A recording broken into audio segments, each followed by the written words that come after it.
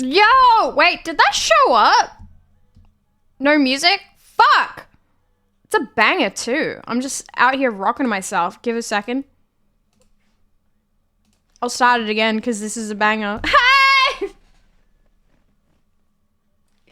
I made the mistake of being late. Sorry, chat. How you doing? I'm wearing a beanie today. It's fucking freezing in here. Welcome in. Highlander! Yo, did that show your 6 months? Or am I crazy and didn't see it on the starting screen? Either way, appreciate you. Thank you for the 6 months. Hey, Marvel. Hey, Mixon. Hey, Instax. 18 days till PAX. Don't remind me. Holy fuck. Blue Machinist, hello. Silent TV, welcome in. New viewer, hello. Samuel, also the same. Hi, welcome. Hey, Shivy, you're late. Yeah, I know. Don't shush. Hey, Basta. Basta's straight in today. He's like, don't have to wait. I'm here. Sorry I'm late, guys. Sorry I'm late. I've just been feeling really, like, under the weather. And, dude, I don't know what it is. I just, like, hit, like, 5 p.m. I was like, I can't do it. Like, I was like, I knew I was going to start at, like, 8 or 9 today. I just knew it. Not very well at the moment, so I get it. Yeah. Hey, Falkins, how you doing? Starting during my hours. Oh, that's late. I know, dude. Nana Mouse, hello. Highlander 2. There can be only one. Jas, I love that, you nerd. Vanguard, hello. Crazy, hello. How you doing? Welcome in. 20-degree weather though. How is your room cold? This room right now is fucking freezing. I don't know, dude. I am, as I've said before, there is a window it's about the size of my desk, in all honesty, right in front of me. So the cold air does, like, hit straight in from there. So it gets really hot and really cold very easily in this room, depending on the outside temperature. Yeah. Haven't slept all night? Shit, Marvel. I'll see how I go. That's terrible. Hey, Recluse. Imagine oversleeping. To be fair, actually, didn't actually nap. I don't know how to explain what I did. I actually just laid staring at the ceiling. Does that make sense? Is that sad? Hey, Felix, how you doing? Welcome in. Starting to think your electricity bill is so high because your fridge isn't closing properly. You know what? That's actually a very good thing to consistently check, but I can safely say that my fridge is running correctly. Just not felt right all weekend. Oh, that's bad. I haven't felt right. I'm actually starting to feel like the theory that a lot of people have had about, like, me having long COVID symptoms. I don't know. I'm starting to think there's something. You know what? Maybe I have a fucking brain tumor. Maybe I should go get that looked at, because I haven't felt right for a long, long time. The furthest back that I can remember is at least since I had the seizure. But maybe even before that. Just, I feel like I'm just consistently living in a fucking cloud. Does that make any sense? I don't know. Yes, that makes sense. I've done that before. It's called disassociating shit. Fuck. You played staring at the ceiling? Sounds naughty. What's naughty about that? I'm on my own. It would be much more fun if not someone was with me, but we know how chronically fucking single I am, thank you. Not good at all. And also, yes, I did crack a fucking Coca-Cola at 9 p.m. What sleep pattern am I gonna have? You had a brain scan at the time, though. This is what I'm talking about, Marvel. Completely fucking forgot that I had brain scan. I can't remember things. Like, I literally went through my phone yesterday, the day before, can't even fucking remember that, and I had a photo in there from 2 weeks ago, and I was like, oh yeah, I did take that photo. Like, oh, I forgot that happened. I literally, my ability to recall information right now is fucking horrendous. I remember just after the seizure, Buster was like, your memory is a little bit fucky. It hasn't really stopped, in all honesty. My memory has always not been the best, but it is fucking awful. Fucking awful. Like, literally cannot remember pretty much everything. Hey, Pardo, how you doing? Had any blood tests lately? No. I think my last blood test would have been when I had the seizure, in April. I think they did one at the hospital. Don't remember when they did it, but I'm sure that's one of the first things they would have done, right? Because there's a good portion of like the first 2 hours of me in the hospital after my seizure don't really remember. I remember vague little bits. I remember some woman whispering in my ear to say she had to take my clothes off, and me being like, that's fine, just don't move me much, because I literally couldn't move. But she was like, I'm just gonna take your clothes off now, okay? And I was just like, fine. And yeah, like I remember that bit. Nothing else really for the first little bit. Robot! Hi. Roses are red, violets are blue. Your memory's shot. Hi, I'm new. Oh, Robot, thank you for the 27 months. I'd much rather you guys laugh with me. You can laugh at me too, but laughing with me is great. Hey, Toby, how you doing? I'm fine. Hope you feel as well as you can. I hope your day was good and have a nice stream evening. Is the angel freezing tonight? I am a little bit chilly. I'm chilly, but also like I don't like I don't know. I don't like doing the full. Tuck that in. I don't like doing the full like. I don't like doing the full cover. I like having my arms out. Let's just do this. Let's just do that.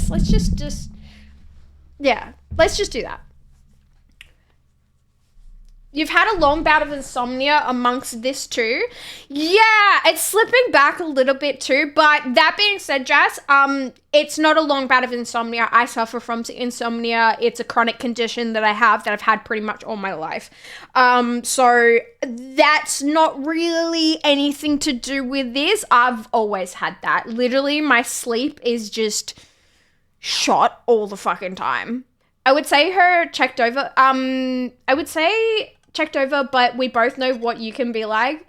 But yeah, you look reasonably refreshed today, which makes one of us. I've been really, that's one thing I've been really trying with, is actually sticking to a pretty rigorous schedule. My sleep is getting fucked again, but I've been really good at cooking myself meals, getting the dishes done, putting on the laundry, and cleaning at the moment. I'm actually very, very proud of myself. Very, very proud of myself. I hope that I can keep it up, because I'm really trying to do like a lot more food prep at home, like fresh veggies and stuff, rather than, number one, Uber Eats is not good for wallet. Number two, Uber Eats is probably not good for me. What is this sleep thing you talk of? Jalindra, hello! Thank you for the $10. Yeah, sleep. Who can relate? Sorry, I put my phone over here. I know you can't see it, but I get paranoid because of this bit. Thank you so much for the $10, dude. Did I beat Marvel? You never do, Killer Carrot. You never do. Hey, Silent. Meditate. Set a reset point to a timelessness in your life when you had a good memory and restart from that point. You might feel a lot younger. Sounds gibberish, but works if attempted and not as easy as I make it sound. No, Silent, I get what you're saying there. I think trying to reconnect with your inner child and healing yourself in that way, I don't think that's crazy at all. I think it's very difficult to do sometimes, but I think every person out there, for me personally, having like almost like an internal conversation with my inner child has really helped with a lot of like my things. So fully get what you mean there. Meditation for me is a little bit hard. I get really like, I feel weird when I meditate, but mindfulness in general is great, Silent. I agree with that. What happens if we're still laughing and you forget what we're laughing about? Then you're laughing at me and that's fine. Beanie braids, dude. My hair is so oily. I need to wash it. Yeah, they would have. Do you know if you have any deficits? Yes, actually, yeah. Literally fucking forgot, crazy. I had a deficit in potassium while I was there. They said it wasn't like really badly low, but they were like, your potassium is a little bit low, so we're just going to give you this potassium drink. They said there's nothing to do with your potassium levels causing the reason why you're in here. Hey, dude! Psych Puppet, thank you for the raid. Thank you for the host. Appreciate it. Welcome in. So yeah, they said your having a potassium deficit has nothing to do with probably what caused the seizure or the faint or whatever at the time. They just were like, we notice it's low, you're here, we're just gonna give you this. And I was like, that's fair. Because, like, if you're in the hospital and they're giving you, like, an IV for fluids just in case anyway, why not give her a fucking, like, potassium drink? Which is really funny because he gave the drink to me and he's like, you want to drink it fast, it's not pleasant. And I drank it and then I was like, this tastes good. And I was just like, I enjoyed it. He was just like, my nurse was a fucking riot, actually, now that I remember them. Yeah, so, yeah, that was low, but nothing else. Yeah. Hey, Berserker, how you doing? Welcome in. Did you have a great weekend? Very, very productive weekend, actually. Sleep? What is sleep? What's a sleep schedule? Yeah, can't relate. What is that? Due to me not knowing what sleep is, I work overnight with 1 day off. Oh, dude, some of the hours that you guys put in is actually insane. Hey, Lanky, how you doing? Welcome in. I am a Stegosaurus. Nice. Nice onshore. Sorry. Just for a second. Sorry, burped. I'm trying to work out your name. Onshore rhyme. Okay, for some weird reason, my brain kept going onshore rhyme, and I knew that was wrong. I had to really just stare at your name for a second and get it correct. Would you prefer if I call you onshore or rhyme? Because I don't want to say the whole thing. Everyone gets a nickname here. Just worked a 10 shift after only getting around 4.5 hours sleep and just opened a Pepsi Max, so know how you feel. Oof. Dude, I'm not gonna lie. When I used to work like a normie job, I did always go to work on no sleep.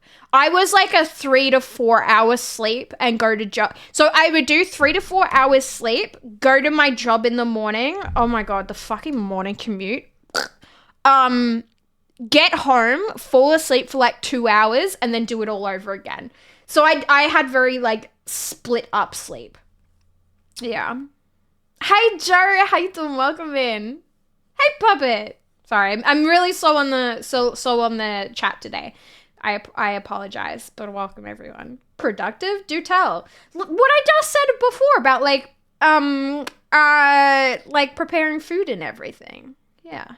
The first person to like this drink, yeah, she definitely had a seizure. Yeah, there's definitely something wrong with the chemistry of her brain enjoying that drink. I don't know, to me it just tasted kind of like it kind of tasted like a weird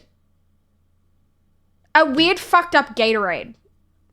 I don't know. I think it tasted a little bit like medicine-y, which I always like. You know when people are like, ew, cough syrup, it tastes like medicine. I'm like, fuck yeah, give me that fucking cough syrup. I fucking love it. I love the taste of cough syrup.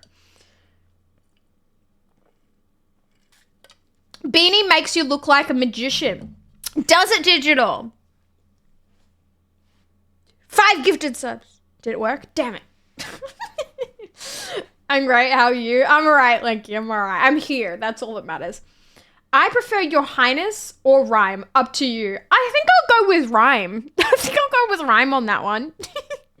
I work 72 hours a week. Dude, full fucking respect. I mean, I used to do some pretty insane hours back in the day, but I also was never in a like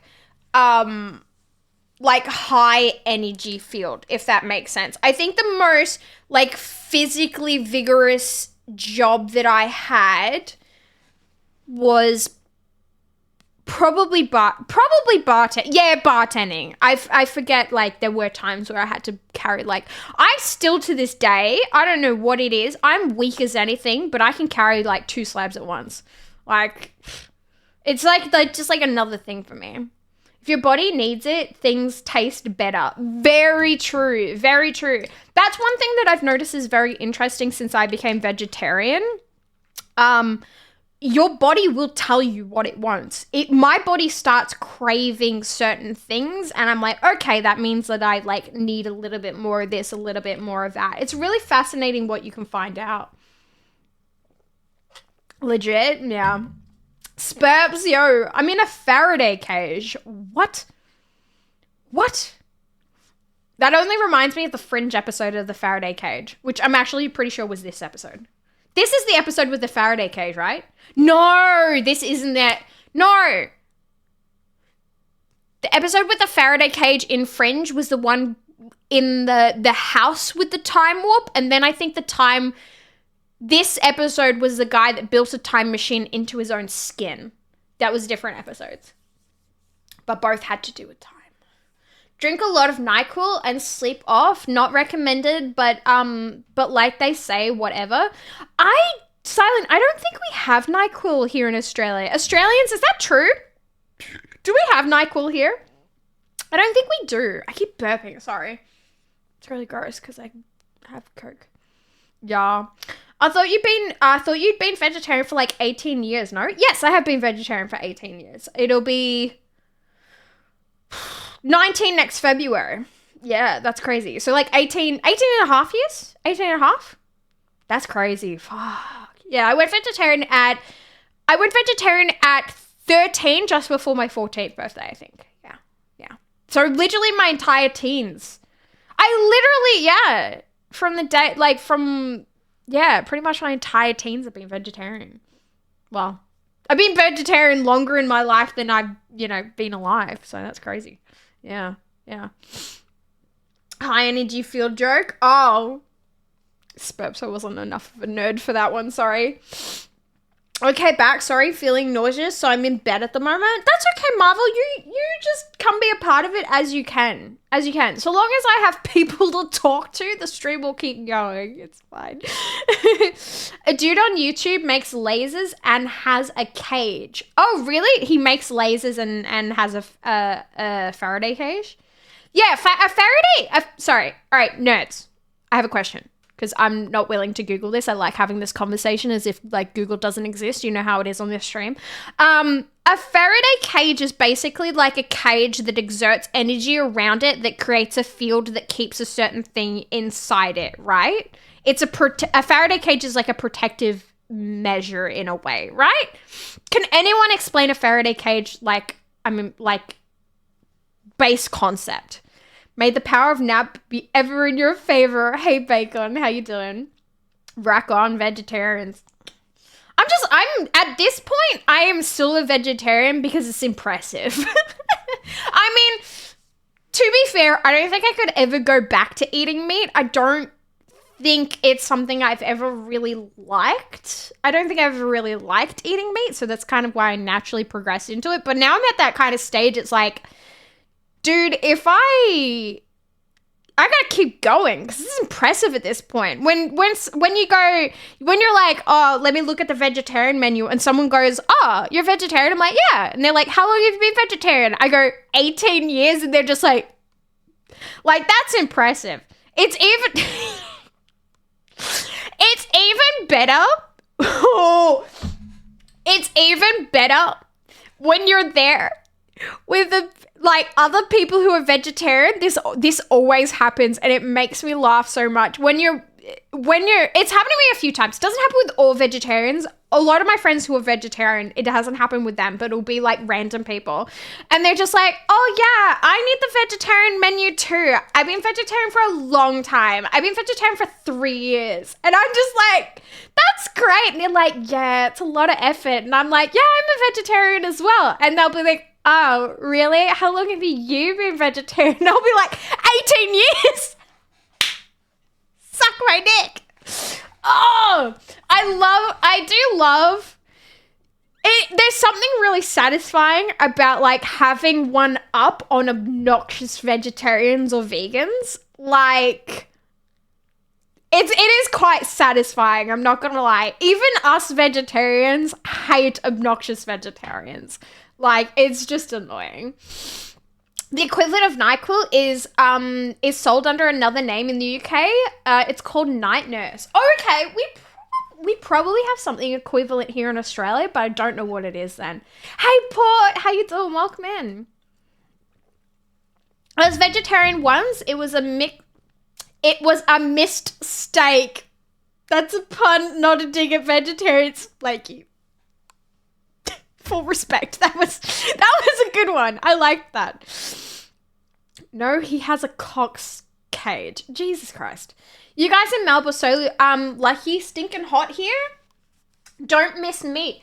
No, not really, Port. I mean, I think the thing I miss is the flavor of things. So I do miss honey soy chicken because there was something about that like sticky, like almost rubbery skin of honey soy chicken that I really loved. But that's not the meat. It's more, I think, because you can't really get that, like, rubbery, sticky, like, skin taste on vegetarian things. Really. I think that's the thing I miss, not the meat, really. I mean, I've said this before to other people. I was like, if I ever had to break my vegetarianism for whatever reason it is, I think that my go-to would be honey soy chicken or calamari.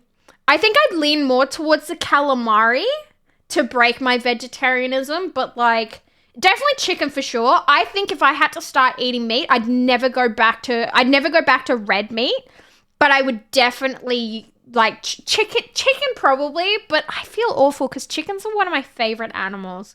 Like legitimately love chickens. A Faraday cage is a container or shield made of conductive material that blocks electromagnetic radiation around the exterior of the cage. That's what I thought it was, Robot. But you said it more eloquently than me. I love that you're the one that answered that too.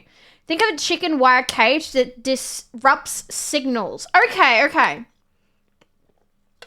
I've been vegetarian 2 years. Oh, I feel called out. No, you're fine. You're fine. You can still proudly say how long you've been vegetarian. It's fine when someone like asks how long you've been vegetarian for you to be like 2 years. That's fine. But you can tell when someone's being obnoxious. When they're just like, yeah, like, I've been vegetarian for so long. And it's like 3 years and you're like, cool, I have a longer time than you. What do you want? What do you want?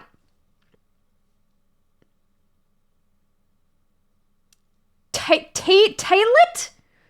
Welcome in. Hello? Is that how I pronounce your name? Your name is very confusing to pronounce. Feel free to break it down for me so I know how to pronounce your username, but welcome in. The timing of me saying I'm 2 years vegetarian and you saying that straight after. How do you know if an obnoxious person is vegan? Trust me, you'll know. Where's the Kirby emotes when you need them? Need to suck? What, bacon? Satay chicken sticks? Really? I don't think I ever ate satay chicken when I was... there is a very small amount of things that I ate before I went vegetarian, so I've missed out on a lot. I don't think I've ever had satay chicken, but I have had vegetarian satay chicken, and it was really good. Also, this song is not my playlist, and it fucking needs to be. There we go. On the chan, hello, Easy, welcome in. Calamari is hard to get right. True, but even when it's wrong, I fucking love it. If it feels like I'm chewing on a rubber band, I love it, Port. Honestly, I think I love calamari more when I feel like I'm just chewing on an elastic band. Do you still eat eggs? I do, yes, but I try to make the absolute most ethical choices I can with eggs. I actually gave up eggs for a long time, but I do love eggs. I would like to give up eggs. I do try to buy them as minimally as I can. I definitely buy ethically as well. I spend so much fucking money. I get a like 6-pack of eggs and it's like $12. Like that, it's a treat for me. But I don't feel right buying anything like cheaper than that. And if I can, I actually try to source my eggs not from like big corporations. I do love the idea of like going to like a farm establishment on the side of the road and buying their eggs, because you know that the like chickens are pretty happy. My ultimate dream, and I've actually been thinking about this a lot lately, but I don't want to get into it because it'll make me sad. Like my ultimate dream was to one day like have a property. I'm gonna get sad. Like own a property myself and like have chickens myself, and then it's like, well, it's okay then. But that's never gonna happen. Let's get off that topic. I will literally start crying. Buster, let me have a look at this clip. Hang on. Start off with Buster sends me one.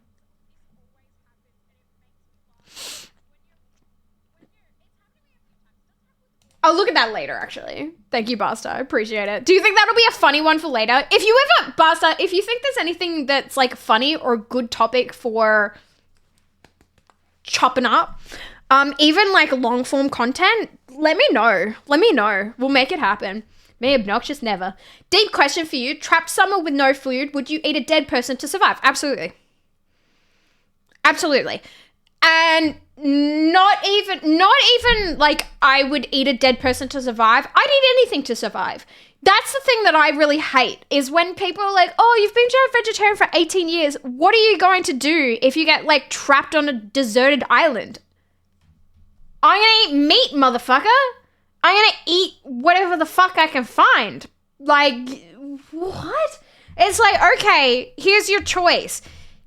You either eat well, here's the thing. If you're trapped on a deserted island, you're still eating more ethically than factory farming. So, yeah, I'm going to eat the things. It's such a silly, like, you're fine for asking that question. It opened up a great topic, but it's always so silly. People are always like, yeah, but like, what would you do? Eat meat, motherfucker. I'll eat you, bitch. Like, what do you think? Bifa, hello, welcome in. How you doing? Some streamers pronounce it toilet. Do you want it to be toilet though? Hey Anonymous, how you doing? Welcome in. I think I've only had satay without peanut sauce. I was doing it wrong. I don't think you can have satay without peanut sauce. Can cut it cross grain and isn't chewy. Oh, the calamari. Yeah, but I like it chewy. Eggs are good. Don't give up eggs. I probably should, because technically I am allergic to uncooked egg white. It doesn't give me a bad reaction. It just gives me a little bit of a tickle in the back of the throat and maybe a little bit of an itch. Like, and I'm just a bit like after I eat it, but I don't die. Yeah. I get pretty ethical with my egg eating. I lay them myself. Eggy sandies though. Dude, it's a sunny side up fried egg in a burger. That's what fucks me up. Sunny side up fried egg in a burger, just enough that it runs slightly in the burger. Sorry, I have hiccups now. Fuck me. That's how I struggle to give up eggs. Even my mum, who is a vegan, I remember she'd been vegan for a while, but we went to my aunt was living at a property in New Zealand at the time, and we went to her house in New Zealand, and they had eggs, and they'd cooked up some eggs for like breakfast, and they were like, oh, you don't have to have any. But my mom was like, I met the chickens. I know how happy they are. You know, I am a vegan, but I'm okay eating these because like they're, you know, they're basically part of the family, these chickens. And I was like, that's a really good way to like, you know, to be. So I don't eat eggs very often at all. I mostly have them for baking actually. But yeah. That's my aim. Speaking of satay, I'm putting Mrs. Robot's satay recipe from scratch in the Discord. Please do. I'm literally still craving it. I would love to cook that robot. Yeah, don't cry. I didn't come to cry tonight. I'll try not to. I'll try not to, you guys. Thanks, economy, for taking away our dreams of land ownership. Feel your pain. And I don't want much. I never have. I've always just wanted a little house on a patch of land, enough to keep some chickens. That's it. That's all I've ever wanted. Enough to grow my own vegetables in the backyard and enough to keep chickens. And that's not really a big property. That's not a big property. Life is full of surprises. Never give up hope. That's all we have. Yeah, maybe I'll get really like super famous on YouTube or something, and then I'll have lots of money. But I doubt it. Chat, something you need to know about us vegetarians. Meat is ethical for us. It's all about, well, that's the thing with my vegetarianism. It's all about ethicality. Is that a word? I don't know. But like in the event that I'm lost in a fucking forest and there's no other choice, I'll eat the thing. Ask the closet cannibal if they'd eat human meat. I just ate some before, guys. You have no idea. You have no idea. I got so much meat. Sounds terrible. Let the chickens eat you, dude. What's it called? Sky funeral. Sky funeral. Sky funeral. Let the birds of prey eat you. Yeah. Okay, here's a shot out of a cannon. Oprah Barbara Walters, your wife. You gotta fuck one, marry one, kill one, go. Chubbs, do I look like I have a wife? Witcher, hello, welcome in. How you doing? Hey, Monty, how you doing? Welcome in. Shut up, chat. I could see your comments. I'm trying not to get to them yet.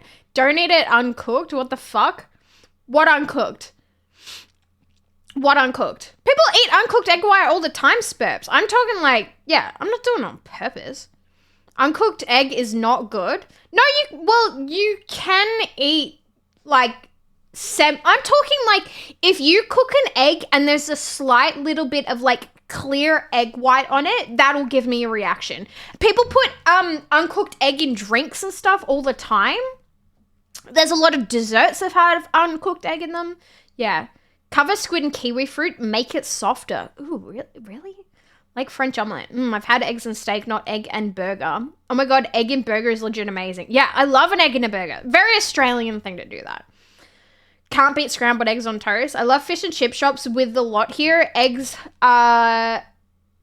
bacon, beetroot in addition to other normal burger items. Yeah, my hands are so sweaty. Dark Souls is difficult. Ethical behavior. Eating disorders are mental disorders.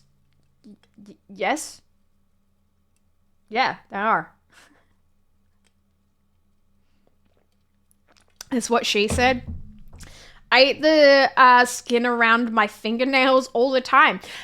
Interesting that you would mention that, Spurps, because in some cultures that is actually called self-cannibalism. So if you cut your finger and licked your finger or sucked the blood, or if you chew your fingernails or the skin around your fingernails, that is actually a taboo in some cultures and some societies, and it's seen as self-cannibalism, and it's very like, oh, no, you don't do that. So very interesting that you would mention that, because that is technically for some cultures seen as a form of cannibalism called self-cannibalism, and it's very like taboo. Very like, no, don't do that. Seems ethicality is a word. Damn. Is it actually a word? Ethicality? Look at me knowing big words. We don't need to know, Shiv. It was a joke. Who are we to judge? You could have one. Just a body in the freezer. Wouldn't that be funny? I love omelets. I love scrambled eggs. Vampirism. Yeah, well, it's a little bit on that. There is that sort of, I think I can't really remember the information too well, but I do believe it is something a little bit like linked to the belief of where the soul is and that sort of thing. So yeah, I believe it was I would really have to refer back to my original like sort of thing that I learned it from, but I'm pretty sure it was a tribe in Africa that see it as a taboo. I might be wrong on the location, but I feel like that was kind of where it was, because yeah, I love cannibalism. Rather Cannibal Corpse, great band. Good no, Koenig. Isn't it to do with virgin blood or something?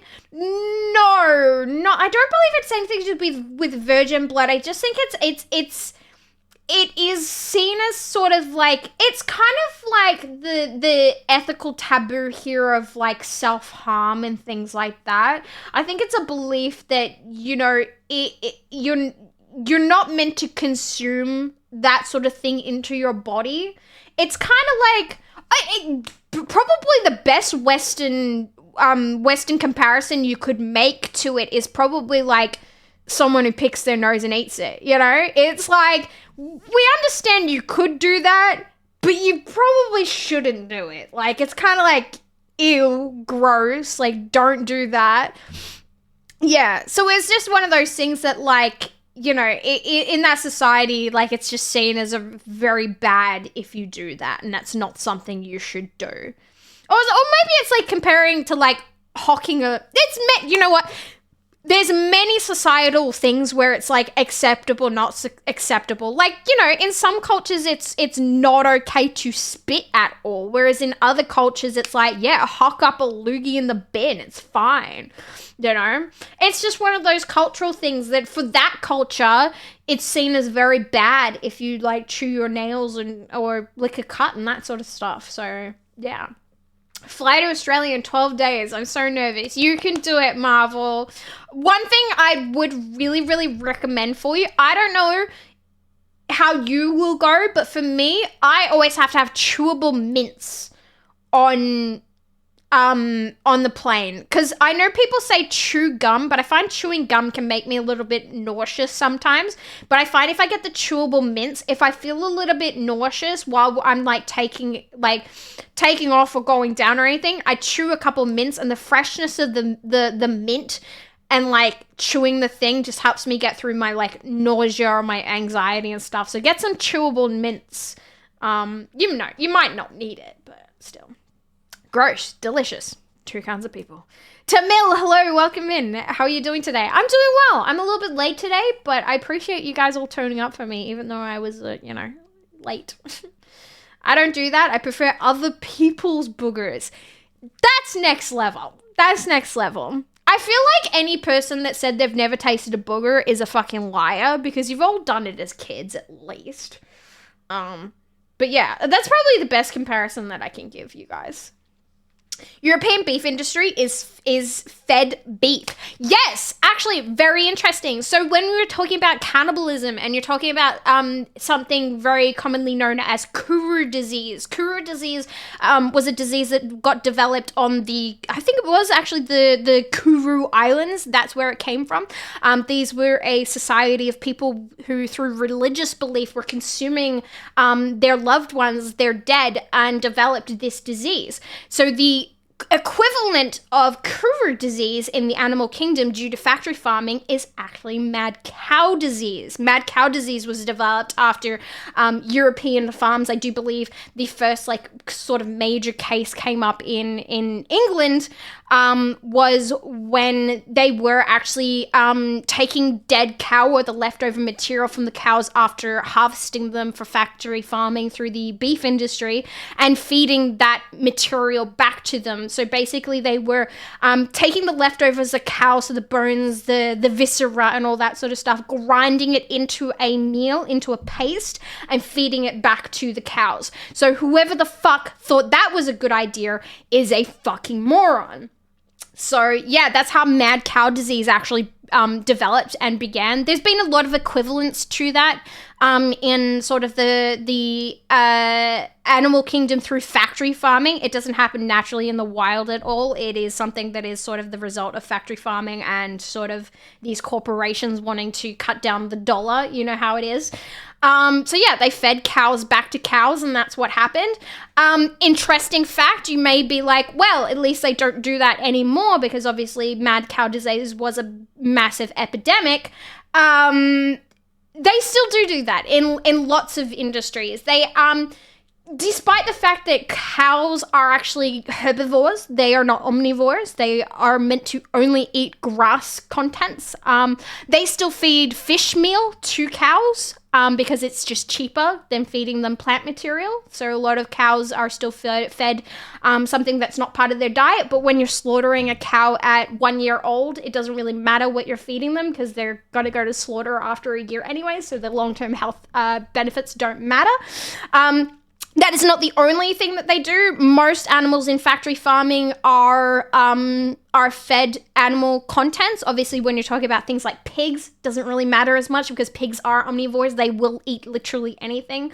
It is quite common for chickens to be fed chicken, but chickens do have a habit of eating other chickens in the wild.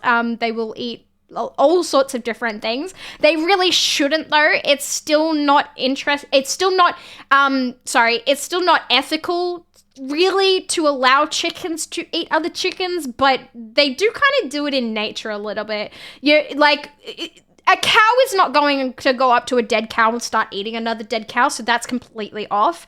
A cow probably wouldn't even eat a dead fish if you tried. But chickens, if a chicken was in the wild and found another dead chicken, there's a chance that the chicken's going to eat the other chicken, but like not to the level that factory farming allowed to happen. It's just a matter of cutting costs and you know, what else are they meant to do with the leftover material from slaughter and that sort of stuff. So, you know, that is a problem. That's why you should buy you know, as humane as you can, and you know, really put your dollar, you know, to the things that matter. Wow, I went on a topic, didn't I? I'm really educational today, aren't I? What the fuck? What the fuck? Y'all don't get eating a whole placenta? I mean, look, it comes from your own body. I actually do not mind people that elect to eat their own placenta. You do you. It came from your own body. If you want to do that, go for it. Just gonna mention Kuru. Hey, there we go. Bovine encephalitis. Yeah. Angry cows. Yes, angry cows. Yeah. Well, it's not even, well, of course, it's not just angry cows. It is really a horrific disease to witness. That's pretty cruel. Yeah. Here was thinking I couldn't get more hungry. They just wanted to save on hay. Yeah, they just wanted to save on hay, and they had a surplus of something that they couldn't get rid of. So they're like, hey, let's feed this to them. And that was, look how that went. I was about to say, doesn't feeding cow to other cows lead to mad cow disease? Yes. Yep. Backstory was being sick. Ordering Macca's now. Vomit. Yeah, sorry chat, but I think it's interesting to I think it's an interesting subject. I think that every person who wishes to consume meat or otherwise should be educated on things that have happened in the meat industry and things that do happen in the meat industry. You know, some of these are still practices that happen, and I think if you're going to consume meat, you should have some level of education on where it comes from. You know, I've known a lot of people that are meat eaters that are like, oh, I don't want to see the meat on the bone. I don't want to think about where it comes from. And I'm just like, you know what? If you're going to eat meat, you need to know where it comes from. You need to think about these things. You should think about what you're consuming and you know, be in an okay place to do it. And if you're not, you shouldn't be eating it. Yeah, I think once I'm on the plane, it'll be okay. It's just getting on the plane. You'll be fine, Marvel. You gotta do it. They also feed them human shit as well. Oh, fuck. That's gross. 4 stomachs perpetuates the problem. Well, they have 4 stomachs for the consumption of plant material. That's, yeah. Poo comes from your own body. People don't eat that. That is not, yes, it comes from your own body, but that is not the same. Smart rant. Was that a smart rant, Buster? And there's a satay recipe in the Discord. Thank you, Robot. Thank you. I reckon I'll go and buy ingredients for it on Wednesday if I have enough money. Nice dinner convo. Sorry, J-Skew. They don't tell you this shit. They don't. That's why you've got... society as a whole aren't going to tell you a lot of things. That is why it is important to educate yourself on many different subjects of things. And I think this one is very important. I think the education of the food industry in general is very, very important. You know, even just a basic understanding of like how you know, organic and GMO works, things like that. Because a lot of people be like, oh no, GMO, like, bad. GMOs in itself is not a bad thing.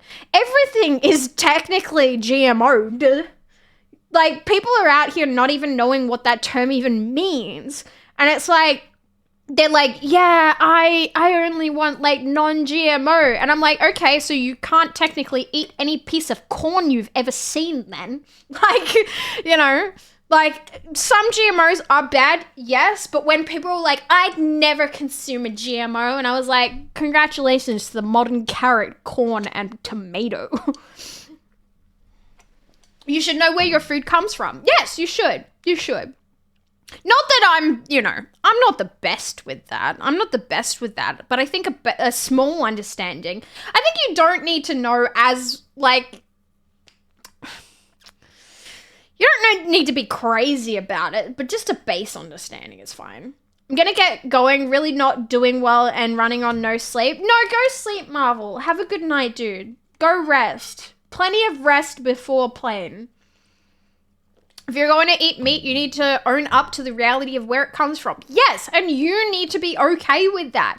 If you eat meat and it's like, well, you know, that came from this place and was slaughtered for this reason, and you're like, yep, okay, that's fine. If you are ethically okay with eating something that has like been slaughtered for your plate, good. That's just like the baseline of what is okay. Because here's the thing, I'm not gonna sit here and be like, you guys shouldn't eat meat, you shouldn't do this, you shouldn't do that. Do what the fuck you want. Just be educated on it. I don't give a fuck. I am in this reality of, we are not going to live in a world that is plant-based. There is always going to be people that want to consume meat, and that's fine. I just have a much bigger preference for people who are educated on where their meat comes from, or even better, are willing to slaughter it themselves. Like, dude, I have absolutely mad fucking respect for any person that raises their own and kills their own. Like, if you're okay with doing that, fucking do that. Because you know it's a lot cleaner than what I just have a problem with factory farming. I don't like factory farming. I don't like this unethical method of which we raise our animals and kill them for meat. Like, that's not cool. You know? I don't know. There's a lot of people out there that just don't even want to think about where it comes from. And I'm just like, dude, you gotta be okay with that. Yeah. Technically 2 now. The first one is way quicker. We've been genetically modifying food for thousands of years. Yes. Yes. And I get when you're talking about, like, chemical GMOs. Yes. If you're like, I don't want to deal with, like, chemically, genetically modified shit. Absolutely. That makes sense. But, like, GMOs in itself, I don't think is a bad thing. It's the way we've been able to, like, crossbreed bigger versions of, like, vegetables for fucking years. Like, I'm all for that. If you can genetically modify a fucking vegetable so it uses less water, less nutrients to grow bigger food, why the fuck wouldn't you? Like, absolutely do that. That's great. Corn, wheat, soya are pesticide-laden, at least in the US. We have the worst standards or lack thereof. Yeah, dude, Purple, welcome in, hi. Yeah, some of the stuff that we're allowed to put in food actually bewilders me. But then what you're allowed to put in food in the US is fucking scary, dude. Like, holy shit. I do try to read the ingredients on what I eat and try not to eat, like, too bad. Sometimes, though, I'm just like, dude, I want to eat an Oreo, and I'm just gonna do that. But we actually have come to the point that we're creating food that is so far from actually being food that it's making us sick. Some of the stuff we consume may satiate our hunger, but it's not giving us anything. That's why you're having more issues of like gut disease and issues that way. I think I saw a thing, correct me if I'm wrong, I don't know if you guys heard about this, but like in the US, they started having a shortage on laxatives because people are becoming so constipated over there that they're running out. Like, what kind of food are people consuming that there's literally becoming a shortage on medication to make you shit? Like, come on, what the fuck?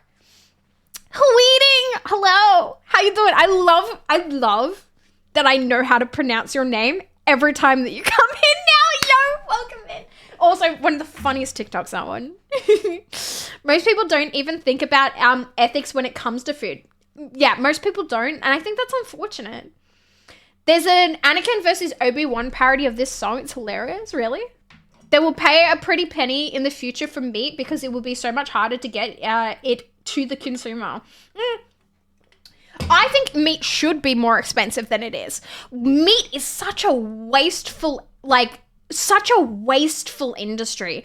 Like, you think about the meat that you see in the supermarket that they're selling for like $2, and you know, there's so much of it that's like, well, it goes off before people can even use it. I think people need to be more ethical about the way that they consume meat, and like, you know, if you want to have meat, but use all of it. You know, I think we've really strayed as a society when we're kind of like, you know, gone away from this, like, you know, the local tribe would, you know, consume the entirety of an animal as a treat. Like, you know, I think it's a bad thing. I think if you're going to take the life of something that has consciousness, you should be really using all of it, and it's disrespectful not to. So when you see these lines of fucking, like, I know you guys see it as meat, but for me, it's fucking corpses. You know, I'm sorry to get that far into like the whole thing, but like, and then like it just gets wasted, and it's just sad. You know, if you're gonna take the life of something to consume it, it shouldn't be wasted. It should be respected. You know, and then leave it in the supermarkets without buyers. Yeah, Jayski, that's crazy to me. Shiv, don't worry, soon synthetic meat with no involvement of killing animals in the next 10 years or so, since there is a demand. Yeah, but it's interesting, that one, because, you know, the synthetic meat comes from still genetic material from an animal. I mean, in the long run, it will potentially, if there is the market for it, you know, eliminate sort of the ethical thing behind it, but like there's still the source material. I mean, I guess that's the thing though. If there's the source material and they're able to create the synthetic meat and there is a consumption of it, is still ethically better than like killing an animal for food. But yeah, it's a weird one. I would never consume it personally, but if there's a market for it, I think it's still better than factory farming. But I think that's just going to be too expensive. People will go back to the old ways, because that's the thing. People don't really care about that stuff. They just care about their dollar, you know. Fortunately, there is almost no factory farming in Oz except pork. No, there's factory farming in Oz for sure. We have a massive beef. We have a massive beef industry. I'm not sure what you mean by there is no factory farming. So when I'm speaking about factory farming, I'm talking about the slaughter of animals, like slaughterhouses, that sort of thing, and the mass sort of industry way that we do that, and that is definitely a thing in Australia. I've literally seen the slaughterhouses. And you see, it's really sad sometimes. I think anyone else who's in Australia or really any country, I think you all have the same. I don't know. But for me, I see it all the time. You see these double-decker, massive trucks with cows on them, and they're off to the slaughterhouse, and it's so sad. Sorry, I'll get emotional. It's so sad seeing the look in the animals' eyes as they're going, because they look so scared. It's so hard to see. Even, it upsets me, but I've been in the car with like multiple people who are meat eaters, and it even upsets them. Like, it's just so, like, so sad. Yeah. Unfortunately, the American food industry runs like healthcare. It's free. Yeah. It's eggs, isn't it? Too much cheese. Yeah, US low on poop juice. The opium epidemic, those people can't shit. Yeah, true. Well, it's a combination of that, isn't it? It's a lot of no medical care, not healthy food, and an opioid epidemic. You got the winning combination there, America. The new normal will be meat once or twice a week. I think that should be how that is. That is, you guys should definitely at least not be eating, you should not be eating meat like 7 days a week in general. I know you might like to, but it's not very healthy for you. You know, try to have a meat-free Monday if you can, kind of thing. But, you know, I think once or twice a week is great. I think that's a great way to consume meat, and it's healthy. It's healthier. You know, because that's the thing. Humans, there's always this thing about like, yeah, but humans ate meat. That's how we became intelligent and we became where we are now. That's why we have canines, etc., etc. I'm not even going to get into the teeth argument.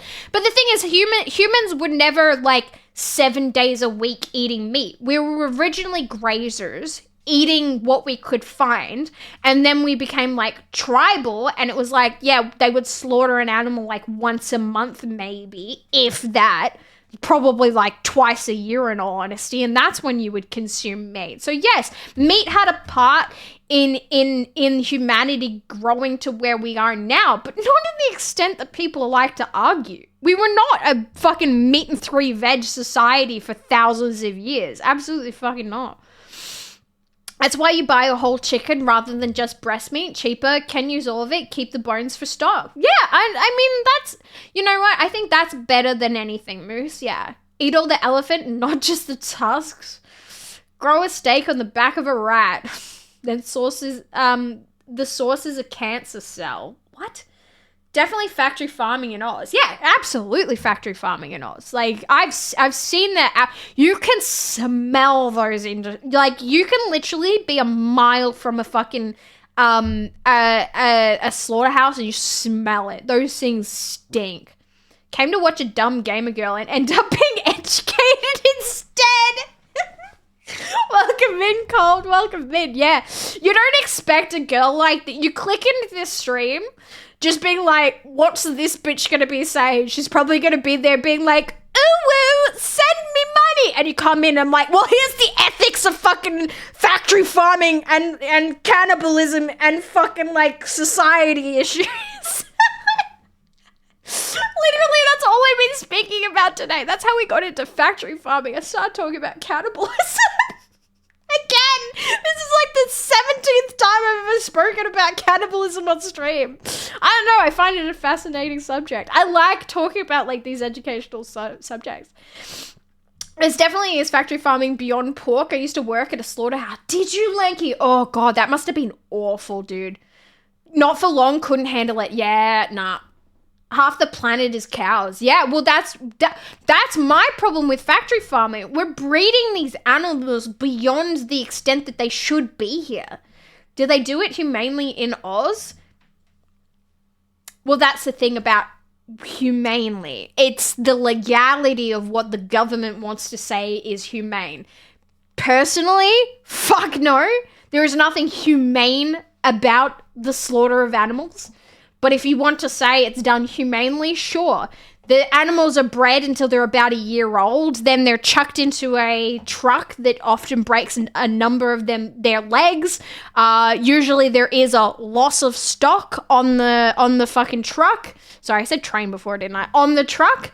But that's just, you know, what happens. And they're terrified. If you've ever seen a fucking transportation of cows, you can see how scared they are. But then they do get to the factory farm where they're ethically killed by putting a bolt to their head and just straight through. If you want to say that that's humanely killed or ethically killed, sure. I'm just here being like, would you like to experience that? I don't think so. But yeah. Factor. Welcome in. I'll tell you one thing, Shiv. I'm not killing a damn thing. Hey Joshua, how you doing? Would you rather a steak sandwich with tomato or an awkward date with a cowboy? Awkward date with a cowboy. I've done that. I went on a date with someone that was a butcher. And I was like, hey, I'm a vegetarian. In my work, hearing that there are laxatives being brought en masse is scary. I hope it's not an indication of certain eating disorders increasing. No, I don't think it's anything like that. Illuminati, hello. Sorry, I'm really behind on chat. I'm just going to skip to the bottom. If you said anything that was interesting, just post it again. I'm really struggling to keep up on chat. Ethical cannibalism. Hey, that's something we could get into. Hey, Strictly, how you doing? Love your fit today. Really crazy. Humanely capital farming. Probably do it halal these days. Halal's an interesting concept. It really is.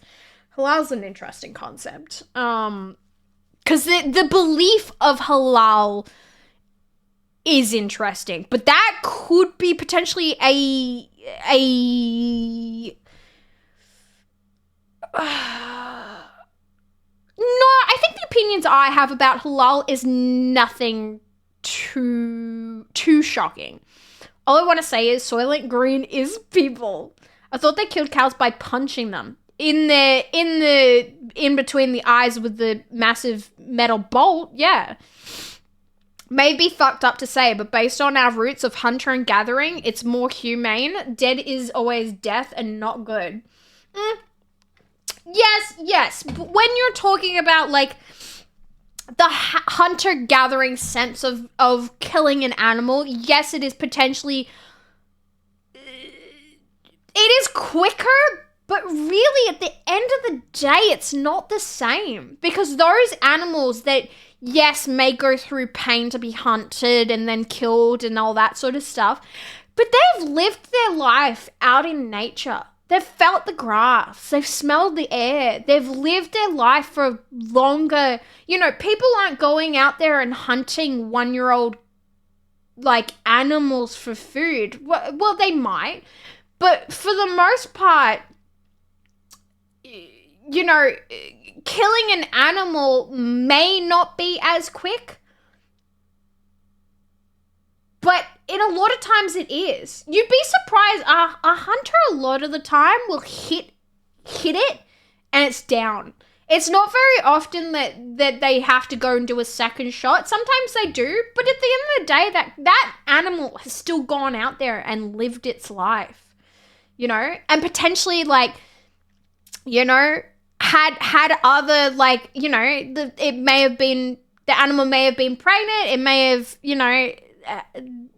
gone and reproduced and all that sort of stuff, but it's still, you know, it's been down to the creek, it's drank the water, it's done the thing, it's seen things, it's lived its life. Whereas animals raised for food, some of them are lucky if they've seen the sun. Like, that's a whole other thing, you know? Seen how bad the live meat export is? The poor animals get shoved onto a boat. Yeah, oh dude, oh. I hadn't even covered live exportation issues that Australia has. So Australia actually did have a it actually became sort of a major issue here in Australia about live exportation. We were actually live exporting our animals to other countries.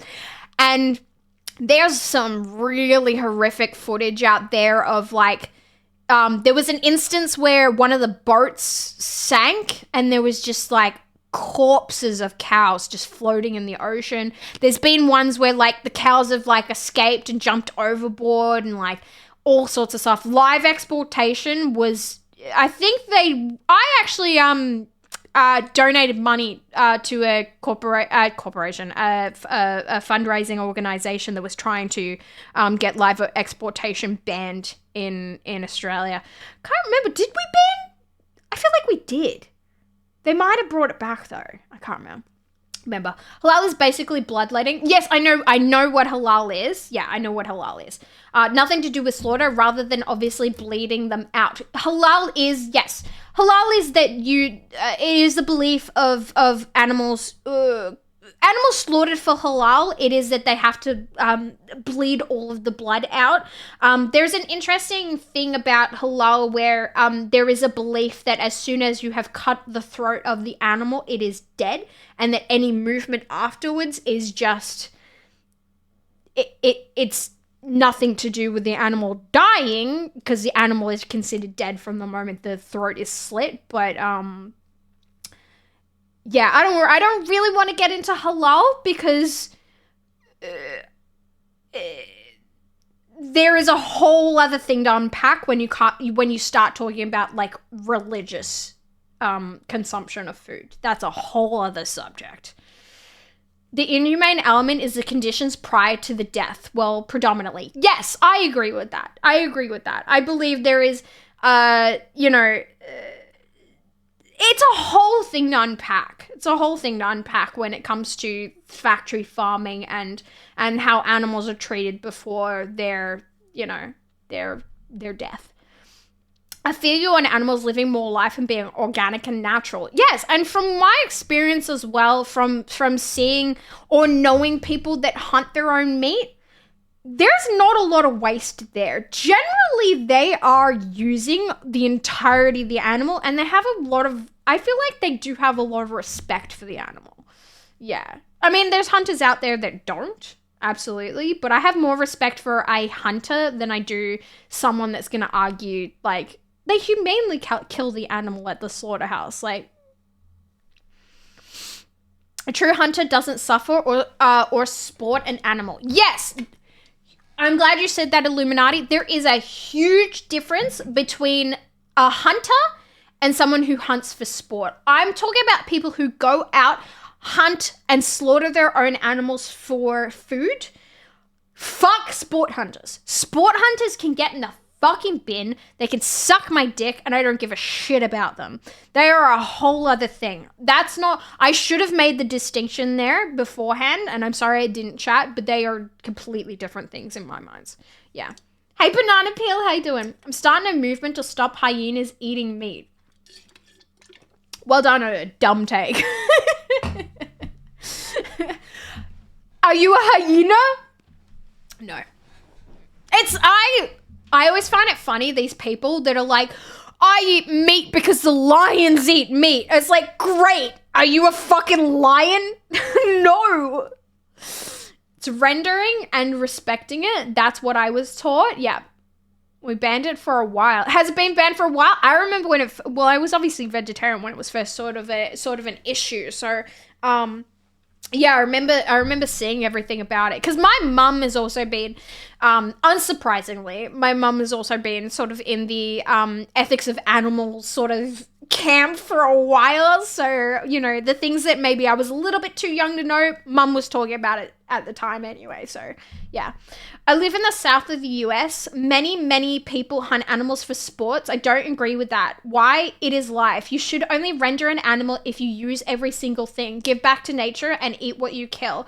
That's just my thoughts, is trying to be a good human being. Completely agree with you, Illuminati. Couldn't have said it better myself. Yeah, completely agree. I do believe, look, if you are hunting an animal for food and you wish to keep its head from mounting, sure, you can do that. As long as you're respecting the rest of the animal, absolutely. But these guys that hunt for sport, they just cut off the head and don't give a shit about the rest of it. It's like, ugh.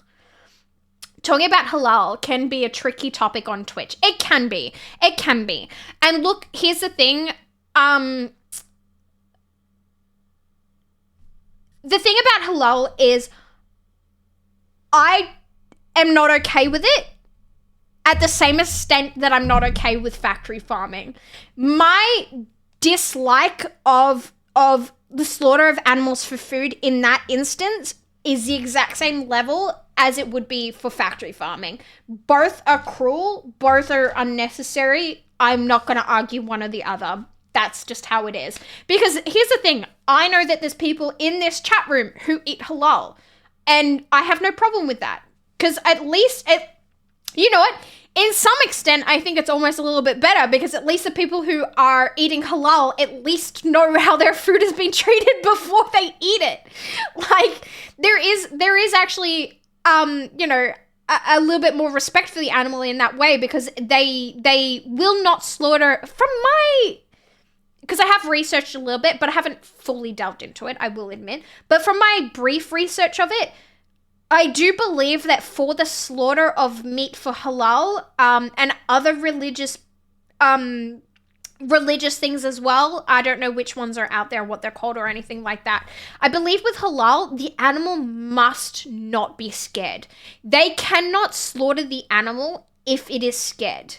They have to wait. They have to wait until it doesn't seem that scared before slaughtering it. I might be wrong on that, but that's from what sort of the brief education that I did on it. And I think that's a little bit better in a way. In a way, at least they're trying to, you know, have the animal be in a calm state beforehand. Whereas factory farming, they don't give a shit. It'll be in there with a broken leg, fucking crying its eyes out, being like, no! And they'll still fucking kill it. Like, it's a whole other thing. Hey, Chef Slay Boss, how you doing? Welcome in. Apologies if I'm getting really slow in chat. I'm just getting into these really, like, deep topics and kind of going off talking about my own things. I taught this lion to eat tofu. Have you guys seen the videos where farmers or farm owners cut a wound on a cow to drain the pleural fluids for the cow? And people in the comments said, see, vegans, what would these cows do without the farmers? Oh my god, yeah. People are stupid strictly, that's the thing. Because a lot of those things that happen to these animals probably wouldn't have happened in nature. We have bred animals to a certain extent to be reliant on people. Look at sheep, for example. Like, sheep did not naturally grow like that. Excuse me. Amber, mate of mine, was veggie for like 10 years, started hunting deer. It's to only meat he eats, what he hunts. Respect, full respect for that. Yeah. Motherfucker, what do you think caused this in the first place? Selective breeding. Thank you, Strictly. Yeah. Yeah, absolutely. Yeah. We've created a lot of issues for animals through selective breeding. Those, you know, the issues that cows have with abscesses, their foot disease in cows is insane because cows are often kept in sort of these muddy, mushy, like, areas that their feet are really not attuned to, and they get all these foot disease. Yolk bounding in chickens is an interesting thing. So there's a thing where, because chickens have been bred to obviously have like larger eggs, laying them on a more regular basis once a day because it was better for us, to harvest, all that sort of stuff. We've selectively bred them this way. You know, chickens will have this thing called yolk bounding or egg bounding, and the egg basically like gets formed wrong in them or stuck and it kills the chicken. Like, it's horrible, but we've bred them this way. Sheep can't live naturally in the world because we have bred them to create more and more fleece on their bodies. So, you know, when you see these things about like sheep went missing in the wild and, you know, it comes back with like 10 kilograms of fucking fleece on it, that's because we've bred sheep to be like that. Most of these animals can no longer survive on their own because the way humanity has bred them for these sorts of things. Like, in the event that all humanity disappeared on the earth, most of those animals would probably go with us, or they need to like start going back in the evolutionary cycle. Thoughts on culling animals to save environment? Tricky subject with that one, Port. Yes and no. I do understand the necessity for it. It's all about the greater good in my mind. I'm not exactly happy about it in a lot of instances, but I also fully understand what it's for, but I think it needs to be done in a smart way. unlike, for example, what we've done in Australia, here for rabbits, we fucked around with the rabbit and we fucking found out. So rabbits here in Australia cannot be, you cannot find rabbit for consumption in Australia. It is really, really hard to find any rabbit for consumption, and yet we have fucking millions of them. The thing is, because they were an invasive species, then we introduced a disease to try and wipe them out. It didn't work. There were some rabbits that overcome the disease and are now carriers for that disease. So I think when you start talking about like culling animals, I think it just needs to be done in the right way, and it needs to be done. There is a right way that they kind of do it. I mean, we do. This is interesting thing that most of you may not know. When you're talking about the consumption of kangaroo in Australia,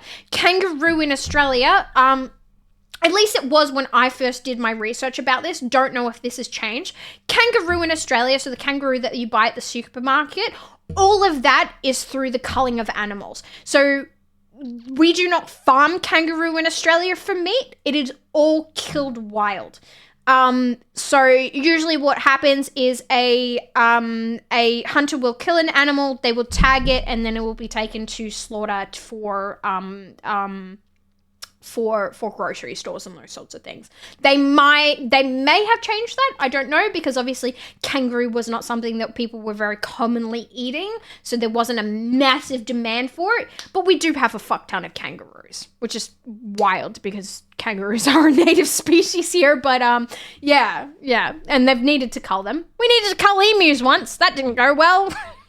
Everyone knows what happened there. Yeah. Honestly burns my ass when educated good old boys go to college and become game wardens and try to control nature.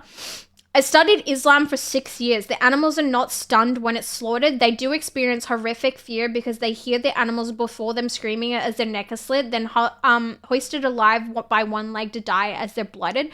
See, that's interesting you say that, Beefo. I feel like you might be educated on this more than I am. The thing that I watched, they showed that in the slaughter for halal food, that they needed to slaughter the animals one by one, taken into another room, so they weren't aware of the other animals being slaughtered. So it's interesting you say that, because from what I saw, it was like, no, we need to do this in a very specific way to avoid those things. But I don't know. I might be less educated on this subject than you are. Pigs grow tusks in the wild. Epigenetics, yeah. Yeah. Thank you for the blesses, chat. Hey, Val, welcome in. If we had connection to our food and didn't overconsume, the world would be a better place. I understand vegans have a place in the world because the scale needs to be tipped so drastically. I applaud my vegan buddies. Val, thank you so much. I'm not vegan. Just should say that I am a vegetarian. But yeah, fully agree with you. I think that you get these instances of requiring sort of these radical veganism because we have tipped the scale so far. I would like to I think it would be really, really nice to find a middle ground of respecting an animal and the consumption being ethical and being sort of this. I feel like we almost need almost a more religious stance on the consumption of animals. I'm obviously not a religious person, anything like that, but I think there needs to be almost like a spiritual method of which we acknowledge what an animal is for it to be consumed and that sort of thing in a way. I don't know if that sounds nuts, but I think we've also stepped so far, not just meat in general, but we've stepped so far away from being aware of what we consume in our bodies that it's almost like a whole other thing. I don't know.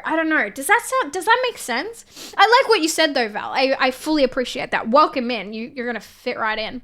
Halal, kosher, all fucked. I mean, yeah, people can definitely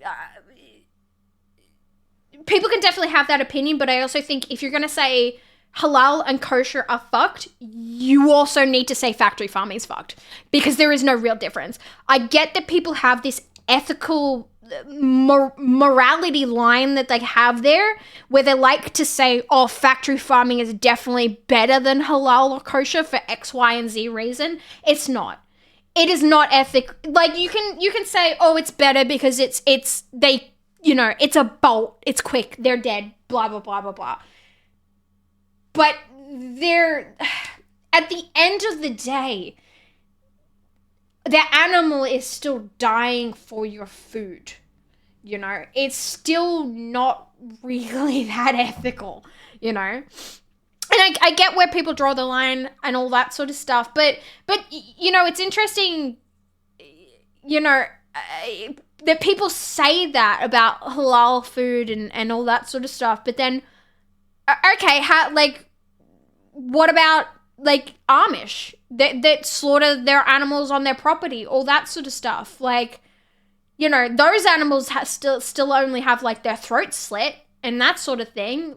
Where do we draw the line there? They'll slaughter more than one animal at a time. Sometimes, what if they got a feast coming up? Something like that. I don't know. Maybe I'm speaking out of my ass here, but I think they're all the same. They're all the slaughtering of animals, Impressed how much you know about farming. We are kind of in a bit of a special subject for me, because obviously I have my fascinations with cannibalism and sexual education. I have spoken about that before, so it's not really that weird for me to say I have a special interest in sexual education, but I do. Cannibalism, sexual education, factory farming, animal and ethics, and all that sort of stuff. I get really embarrassed. When I talk about, my special interest subjects. I think a lot of people find it. All right, real talk. I think a lot of people think I'm stupid sometimes. But then I'm just like, yo, you want to have an educational fucking conversation about some shit? Let's go. And that's what I end up talking about. So yeah. Coming back to elephants, tuskless elephants are becoming dominant. Darwinism? Yeah, well, when animals sort of have this human intervention into their, it's interesting that those sorts of things happen. Even doggo breeding has caused major issues. Same with our food. Oh, dude, don't even get me started on that. The ethics of breeding animals here in Australia, especially. I am a big supporter of Oscar's Law. I don't know if you guys know what that is here in Australia, but Oscar's Law is pretty much a anti-dog breeding situation. All for it. I don't think you should be breeding dogs. Selectively breeding dogs. Absolutely not. There's too many beautiful, mutt dogs out there that need a home. Puppies, elderly dogs, all that sort of stuff. You don't need to be out here spending fucking $4,000 to $6,000 for a fucking dog that's just and can't fucking breathe just because you find it cute. Love a dog for its personality, not for its looks. I know I say I love chihuahuas and that sort of thing, but I'd happily have any dog. They're starting to come back, bunnies. Absolutely. I have almost hit rabbits on multiple occasions driving. Yeah, it's all wild. Yeah, it's sustainable. It's all kangaroo meat because you tried emu and lost the battle. Funny you say that. We actually, emu actually used to be a massive food source in the 90s. They used to breed emus for consumption. Yeah, in the 90s. Don't need to farm them, there are so many. Did you know we lost 2 emu wars? No, I only knew about the one. Hey Brandon, how you doing? Now the Hayley Williams decode style? Am I? Is that what I look like? It will possibly depend on the type of Muslim doing it and the intended consumer. Some cultures believe the more horrific the death, the better the meat will be. Others may be, as you noted. Yeah, it's all well, that's the thing. It all comes down to the individual. I don't think any of it's okay. But I mean, you got hunters out there that will try to inflict pain. There's just fucked up people in the world. That's just how it is. You know, just how it is sometimes. Spiritually more so than religious, 100% agree. I like you, Val. Welcome in. Thanks for coming and being a part of this conversation. Factory farming is also fucked, yeah. Night all. See you later, Port. See you later. Sorry, I'm so slow on the chat today. Southeast Asian cultures and how they kill animals is where I get real angry. Oh, look, when you start getting into... this is a complicated one, Beefer. When you start getting into these sort of like YouTube videos that you see online of like these, for lack of a better word, like third world cultures, like inhumanely killing animals and all that sort of stuff. Yeah, it may look horrific. It may look like something you don't agree with and all this sort of stuff, but like in a lot of instances, that's just a small like tribe of people. It's a culture that we will not understand.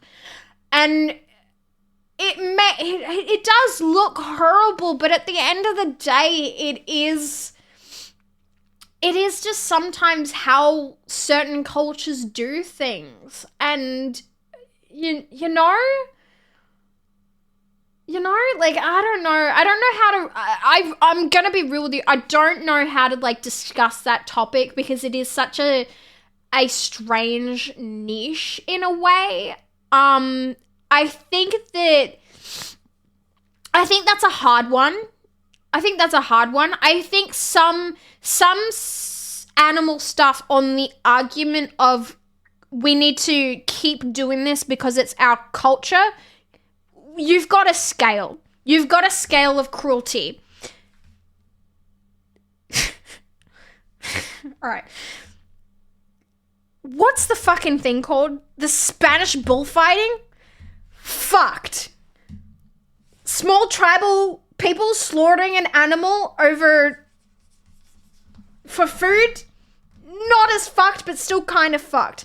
Retaining your culture? Fuck your culture. You can kind of get away with it. You know what I mean? Do you know what I mean there? Does that make sense? Certain things I'm like, fuck your culture, get with the times. Other things I'm kind of like, ADHD brain go brr until it's a special interest subject. Yeah, yeah, exactly. On a different note, yeah, you like food, Shiv? Never had it. Shiv is smart. Should I stop eating cheap food for vegan and not so tasteful options? No, if you are okay with the choices that you are making and you're educated enough and not just being naive in the world, you eat what you want to eat. I said this earlier in the stream. I don't think you were here, Brandon. I am not here arguing, all of you guys need to be vegetarian because fuck you. No. I just, at the very minimum, want you to be aware of what you are consuming and for you to be okay with that. I would never turn around to someone and be like, fuck you, you are a bad person because you consume meat. Never. I only have a problem with people that are consuming meat going blah, blah, blah, blah, blah. I don't want to know anything about where it comes from. Because I think there is a level of accountability that you need to have with what you do in this world. And one of them being educated on where your food comes from and what the reality of that is. If you then go, all right, this is how it is. I'm still okay with consuming it. Go ahead. Fucking shoot for it. I mean, that's where I draw the line. I'm not a vegan. I still consume not a lot, but I do consume a bit of egg. I do consume a bit of cheese. That's where I draw the line. Ethically, I would love to not, but I'm just not at that point in my life, especially not financially either. Dude, fucking hell. Sometimes I fucking consider it because being vegetarian isn't the cheapest thing in the world sometimes. You really have to educate yourself on how to cook cheaply, no matter what. But yeah, I would never sit here and argue. I've never had a partner that was vegetarian. I don't have a lot of I have a few friends that are vegetarian nowadays, but for a long time I didn't. Never gonna argue that you guys need to be vegetarian to be good people. It's just being a good person is being a good person, you know? completely support your decision. The stupids to me are the ones who bully you for not eating meat. But rich countries are putting the guilt on poor countries. They go green and eat less meat. You evil poors. Absolutely. Dude, if you want to get into the conversation about like meat eating in capitalism, that's fucking nuts. People out here being like, yo, you're bad for eating meat. A lot of cultures and a lot of people in certain financial situations literally cannot be vegetarian because it's not possible. Would I expect people in sort of these third world fucking countries not to be eating meat? Absolutely fucking not. They will always have a cultural need to do that. I learned about it at uni doing environmental psych. They have decently large festivals in the larger countries. It's insane. One that breaks my heart this time of year. Yeah, I get that. Sup, Walrus? How you doing? Welcome in. Some traditions are meant to stay in the past. Traditions change based on scientific improvement. Completely agree, Palvis. Welcome in as well.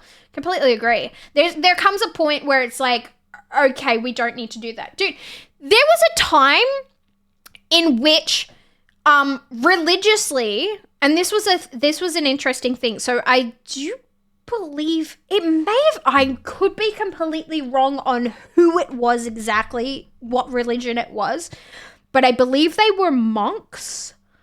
I don't believe they were Tibetan monks, because Tibetan monks are all vegetarians, aren't they? Something along those lines. Long time ago, these monks were actually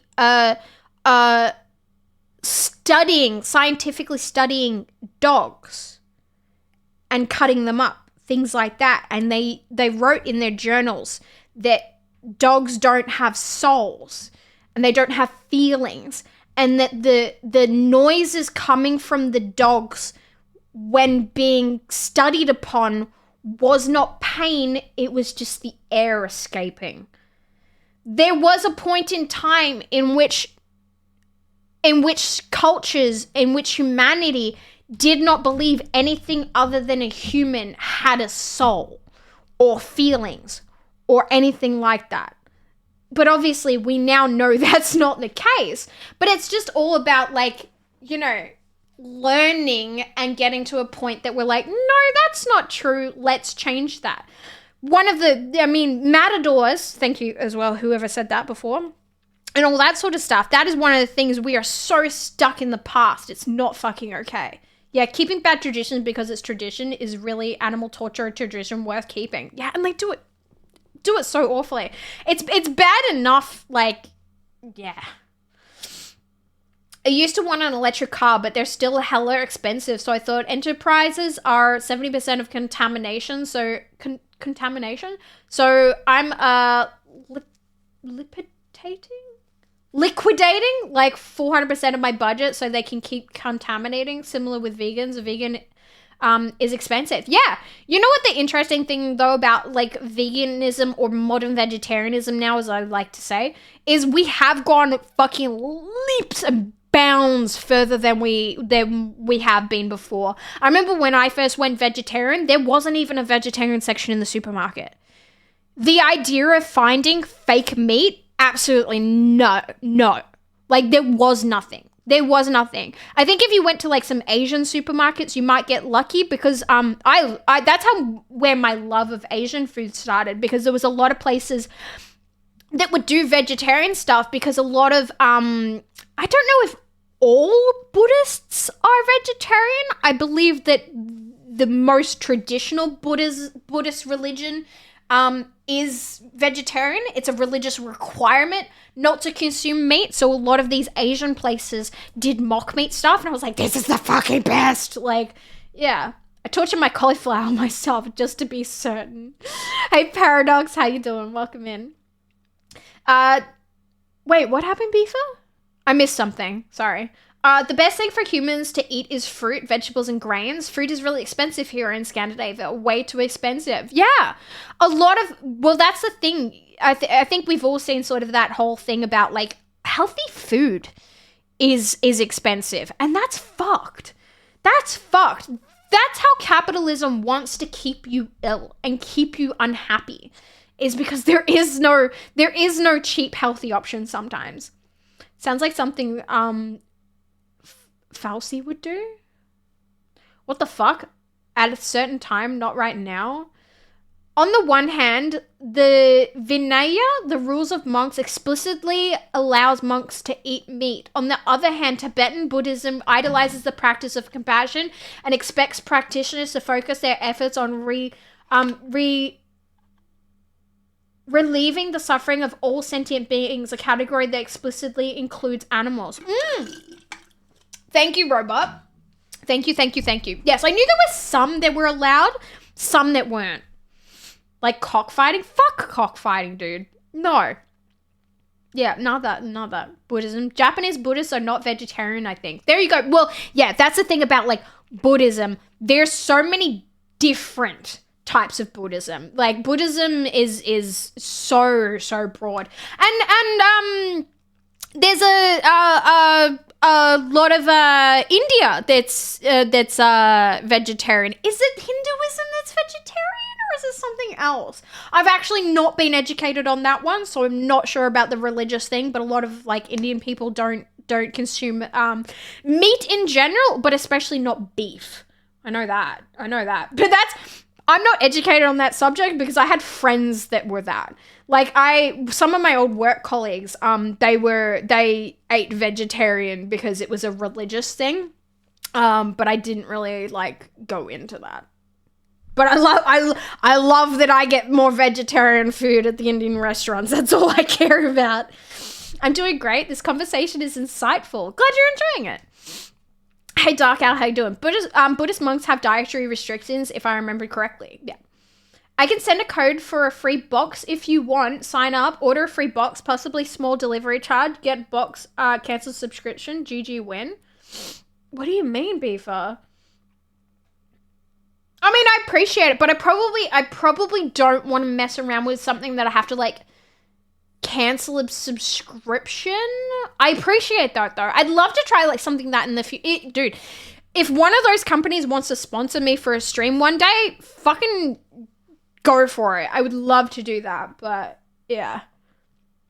The Shaolin monks does eat meat. They just like to advertise that they're vegetarian. Okay. Cockfighting, you say? Shut up, fellas. Shaolin monks who practice martial arts. Oh, there you go. Well, for the those about to rock whistle at you. The problem with cockfighting is when you slap your nuts. Jesus Christ, guys. Hinduism is not vegetarian, I think. Only no beef for them. Okay, yeah, I don't know. I don't know a lot about the Indian religious system. I know that Hinduism is a thing. Know nothing about it. I know there's so many different religions over there. Like, yeah. As far as I know, most religions have deviations in them and have smaller sects. Yeah. Correct. Cows are sacred to their religion. Yeah. Well, one of their religions for sure. Yeah. What makes veggies expensive? It's grown is not super common in the world, and when it is super far from consumers' countries. And the second is, yeah, you eat example. Russia sent the grains accorded to treats, but Europe received the grains promising to send it to Africa, and it magically disappeared. Oh, I don't know anything about that. Speaking of Indian food, I love the vegetarian samosa. Dude, my favorite thing in the world is a pumpkin masala. Oh! Pumpkin masala, my dude. With garlic naan. Goes nice with curry. I want to go to an Indian restaurant. I haven't gone in an actual Indian restaurant in years. I always order it takeaway. I really want to go to one. I've given the codes to a few streamers. The company sees it as promotion. You just get a free box and then cut them away. Offer is there if you want it. Thank you. Are you sure the cancel thing though? Because that's the thing. I just am scared of, like, potentially being locked into anything because I literally cannot fucking afford it. I made less than $30 last week for my rent. Literally when I came, I mean, admittedly, I took some, I haven't been feeling well, but I made $30 out of the $4.20 that it was meant to make last week. And, yeah, I am on a fucking budget. There's something about becoming death. Yeah, well, I am become death, the destroyer of worlds was a quote from some shit I can't remember, and Oppenheimer stole it. Yeah. Hi Studley, how you doing? Welcome in. Hope you're well, Shiv. I'm doing okay. I've been a little under the weather. Has anyone here read or heard of the manga Dick Fight Island? It's pretty great. I've heard the name. I don't know anything about it. Hey Gareth, how you doing? Welcome in. We need a pog tasty, Shiv. Come on, we talk about foods a lot. Send me the link on 7TV and we'll add it. Love Indian food. Rapid climate change, at least the past years, make fruit and veggie cultivation a huge problem. Thus, the price skyrocketed every year. Yeah, absolutely. Well, us here in Australia, we all felt the effects of climate change with our food when we had the lettuce shortage. Everyone remembers getting fucking cabbage in their KFC meals. We had so we had massive floods in I believe it was Queensland or New South Wales or both, and it affected the growth and cultivation of a lot of lettuce here in Australia. And lettuces in some places were going for like $12 for one fucking head of lettuce. So, that is another massive thing that can be an issue sometimes. Yeah. Last time I had Indian food was when I was in college, so I haven't seen one in years. Nice. I like you so much today because I had a crush on Haley when you were 14. Do I really look so much like her? I'm just wearing a beanie because my hair's so oily. It's a quote from Bhagavad Gita. There you go, Paradox. I wasn't too sure, but thank you for telling me.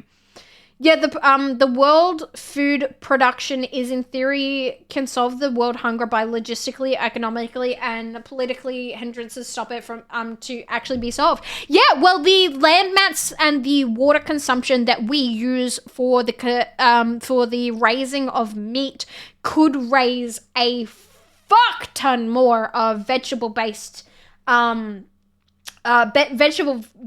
farming, but that's just not going to happen.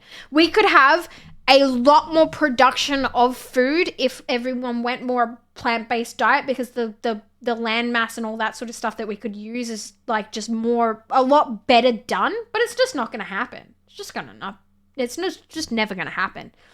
Like, even me as someone who wants that to happen and someone who is a vegetarian and would love to see it happen, that is just not going to happen. Good old $15 lettuce, yeah. I believe you just close your account, but I'll ask the others how they did it. You shouldn't get stuck in any recurring subscriptions. I'll get back to you on that note. I'm off to bed. Good night, all. Good night, Beaver. Appreciate that, though. I hope you don't, I hope you're not offended at all of me being, a bit, wary of things, but I'm just really, yeah, things are not going well. I think I've spoken about it a little bit, and I just will continue to speak about it. Here you go, Chef. Thank you, Strictly. Thank you, dude. And now fucking cheese is $10 thanks to uncontrolled rampant profiteering during the cost of living crisis. Oh my god, that fucking Strictly, that emote is fucking scary as fuck, but you're welcome. And yeah, no, well, that's another fucking topic to get into is, yeah, the cost of living crisis and the cost of food is absolutely fucking ludicrous. I went and did, a shop the other day, and I was like, this cost me $88 fucking dollars. $88 fucking dollars. And I'm just like, I gotta start educating myself on, how to start making mass amounts of food for cheap, because I cannot keep this up. I've given up so many foods that I love because I just cannot justify the price. Like my favorite pasta, I'm like, dude, I cannot pay this amount of money for this pasta because it's fucking ridiculous. It's like $7 a bag. Fuck me, it's good pasta, but dude, it's just ludicrous how much money shit costs now. That's why I'm like really excited to start a veggie patch again. Like fucking woo! And I talked to my mum about it actually. Mum always does a veggie patch too, but we're coordinating this time. So she's not going to get the same vegetables that I get, so we could swap. I'm in a little conflict. My country is super oil producer. I strongly want a green world, but green is great, but petroleum pays green development, at least is the example of my country. Interesting. Okay. Not offended at all. Completely understand and respect that. Thank you, Beaver. Thank you. Hey, Hernandez. How you doing? Welcome in. Strictly, I hope you're happy. Hungary's capitalism is a distribution problem. While several countries have hunger problems, USA takes thousands of tons of food to trash. Not just USA, yeah. Most countries, first world countries are just wasting such an immense amount of food. You would not fucking believe it. I mean, I'm not a communist. I don't feel like I've done enough education in the subject to really like call myself anything like that. Maybe I'm more of a centrist, I don't know, but I love the idea of this idyllic sort of thing about like food being a basic human right. I know that sounds silly, maybe. I think food should be a basic human right. I think there is a base amount of food that you should be able to pick up for free once a week. Get allocated one day of the week. You go in, you get your little ration of food. Should be some base things like some carrots, some fucking zucchinis, like fresh vegetables, some lettuce, some fucking like base pasta, some bread, some milk, whatever you find is the basics sort of thing. I would love in an idyllic society for that to be a thing. For food to be a basic human right that no person should go hungry in a first world fucking society. Like, it could be done, but it's not going to be done. And then everything else on top of that just being a luxury. Because I mean, if you got a basic human right to food, everything else that you buy can just be a luxury, you know? Hey, Weebad, how you doing? Welcome in. Don't worry, third world countries also waste a lot of food. True. Yeah, the society in general wastes a lot of food. I am a Neptunist. What is that, Herbanger? Also, welcome in. How you doing? It's cheaper for them to dump them and profit over it than salvage them and offer them to the poor. You can't be a communist if you don't know what communism is. Don't worry. No, yeah. I don't feel like I've done enough of an education on the subject of like that sort of stuff to call myself anything, but I think let's just call me, all right, I know what I am. I'm an idealist. I'm an idealist. I have a basic idea of what I would like in the world. Sajid, how you doing? Just popping past, throw some trash in the fire and just say keep doing you. Keep slaying and lastly take care and safe. Thank you, dude. Thank you, Sajid. Thank you for the 8 months. Basically, this is an island where the dudes have gargantuan peepees and there's 8 clans. Each clan has one champion for a series of one-on-one fights every 4 years. How they win, one champion has to make the other orgasm first. They wear the wildest armor, but the armor leaves their booty cheeks out on display. The main character's boyfriend isn't happy about the fights. There's drama, romance, and dick fights. What more could you want from a manga? Jesus Christ, Lanky. That sounds actually wild. I learned a lot how to grow a backyard garden from an old woman who lived during World War II. Very practical woman, rest in peace, best neighbor ever.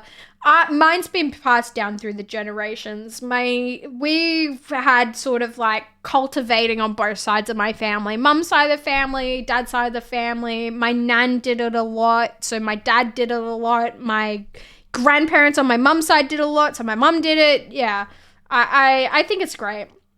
Food and water should be basic need. Yeah. That doesn't sound silly at all. In fact, I wish the world would be like that. Everyone deserves enough food to survive. Yeah. Yeah. I don't think that's such a wild fucking concept when there's people literally living in our societies closer to you than you would even imagine who are going hungry. Well, on paper, food and paper is basic, right? You would think that, but it's really not.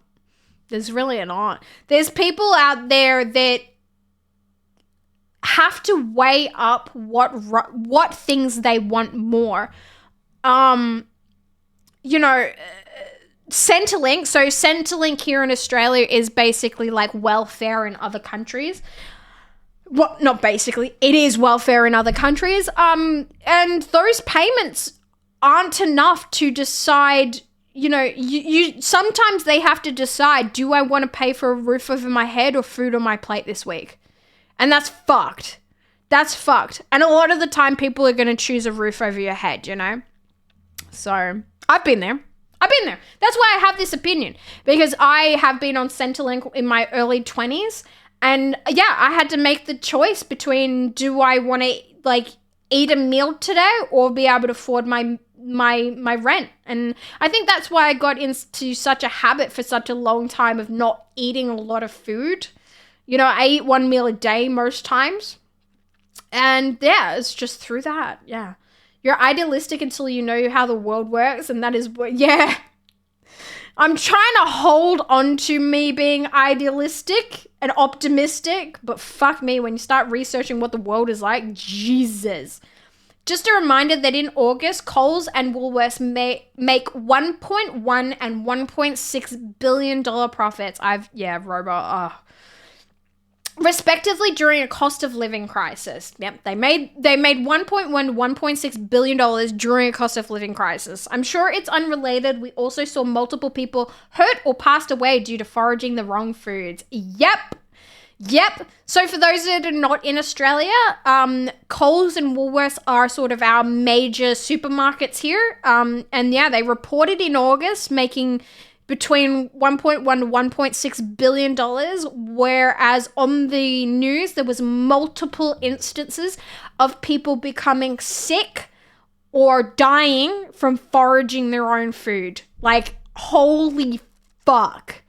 I mean, that being said, I am not opposed to foraging of your own food. I think that's okay.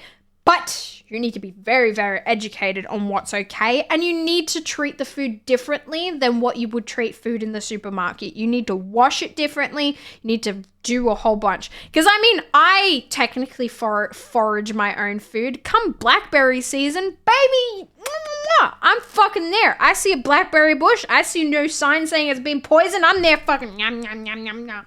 I fucking love it. So, yeah.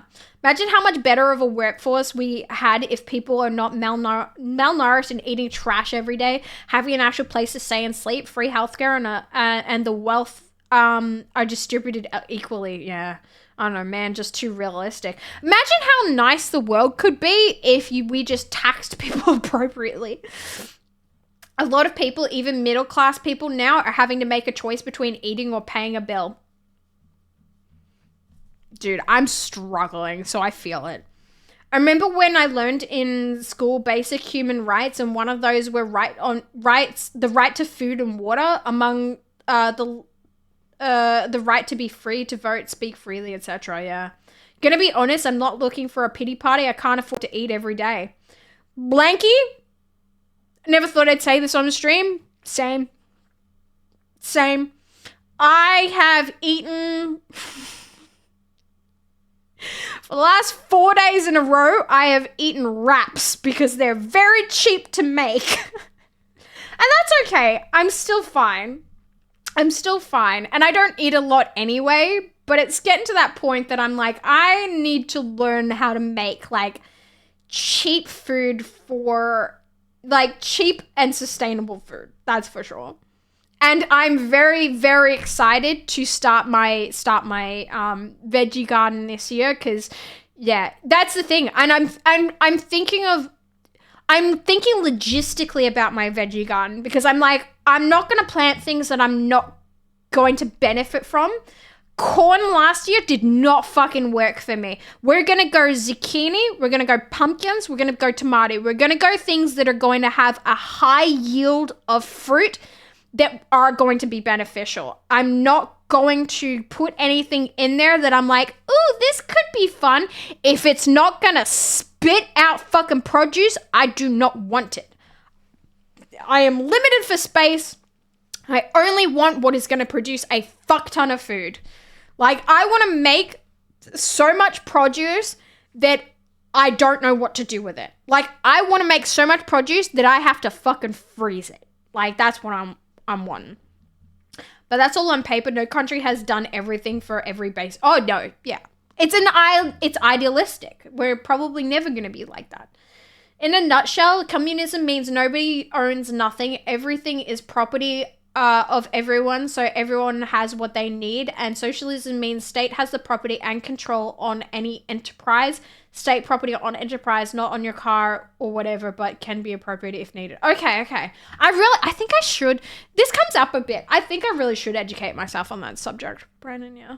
Time for me to go play a game that isn't Assassin's Creed. No worries, Recluse. Go have fun. Imagine the first people who ate mushrooms. Gruggs was fine. Kronk shit himself to death. And Skark saw the universe balance on the back of a koala. Oh, fuck. Same. So communism never existed. Never existed. Socialism, well. Oh. So what we think of communism has never actually been a thing. It's always been socialism. Okay. Shiv, I can't have food every day. Also, Shiv, orders $30 worth of Burger King. Yes, but okay. Very fair to actually call me out on that wee bad. Those are mistakes that I have made. And I've paid the price for doing that. For sure. For sure. But I think you will notice that anytime that I have ordered food recently, I've eaten the entire thing, even if I don't feel like it, because I ain't wasting shit lately. Yeah. Be careful, Shiv. You're starting to sound like a capitalist. I haven't eaten since yesterday of food, but if I eat it now, I won't have any until like Thursday. Fuck, dude. I'm sorry to hear that. You're totally owning your household and vehicle every day, and they totally wouldn't be taken away if you can't pay the bills to capitalism. Fuck. Sorry, don't worry. I also like to treat myself with expensive food. Yeah. That's like people having that like argument of like, oh, maybe you'd be able to afford things if you didn't buy a coffee every day. When you are broke, you are still allowed some luxuries. Like saying to someone like, oh, you can't go out and you can't have takeout, or you can't have soda, or you can't have your coffee because you don't have as much money as everyone else. Sometimes you just need things that are gonna keep you fucking going still, you know? Sometimes you need to feel okay with just having a treat. Like, life just gets really fucking hard otherwise. Plant a few nasturtiums around your kale or cabbage patch. They'll lure the cabbage white butterflies away from your main crop, and as a bonus, all parts of the nasturtiums are edible with a delicious peppery flavor. Robot, I don't like pepper. I don't like pepper. I don't know if I would like that. I don't think I'm going to do cabbage or kale though, because I still have my silver beet from last year actually. So I think silver beet sticks around, so I think it's going to flourish again this year because they got a little smaller during winter, but I think they'll pick back up. And the silver beet was interesting because it did actually get a little bit eaten by something, but you know what it got eaten by? It got eaten by ladybugs. And I was like, you know what? I can sacrifice a little bit of my silver beet for the ladybugs because the ladybugs ate the shit out of everything else. I did not have a single fucking thing other than ladybugs on my vegetables. And they only ate the silver beet. They landed on the zucchini and like were living on the zucchini, but they didn't eat the zucchini. They just ate all the like really bad bugs off the zucchini. And chat, you might, did I actually tell you about this? I can't remember if I told you about this or not, but I did have another pest in my garden that I couldn't get rid of. I don't know what it is exactly that was in my garden. I'm kind of tempted this year. I mean, if anybody might possibly want to invest in this, I would really love to get like a trail camera and see if I can capture and see what it is. But all of my zucchinis had these little bite marks in them. Just a little nibble, just a little in it. It did settle on one zucchini and it just kept going back to this one zucchini to keep eating it. But then every other zucchini just had this little like chunky, like little just a little taste. So it was, I think from the size of the bite mark, I don't think it was a possum. I think it might have been a rat. But I was like, you know what? This is fine. We can share. I just cut out the bit that it nibbled on. I was like, you had your little bit. And usually if it took a big bite out of something, I just leave that one there for it. And I just harvest everything else and hope that it would leave it alone. Usually it would go back to the one thing. That's why people who read roll our eyes when dudes like, what? Come here for everything? Just add some hot sauce instead of pepper. Pronounced like nasturtium. Nasturtium? Interesting. I do have to do my research still. I do need to get onto that soon. My ego is so... I actually asked my mum if she would help me with my garden, so... My ego is so high that nothing tastes better than what I cook, so I call it a win against... I've only recently found out my cooking is good. I had a friend try my banana bread, and they were like, dude... I was like, yeah, luxuries, man. I stay sub to Shiv and one other streamer because it makes me happy, and I buy games sometimes too. I also get some kind of takeout every time I get some money. Lanky, that is...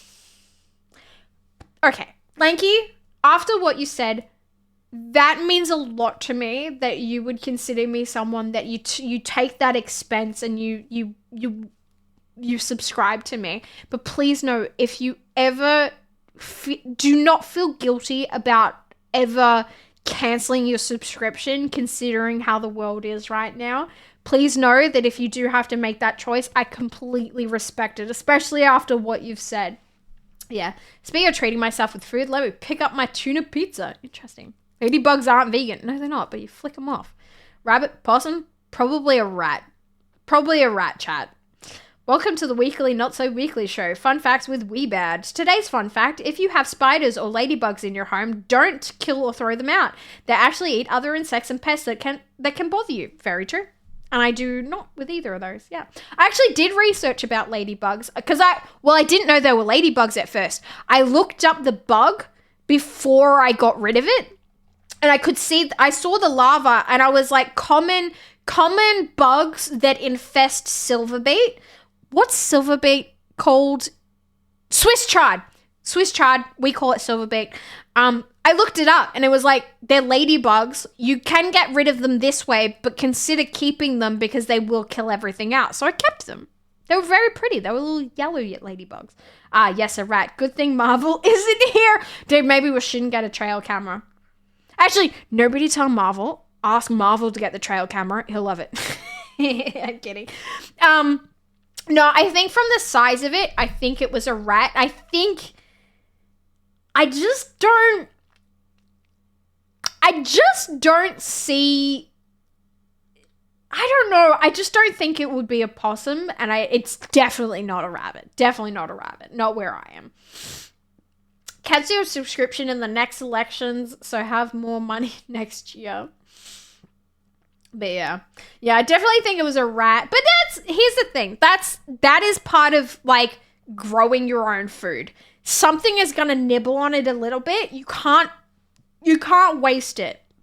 you know, a bird could get at some things, you know, a rat might nibble at it. It's fine. Just cut off the bit, wash it well, you're good, you know. Do you have possums? Yeah, we have possums around this area, but just, I don't know, maybe it was a possum? I don't know, it just seems more likely to me to be a rat, knowing my luck. But yeah, I mean, look, there is as much a possibility of it being a possum as it is a rat. I just feel like in my soul it's a rat. Yeah. I mean, we might find out. If you guys want to be this invested, if we plant my vegetable garden again and we start having our little, like, midnight visitor, I'll set up a fucking trail cam. We can fucking stream the shit, find out what it is. We can take fucking bets on this. Like, predictions in. Is it a fucking possum or a rat? Let's go. We can have Team Possum and Team Rat, and one day we'll find out. Yeah. Okay, I won't feel bad if I got to cancel, can't renew the sub, but it makes me happy that I can do this whenever and wherever I want. You want to keep the wiggle? I get that. Anywhere you have humans, you have rats. Yep. You have dobbies in your backyard, shit. Better rat stream than Elise. Yeah, I could be like, yo, Elise, can your rats find out if I have a rat?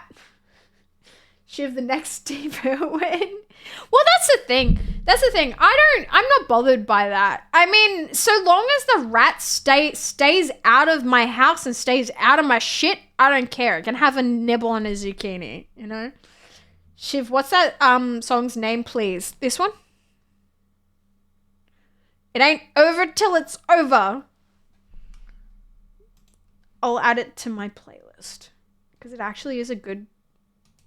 actually a good song. I had it on my head for months and don't know the name. Yes, please. There you go. You got it now. It's a Lenny Kravitz cover. Is it? I didn't know that. There you go. Ugh.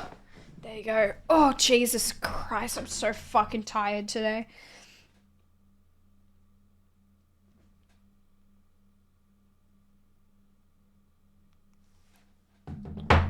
There you go. But yeah, I'm excited. I'm pretty sure that when I do the vegetable garden, we're also definitely going to do garden streams. I don't have a good garden. That's just the truth. I mean, I rent my house. There's shit all I can do about having a nice garden. I would love to own my own house and actually have like a proper nice garden. Oh, the shit that I would do to that garden if I owned this property. My fucking God. But you know, I think the gardening stream last year was fun and I'd like to do more of them. And I feel like if I get sort of a situation going where I can do kitchen streams and garden streams and get my confidence up to do that, it'll be great. We'll just go hang out in the garden. I'll take my fucking like kiddie pool out there. We'll just hang out and just fucking soak and sit in the garden. Garden streams, yeah. I think that would be great. That would be great. Oh, Strictly, let me grab your song. Till I found you. Okay, got it. Yeah, I feel like you guys might enjoy that too. I don't know. I think the garden is a shithole right now though. I don't know what to do about this, but I pay a guy to come over and do my garden. He hasn't been here in months. And I was just like, oh, it's just probably because, you know, my garden does get very like wet and the soil is very like mucky during winter. And I was just like, hang on, I know this song. And I was just like, oh, he's probably just not coming over during winter because it's just like too mucky to even try to do the garden. But now I'm like, now it's getting like warmer and it's not as mucky out there. It is like disturbingly long, the grass, and I don't know what I should do. Like, it's getting to the point that I'm like, if he doesn't come and do this now, I have an inspection next month. I have an inspection, like, probably, like, a couple of weeks. I'm like, if he doesn't come and do it, what am I going to do? Because, yeah, I don't know. Yesterday was Independence Day, say... Or I left, kidding. I'm not going to say that. I ain't gonna say that. That ain't my country. That ain't my people. I'm back with food. Nice. Yeah, I don't know what to do. Like, it's literally in some places in my garden, like, it's nearly up to my knee. It's pretty bad. Pretty bad. But I'm like, but that's the thing. He as well, he says you'll only do it for like $40. But now I'm like, he hasn't been in so long. Is he still going to only want $40? Because that's a lot of work to do for $40 because he hasn't been that regularly. And I'm like, he still has to do it for $40, right? He can't turn around and be like, yo, I want more money because he hasn't been here. I don't know. It's a lot. Oh. No, I'm just talking shit. Oh, I'm just talking shit. What is well, it is his fault he didn't come. Yeah. Well, you didn't give him $40 before, so even if he wants more, it's technically a saving. Well, yeah, he said he'd do it like he said he'd do it as it needs to be done, and he says like I'll do it for $40, and he was like I'll come like every month, every couple months as it needs to be done.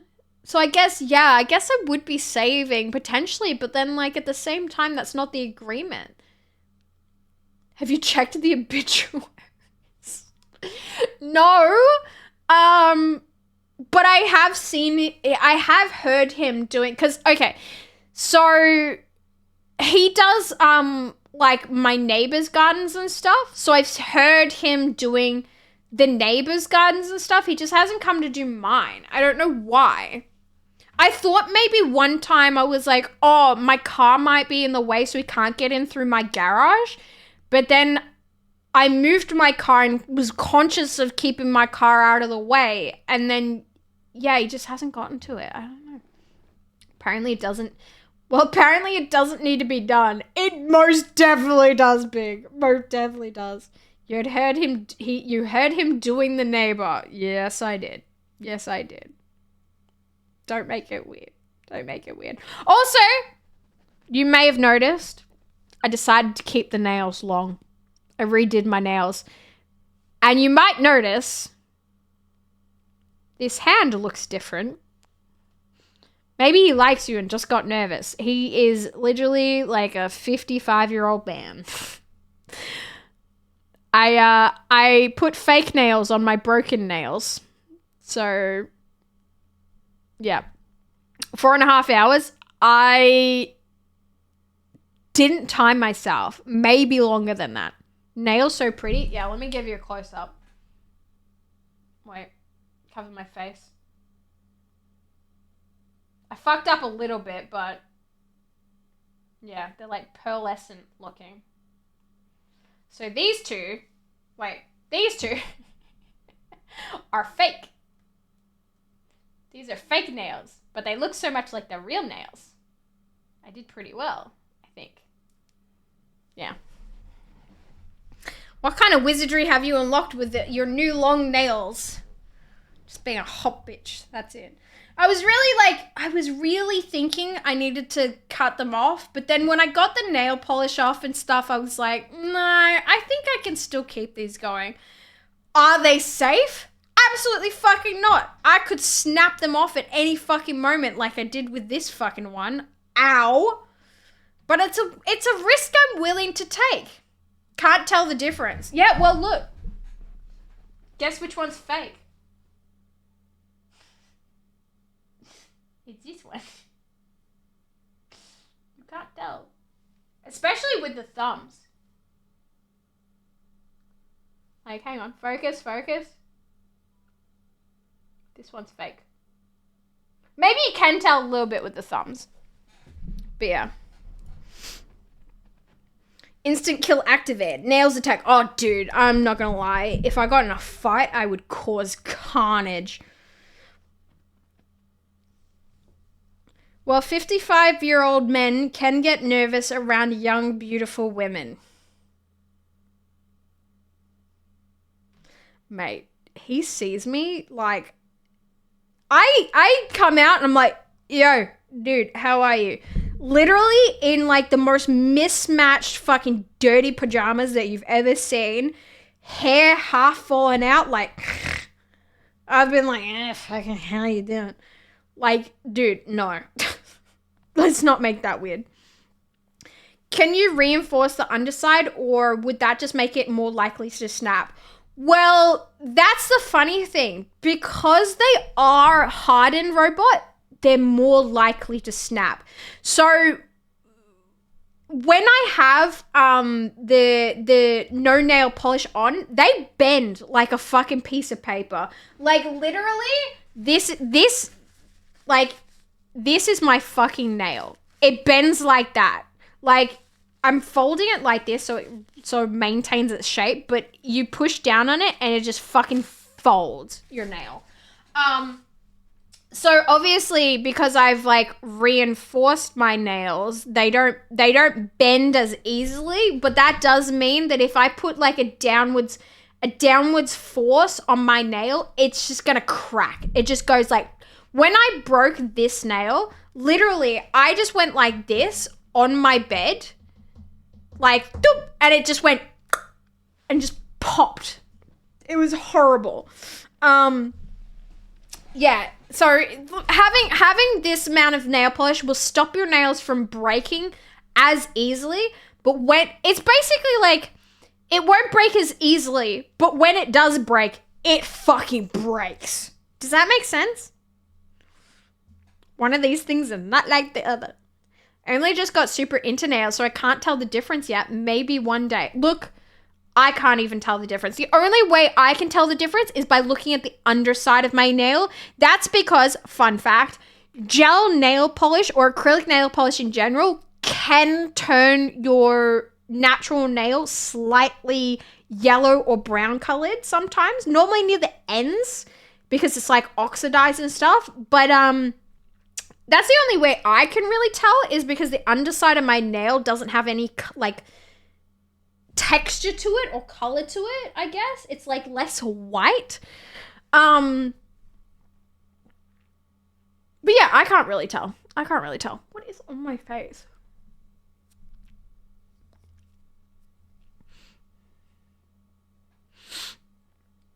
Inject them adamantium. I could do nails that look like those ones that she has easily. Do they put a gel on the nail to harden it? I put gel in the nail. I do my own nails. I don't know if that made that clear, chat, but I do my own nails. I have a full kit. I do my own nails. These are all me, baby. I don't get them done. I'm too broke, bitch, for that. That's why I taught myself. Because I started liking having my nails done, but I was like, I cannot afford $80 to $100 every, like, 3 to 4 weeks. So I was like, I'm going to teach myself how to do it. And now I do it myself. So yes, I do this with gel nail polish. I don't use anything else to harden my nails. I just put on a shit ton of gel nail polish. So these nails, I found the good ratio is I do 2 layers of base coat, 3 layers of sort of a pinky natural looking color. Then I do 2 layers of the pearlescent looking nail polish at least. This time I actually did 3 to 4. I think I did 8 to 10 layers of gel polish this time, and that's where I found the good ratio for having my nails kind of keep going the way that I like them to go. So yeah, I'm not an expert though. This is just how I've found I like to do them. But look, I've never had natural nails this long and last this well before. So yeah, Hardness is related to scratches, abrasions, and erosion, while toughness is related to fracture, compression strength, or elongated strength. The tough material can be hard as well, but the opposite is not true. Ooh, there you go. My nails are so hard. It took a few years after not having acrylics though. Yeah, Val? Yeah, well, that's the thing. Having on gel nail polish, acrylic nails, etc., etc., etc., will make your natural nail thinner. So once you take this off, there is going to be you basically have to grow out an entire nail to get sort of back to a naturalish kind of nail. Always doing this stuff will definitely make your natural nails thinner. But I never found that my nails got to a hardness that it was enough. It would only get to a certain length and then they would just snap off. So I was like, you know what? I'll take my natural nails being thinner because I don't think I'm ever going to stop painting my nails at this point. I don't think I'll go back to natural. Yeah. Get nail toughen up. Tried that Sperps. It did not do what I wanted it to do. Yeah. How much money for one session? When I was getting it done by a professional before, $80 to $100 a session. Yeah. Wow, you do it yourself. Yeah. And I spent, I think what I currently have, I've probably spent about like $200. That might sound like a lot, but I've been doing this for like months and months and months and months. It's so much cheaper than getting it done by someone else. I've learned so much as well, which is cool. Another like special interest. Put your hands in clear epoxy resin, bulletproof. Well, nearly. My ex used to spend 80 to 90 USD on it. It's a lot. But it is also an art as well. So it's justified for them to charge that price. It is a fucking art form for sure. And I can't do some of the things my nail tech could do. My nail tech, she made beautiful nails. Beautiful nails. I probably would have kept going to her if she didn't move like fucking 2.5 hours away from me. I did the drive once. I was like, fuck me. Nearly pissed myself. Nearly pissed myself driving to her because I was driving for so fucking long. But yeah, probably would have kept going. Hey, Dip Chow, how you doing? Welcome in. Dude, all girls I know spend max $20 per session and they have all fancy shit on them. That is absolutely insane. No way, Weebad. Where the fuck are they going? $20 per session? You could not even go to like a dingy, shitty supermarket fucking nail tech for that price here. At least $50 to $60 minimum. If you go to like a like supermarket nail tech, probably like $50, you might be able to get it done. $20 wouldn't even cover the fucking paint. Like what? That's insane. Maybe like wherever you are is like a lot cheaper or something. I don't know what country you're in, but that's insane. I eat nails, the metal ones, because I'm like ultra tough, you know. Nice, like. Not put pot. What? In electronics, potting is a process of filling a complete electronic assembly with a solid or gelatinous compound for high voltage assemblies by excluding gaseous phenomena such as corona discharge for resistance to shock and vibration and the exclusion of water, moisture, or corrosive agents. Huh?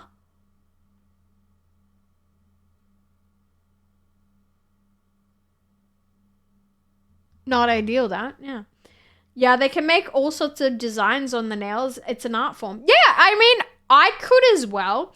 I've like messed around a little bit. I just love plain pearly nails right now. Plain pearly nails is my vibe. And I could do more designs. You should have, oh my God. I don't think I took a photo of them. Stupid. You should have seen, oh, maybe I did. The nails I did for my birthday were so fucking extra. They were like this fucking long. I had gems on them. Like, I did like the most extra fucking nails ever for my birthday. I don't think, what month is that? Come on. May?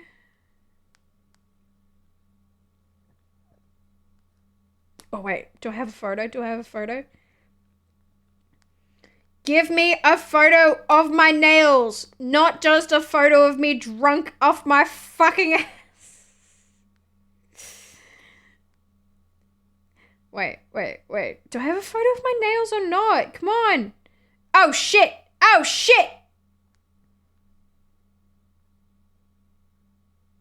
No, that was before I finished them. Fuck, did I not take a proper photo? You gotta be shitting me. I only did a photo when it wasn't completely done.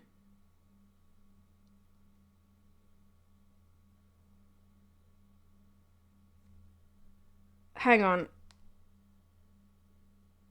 This looks stupid, but you can kind of see.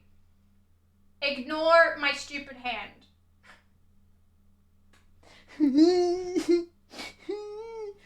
But it was like super fucking long and like dimenties. Wait, here. Can you see that?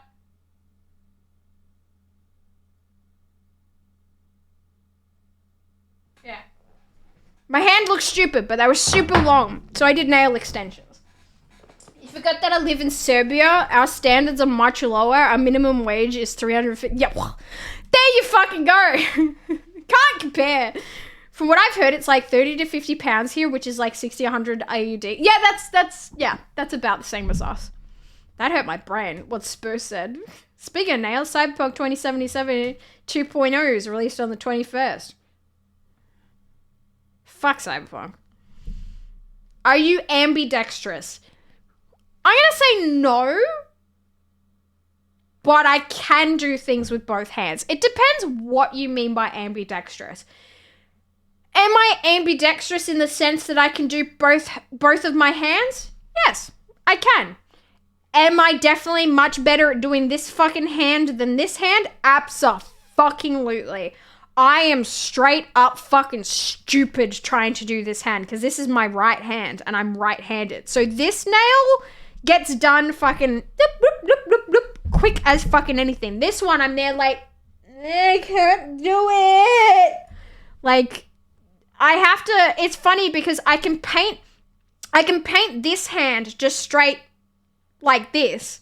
Whereas this hand, I have to go, all right, I paint this way, and then I paint this way, and then I paint this way, and then I paint this way, because I can't just paint, I can't paint straight with this hand. I have to, like, paint a little bit, then swap to have my fingers curled this way, and paint downwards. So I do one that way, and then that way, and I have to, it's a whole thing. But I manage. And I mean, when you look at my nails, this hand is painted just as well as this hand, in all honesty. Yeah. It is interesting. That is another interesting thing, though. The nails on this hand grow a lot quicker than this hand does.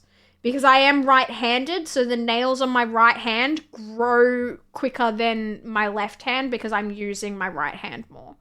You did this yourself? Amazing. I get it. Yeah. All my nails that I've done for, like, ages are all done by me. I don't know if you guys are, like, that interested in it. Like, I can post more about my nails. I mean, I usually do put my nails on my story and stuff, but not very often because, I mean, like, I just don't feel like taking videos of my nails, like, really captures the look of them very well. Like, I feel like the camera doesn't capture it very well. And at the same time, like, I don't know. I don't think people care about my nails. I am left dominant, but also dyslexically ambidextrous. Oh, dude, like, yeah, a lot of left dominant people kind of are because they were kind of forced to try to be right-handed. I mean, writing left-handed would suck, though. How long does it take you to do both hands? Usually takes me at least 2 hours minimum each hand. So usually 4 hours. I mean, but I have taught myself. I am learning myself. I could cut down that time for sure, but I don't really want to. And also at the same time, it's not like I'm sitting there going like, oh, I need to be done by a certain time. I sit down with some food, I put on a movie, I just kind of go, you know, oh, doing my nail for a bit, and I go, I'm distracted by this movie, and I'm like, oh shit, I'm doing my nails. Like, you know, I take my time with it because it's almost like doing my nails is almost like a therapeutic process for me. It's a bit like a little bit of like spa day treat, you know? So I take my time with it. And I also very much take my time with the fact that I have to drill my nails off and soak them off with acetone. So I sit there with a drill bit going zzz, but I do it very softly because I don't know if you can notice. Yeah, you can. So hang on.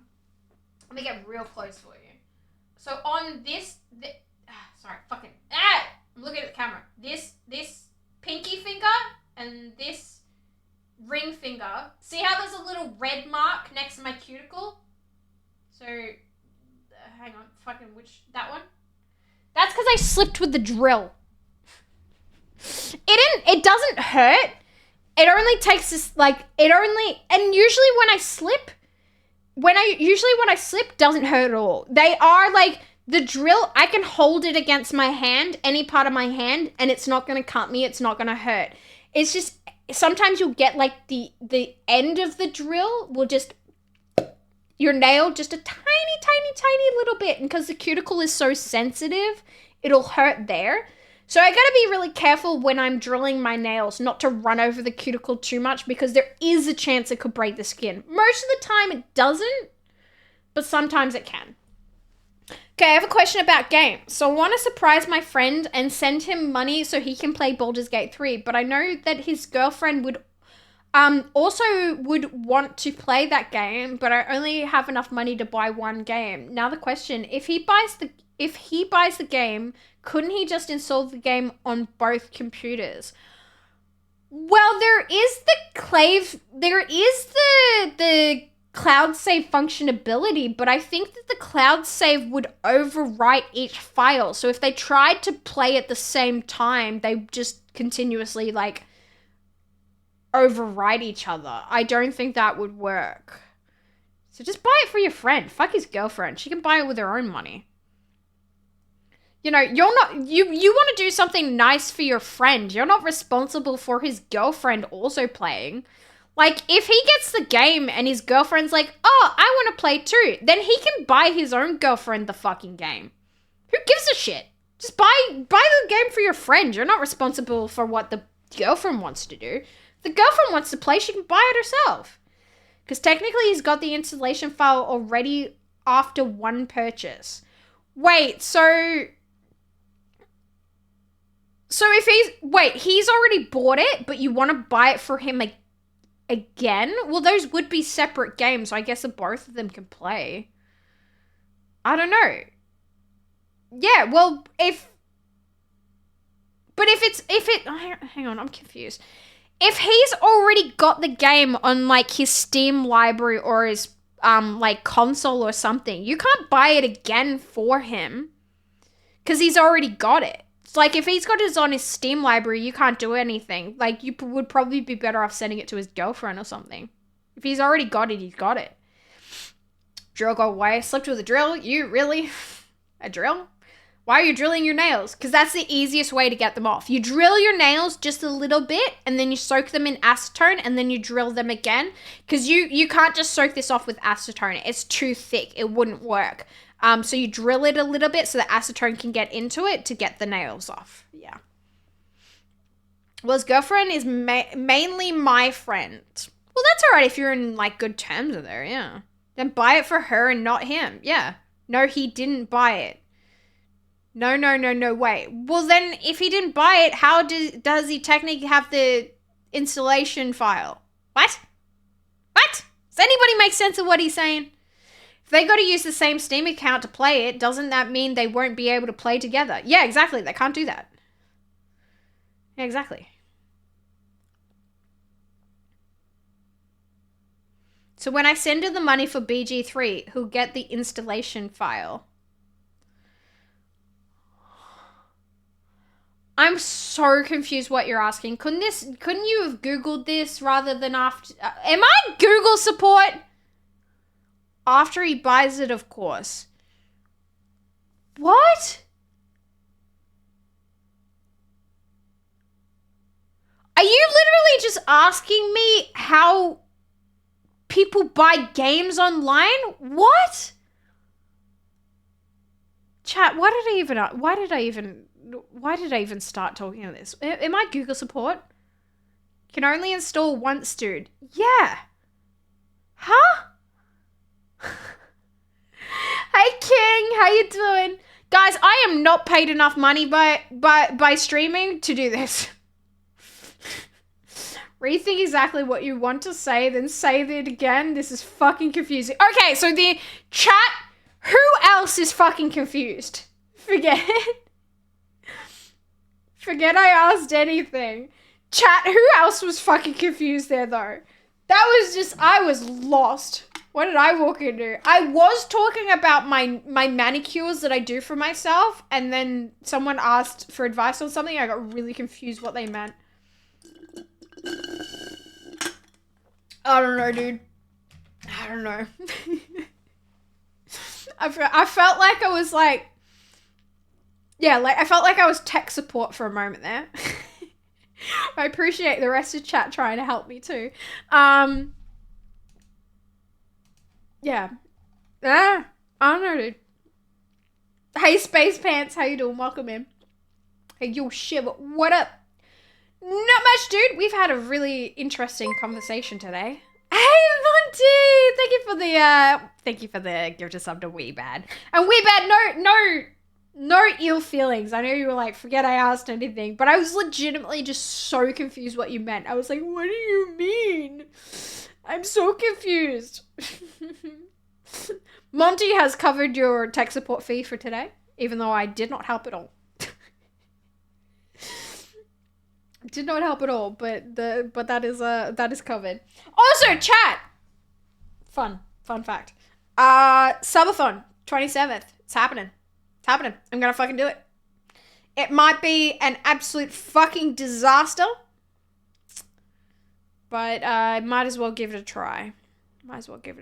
Try. Subathon on the 27th. Save your fucking pennies if you feel like it. Of course, no pressure. That's fine. You don't have to give me money, but it would be funny if you did. 27, let's go. Yeah. Oh no, interesting conversations. Oh dude, we had some intellectual fucking shit go down. It was amazing. Uncapped Subathon, semi-capped. I'm not willing to go more than potentially 4 days. We're doing it on the 27th because from the 27th to the 1st of October, there is 25% off gifted subs during September, because it is September, you know. But obviously you've got 30% off your own personal subs right now, but on the 27th to the 1st, any gift subs you will also get discounted on. So we're going to do it at that time. Just a little bit of fun we could have, you know. If you're going to give, you might as well do it when you can get some money off as well. I have a basic idea. There's just so much more I have to outline as ideas. Like I have the base idea down, but the other incentives I'm like, don't know, trying to work it out right now. A whole new subby, whoop whoop, yep. I confuse everyone so much that I confuse Monty into gifting me some. I think Monty gifted, correct me if I'm wrong, Monty, but I feel like Monty might have gifted you a sub because I was like, hey, I'm unpaid tech support. You're gonna get one of those timers that increases decreases for every sum. Yep. That's the plan. I'm scared. I will also be potentially sleeping on stream, so it's gonna be one of those nutty things. It's gonna be weird. I've never seen myself sleep before, so I don't know if I'm full like a complete weirdo when I sleep. I know I'm a little bit because I do talk in my sleep. Will not have audio. I am not willing to do that. God knows what I could say in my sleep. But I do also have a sleep tick as well. When I get really tired, I like punch my arms out. So yeah. Shiv September 27th. Save your pocket money. Yeah. Well, yes, you will stream for 4 days. I don't want to stream for 4 days, and I'm willing to fucking, not, but I mean, yeah, we'll just see how I go. Oh, hell yeah. I probably won't be able to do any gifting, but I'll be there to watch you lose your mind. Thank you. Your company is good enough. We'll need to update the auto mod for sleep streams. Oh, dude, sleep stream's gonna be sub only. Like, no way. It'll be sub only. We'll update the auto mod. We'll potentially even take chat off the screen, I'm thinking, Basta. I think chat off the screen, sub-only mode, and maybe we'll have something like words on stream or something. I don't know. Like, something a little bit to, like, distract. I don't know. I'm not well versed on what people do during sleep streams, but I think taking, like, the precautions we can would be a good idea. Definitely no audio. I'm not even willing to put on, like, YouTube videos just in case. I don't think we'll run Spotify. We might just I might, like, download, like, some audio I can loop, like rain sounds or something. Just something, like, basic, like, white noise in the background that I don't have to worry about. Yeah. Arctic, hello, how you doing? Smart, good plan. Yeah, words on stream would eliminate emote only. Yeah, well that's the other option, is that we go emote only, but then I'm like, I don't really want that. I want you guys to be able to, if I'm not sleeping on stream, I want you guys to be able to come in here and, like, have, like, conversations with each other to an extent, but I don't think I can get in trouble with anything that's, like, said in my chat room while I'm asleep. And if it's sub only mode, like, there might be some dickheads, but for the most part, if it's not up here like this, like, who gonna know what fucking happened? It wasn't stream with some kind of lo-fi ambient vibes. Yeah, but not like lo-fi. I think just like ambient noise would be great. I gotta find something that'll run long enough, because straight up chat, it is gonna be fucking 8 to 9 hours that I sleep.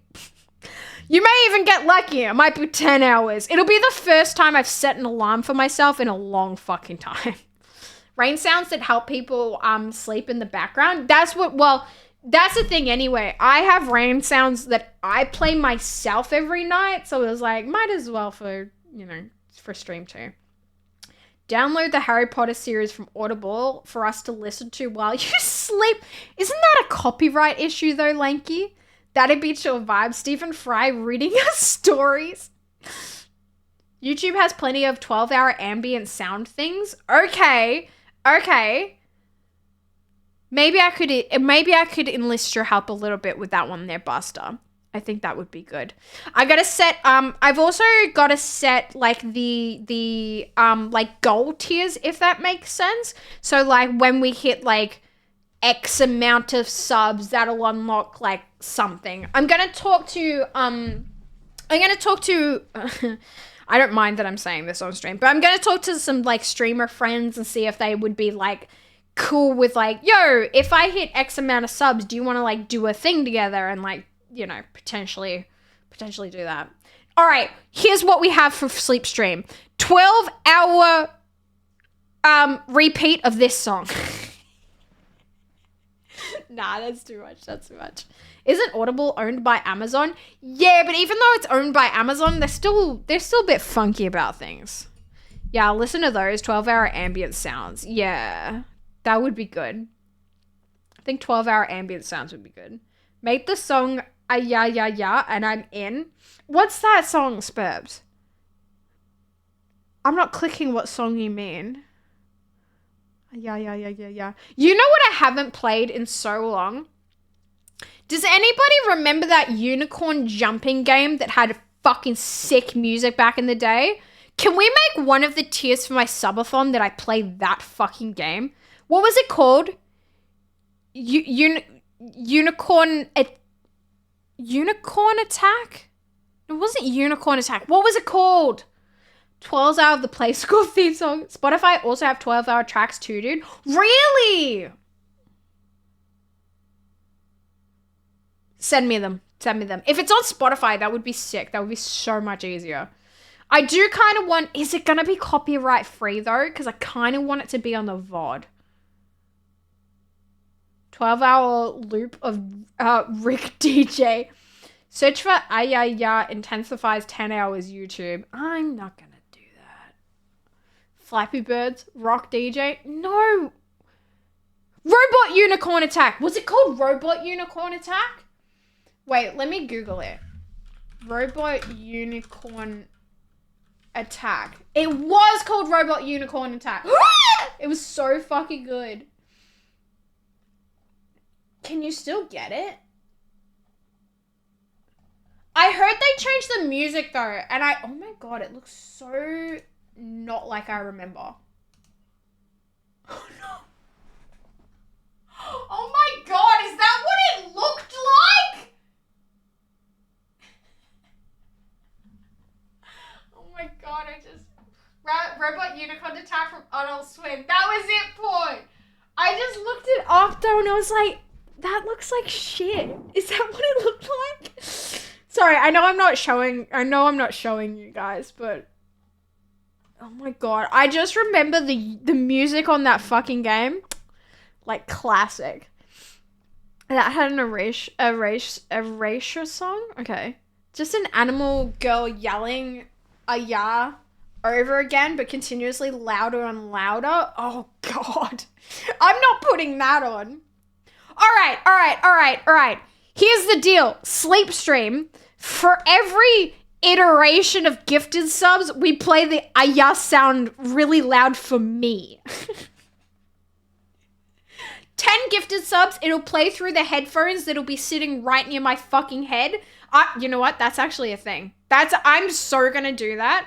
I'm gonna make a new overlay for like alerts. So there's alerts for gifted subs that'll go off when I'm asleep and you guys can fuck with me. I'm willing to sacrifice my sleep for a good amount of gifted subs. Can you imagine me asleep and then the headphones just go, ah-ya! And I'm just like, fucking what? But the funny thing about that will be, and here's the thing, 100% true. I'll get used to the sound and it won't wake me up. I can sleep through, I wake up with the gardener outside my window. I'm like, what the fuck is that? And then I'm like, oh, gardener. And then I won't wake up again. So once I get used to something, it's a challenge to wake me up. Press Z to make your dreams come true. Now I want to know how cozy is your bedroom. You guys aren't coming into my fucking bedroom. Also, I post my bedroom all the time on my fucking story. It was on my story like 2 days ago. It's a blow up fucking mattress situation in here because it's logistically stupid to try and get like a camera into my bedroom. I might as well just sleep in here because then I have everything right in front of me. It'll be fucking lights off. I don't know how I'm gonna do it. I think we'll just turn the nano leaf down as much as we can and basically have everything else off. I'm not promising you guys will be able to see me very well when I'm sleeping. It'll be the thought that counts. Yeah. I cannot imagine sleeping with headphones. I barely tolerate them normally. Oh no, they won't be on my ears. I'm talking like they'll be on the ground like next to me. Like up high enough that I can hear them but not wearing them. It's just because I don't have speakers in here, so that's just the easiest way to do it. We get invited to Shiv's bedroom? Fuck no. Don't be weird, chat. Wow, your Insta is pretty lit. Thanks. Appreciate it. Yeah. Sorry, my nose is really sniffly. I have been a little bit sick lately, I think. My nose feels very clogged up.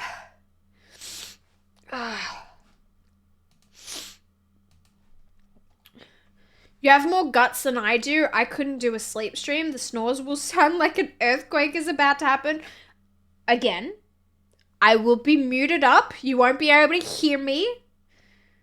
I don't take that risk. Not willing. Not willing. Is your nose closing? Maybe.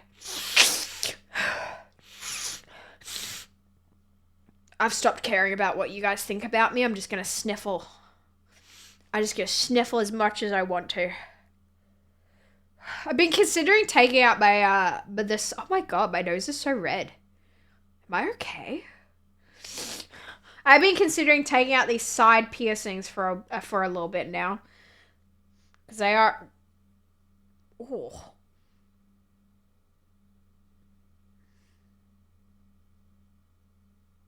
Oh, moving my piercings makes a weird smell. None of us are okay. Don't snort uncooked egg whites.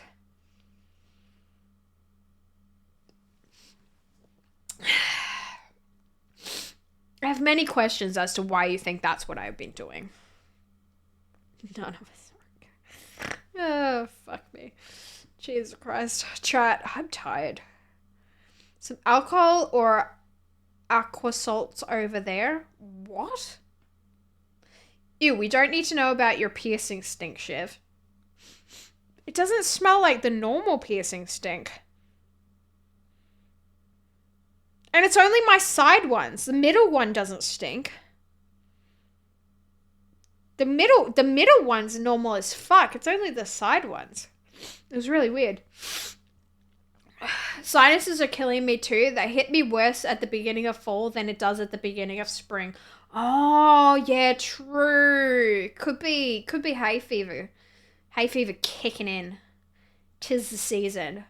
Water with salts for closed nose. I'm not gonna do that. The idea of sticking anything up my nose feels like... nah. Oh, it isn't the normal stink? Okay, that's a bit not okay. Yeah, I don't know what it is. I don't know how to explain what it smells like. Let me just wiggle them around a bit more. Though it's a vapor. No, I'm good. I don't want to sniff anything up my nose. I'm good. But oh my god. What is wrong with my nose? Is that what it actually looks like, or is that just the camera? Oh my god. Why is my nose so red? Apart from the fact that I was just playing with my piercing, but... what the fuck? Alright, I'll stop playing with it. Smells like nose metal? No, it's alright. Oh, red nose. But vapor of boiled water is useful. The idea of sticking my head in, like, vapors of boiling water that has anything in it, no, I'm good. Like, salt, fucking, I know people do the Vicks thing. Like, it just seems like that's just gonna burn your eyes. I guess that's why people put, like, goggles on, right? Looks like you've been rubbing it for a while. I have been. Help me, I'm sick. New gifters in, please. Can you imagine? Do you reckon there's people out there that do that? That like, do the whole, like, I'm sick, but I'm still on the stream. Can I get 10 gifted subs? Does that work? Is that a thing anybody does? I wonder if that's a thing people do. I feel like it's not, but hay fever season. Chamomile inhalation is good, is it? Bags, soz my bad. No, like when you have a shower, vapor helps open the nose. Oh, okay. Man, I just imagine, I've seen a thing, I think it was on like a Vicks website or something. It was like, you can put Vicks like in your bathtub or like in your shower to help. Can you imagine getting Vicks vapors up your vagina? No, thank you. Like, imagine feeling Vic vapors on your fucking asshole or the tip of your penis. No. I'm good, thanks. I'm good, thanks. Like, it would be refreshing. Cyborg, you were psychotic. You were psychotic. Like, it would feel bad enough on a penis. No. Donate to Get Well Fund, everyone. Shiv, Mean Girl, that's sick. Yep, sounds like it would work. People do all kinds of things for subs. True. Would work to me. It would. Well, no, I'm kidding. I'm kidding. Oh, there definitely would be people that do that on Twitch. Yeah. Okay, I'm going to head to bed. Good night, Shiv. Good night, Pato. Ouch. Oof. You need to keep your vag above the waterline to get the vapors. Well, sorry. Does this look stupid? It does. If you put the vapors in the water of a bathtub or in the like bottom of a shower, that stuff's going up. It's going up no matter what. Would Vic's my thing for subs? Oh my god, no, get out of here. Doing some editing and all I hear in my headphones is imagine Vic's vapor on your asshole. I'm good. It's true though. Can you imagine? No, you didn't. Kawaii. What does that mean, Brad? Take care, Shiv. Rest up and hope you get better soon. Thank you, Slyborg. I'm not actually sick. I'm really mentally ill, not ill. Ew, is this Taylor Swift? I'll just listen to it so then I hope it doesn't come back. Oh, can I get through it?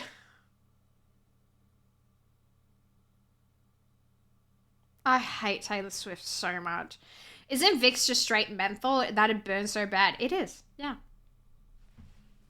Hope this isn't TMI. I use Gold Bond medicated baby powder in between my legs and have accidentally put some on my Golden Globes. The burn. I can't do it. I can't do it. Fucking Taylor Swift. I can't do it. I can't do it. I feel I'm coming down with something too. Get a soup or anything hot and oily if you have a cold. Dude, I know how to look after myself if I have a cold. I don't have a cold. Can't imagine. Well, I can, but I don't want to, Shiv. Why in the first place are we putting it on our assholes? It's meant for your chest, neck, and nose. No, I saw a thing that apparently you can put Vicks in a bathtub or in your shower to create vapors, so to like help with colds and stuff. And I was like, yeah, but that just gets the vapors everywhere else as well. Some people do that neti pot thing too. Oh. Did you just say ew about Taylor Swift? Yeah, I can't stand Taylor Swift. I hate Taylor Swift. Literally, the sound of her voice annoys me. And Taylor Swift stans, whatever, fucking scare me. I don't know. They're fucking unhinged. Like, all respect, do what you want, whatever, but they scare me. Mate, you didn't even, your bot's even broken. Jesus Christ. That baby powder has menthol. Fuck. How dare you turn the Queen Swiftie off? Alright, well, if you guys fucking like Taylor Swift that much, I'll fucking leave her, but her voice annoys me. I will sit and complain the entire time next time. You can do the same with eucalyptus oil too. Yeah, you can. Yeah, you can.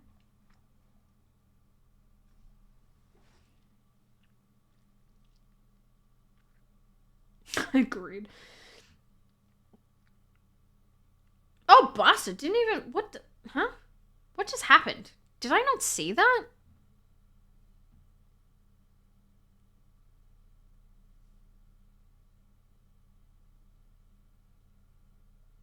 That's so weird, bastard. I can't even see what you're doing there. It's like coming up on my OBS chat, but not my normal chat. That's weird.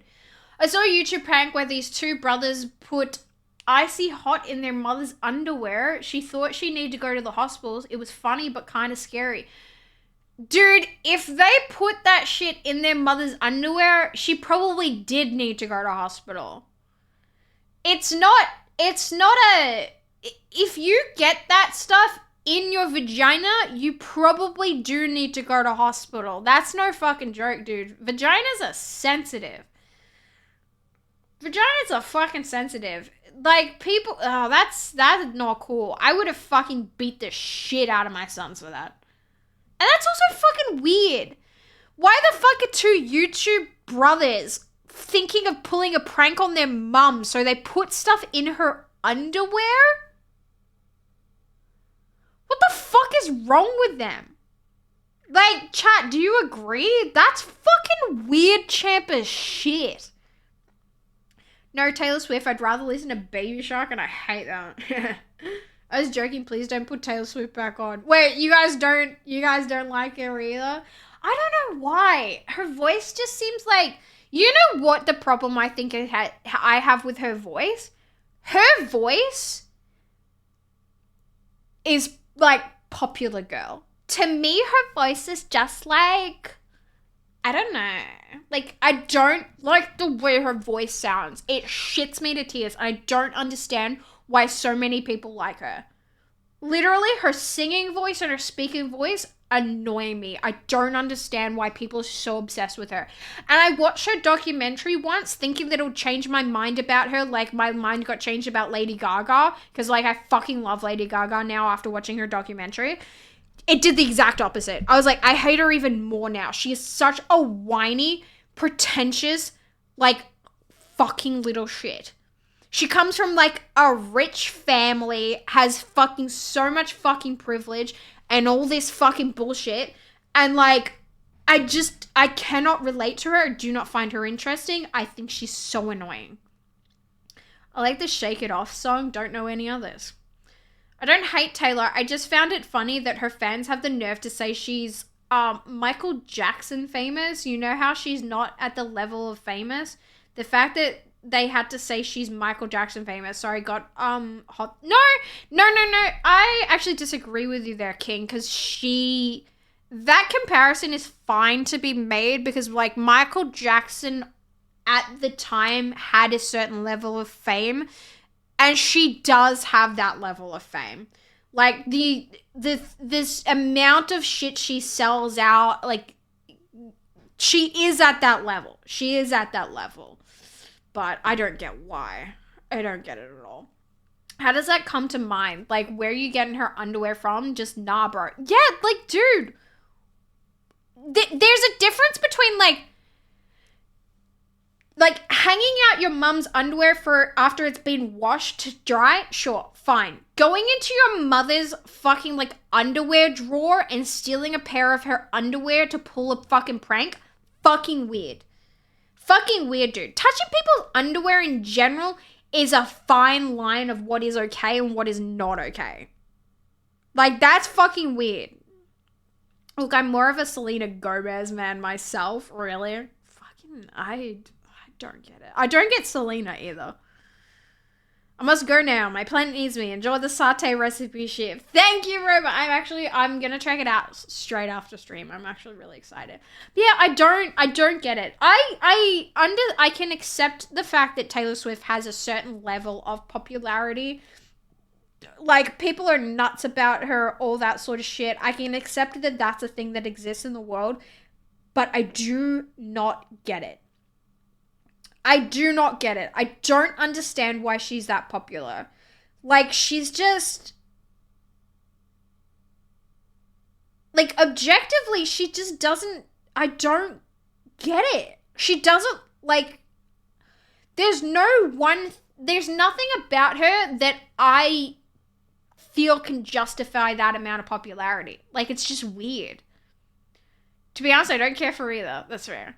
Michael Jackson became that famous by word of mouth, though. When everyone from 5-year-olds to people in their 70s dance to your song 30 years after they come out, then I'll agree. No disrespect.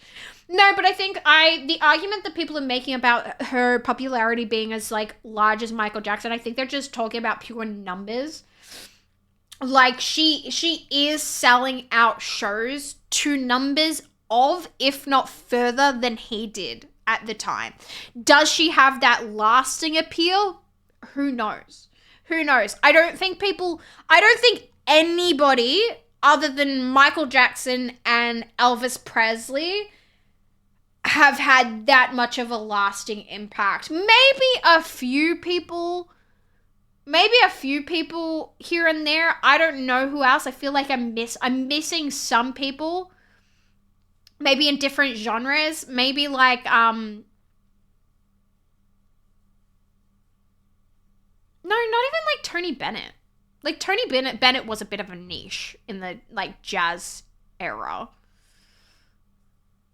Maybe like Frank Sinatra, Queen. Yeah, I'm a Queen fan. I love Queen. There are motherfuckers out there that don't know Queen though. One of my ex-boyfriends, the first night that I met him, we were all in the fucking club. Everyone was fucking belting it to Queen. Pretty sure it was Bohemian fucking Rhapsody. Everyone was fucking belting the shit. I look over to this dude I've just met and I was like, why are you singing? And he's like, I don't know this song. I was like, are you fucking kidding me? And he didn't. He didn't know Queen. He didn't know Bohemian Rhapsody. That should have been a red flag in the very fucking beginning, in all honesty, but he didn't. So, not everyone... I mean, Queen is very, very popular, but I don't think that everyone knows Queen, and I don't think it has the same... It does not have Michael Jackson fucking, like, Elvis Presley. That's a different... Like, even though I don't know all of Michael Jackson's... I don't know any of Michael Jackson's, like, names of his songs, anything like that, but I feel like if I hear a song of Michael Jackson or Elvis Presley, I know it's Michael Jackson or Elvis Presley.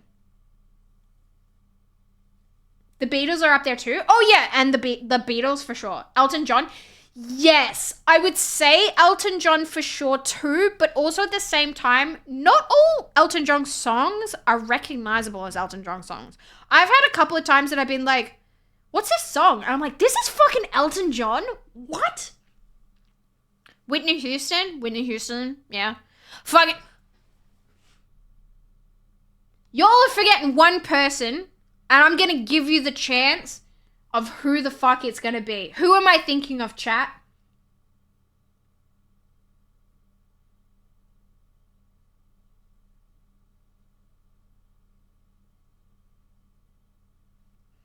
I'm waiting for someone to say it. You know who I'm thinking of. Come on, someone say it. Someone say it. I feel like Sir Elton John is like that in England and maybe America in the 70s and 80s. Elton John was fucking huge in Australia. Huge in Australia. He got married in Sydney. The first time. Not the second time. I piss people off when I say Bad is better than Thriller. That's an objective. Britney Spears? No. Eddie Maguire. No. Chat, I'm so disappointed. Shall I give you a clue? No. Do you want me to give you a clue? David Robert Jones. Clue? Come on, someone has to get that. Say his name, or else I'm gonna be fucking disappointed. I'm gonna have to just say it, aren't I? Fucking David Bowie! David Bowie! Come on! Didn't hear the clue? I said David Robert Jones, which is the legal name of David Bowie. What's this? Oh, damn it. I'm so disappointed. I can't believe we didn't... I can't believe no one said it. When we're saying people like Elton John... Like, we have let down Bowie. I'm so sorry, Bowie. Could have said yeah, no, but I didn't want to give too much a clue. I'm tired. I wouldn't have got that. Really? Wait, did you guys not know the real name of David Bowie? David Robert Jones? Yeah. David Bowie's real name is David Jones. Like, that's so funny. Old mate Ziggy Stardust, David Jones. And you know the reason I know that is because Fringe stole his name. Fringe stole his name and made the name of like the main villain of Fringe David Robert Jones. Yeah, because it was a nice little homage. Didn't know Bowie's real name. Yeah. Not concentrating. And they didn't even get him to do the advertising jingle for David Jones. I think David Jones actually the store I think was around before David Robert Jones. Seems like a missed opportunity. Yeah, I guess so. But he wouldn't do that. He wouldn't sell out for that sort of thing. He sell out for Pepsi, not for David Jones. We could have said Labyrinth, but that would have been another dead giveaway. That would have been too obvious.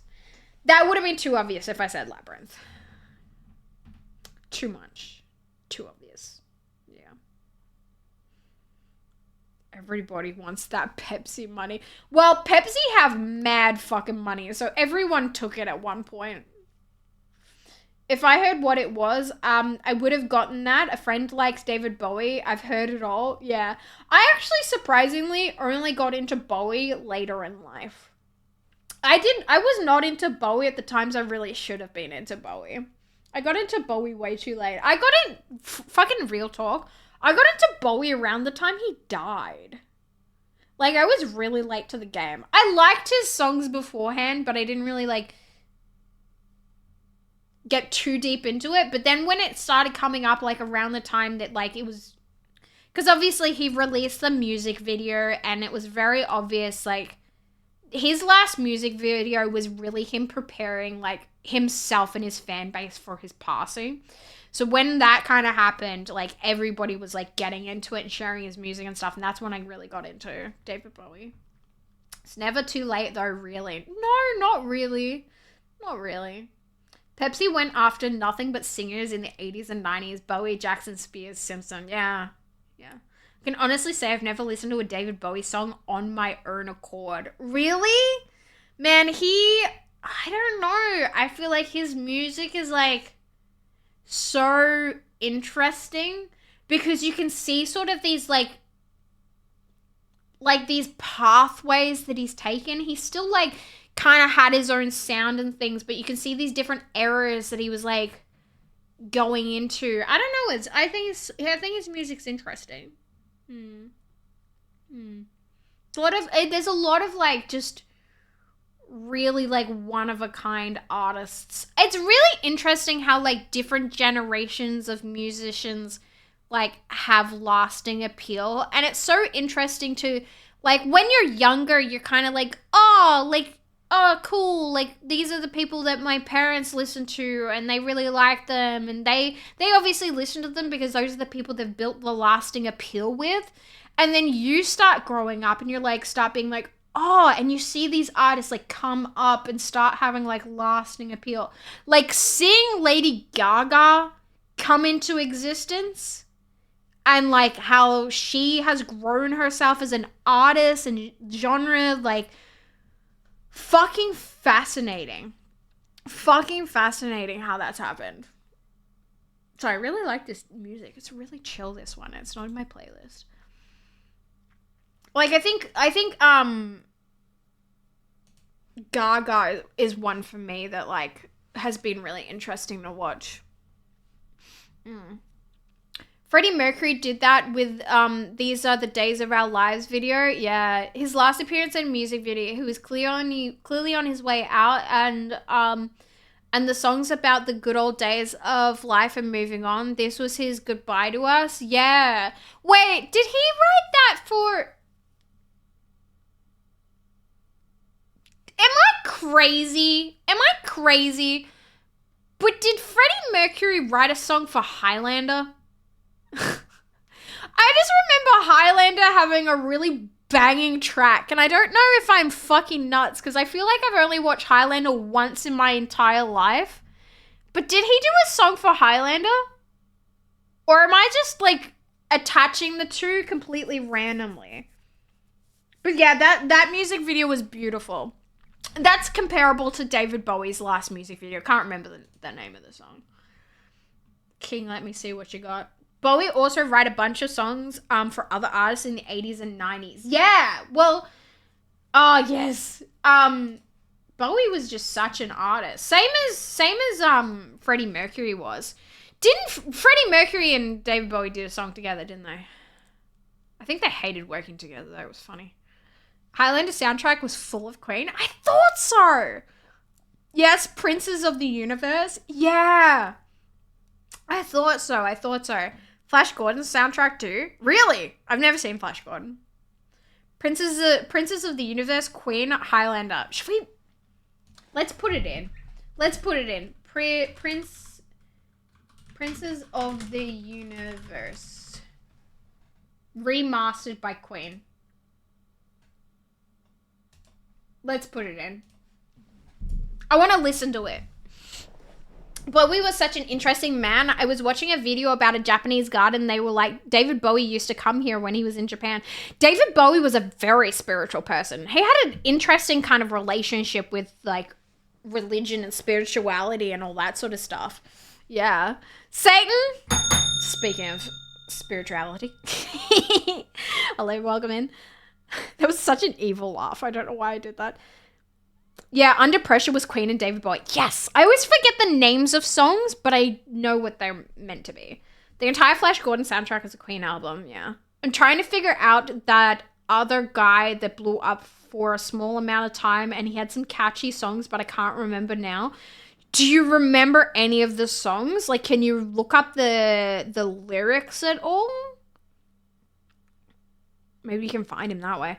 I love the MTV interview Bowie did to call out MTV for not playing Michael Jackson's songs. The VJ kept trying to say that Michael Jackson had a personality of a gangster, so to speak, and their fans really didn't like it. Bowie called him out on his bullshit in such a professional gotcha type of way. Yeah, well, he was probably with what's her name by that point, so he would not have fucked with like any kind of like, you know, biased sort of like racist shit. So I mean, he wouldn't beforehand anyway.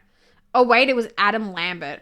Oh, you're talking about how like, yeah, I'm sorry, but like Queen died with Freddie Mercury. I know that Queen has tried to like keep it alive and all that sort of stuff, like the remaining members of Queen, but let it go. I'm sorry, boys, but Queen is nothing without Freddie Mercury. They were on opposite sides of the world during recording, which is why the vocals sound like they're from two different songs. Oh, okay. Mick Jagger and David Bowie did Dancing in the Street. Bowie's last album was very spiritual with songs like Lazarus and Black Star. Yeah. Was it Black Star that he did the music video for? Dude, watching that music video still makes me cry. Cause like he's just like so much like, you can tell how much he put into it, that he was like, he knew what was gonna happen. Like, yeah. Facts. Agreed. Yeah, dude, yeah.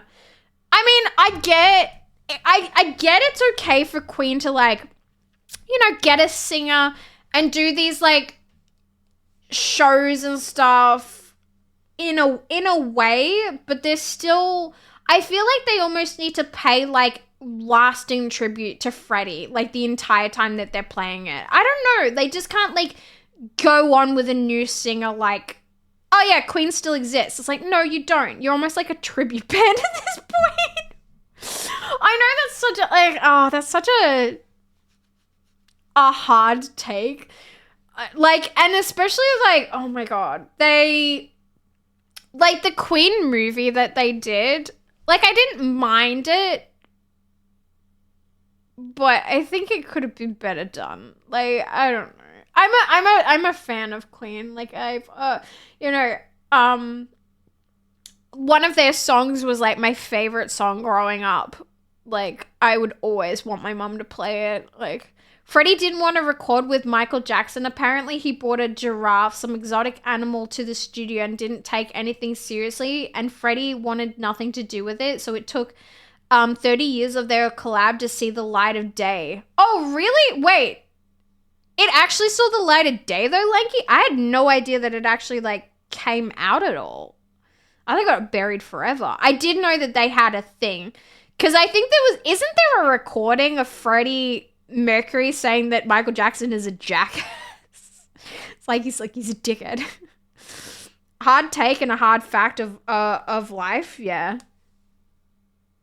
What is on my nail? It feels rough. I don't like it. I love both Freddie and Bowie because every time someone told them that something is impossible or doesn't work in music, they both proved every time that it is possible. Yeah. Someone turns around to them and says, you can't do that. They're like, watch me. Yeah, on Queen Forever, I'm pretty sure there is a recording of him saying that. Yeah, I remember that. I think someone, like a reporter asked him like his thoughts on me and he was just like, oh, he's such a dickhead. He had a cigarette in his hand. I remember that. He's just like, I just don't.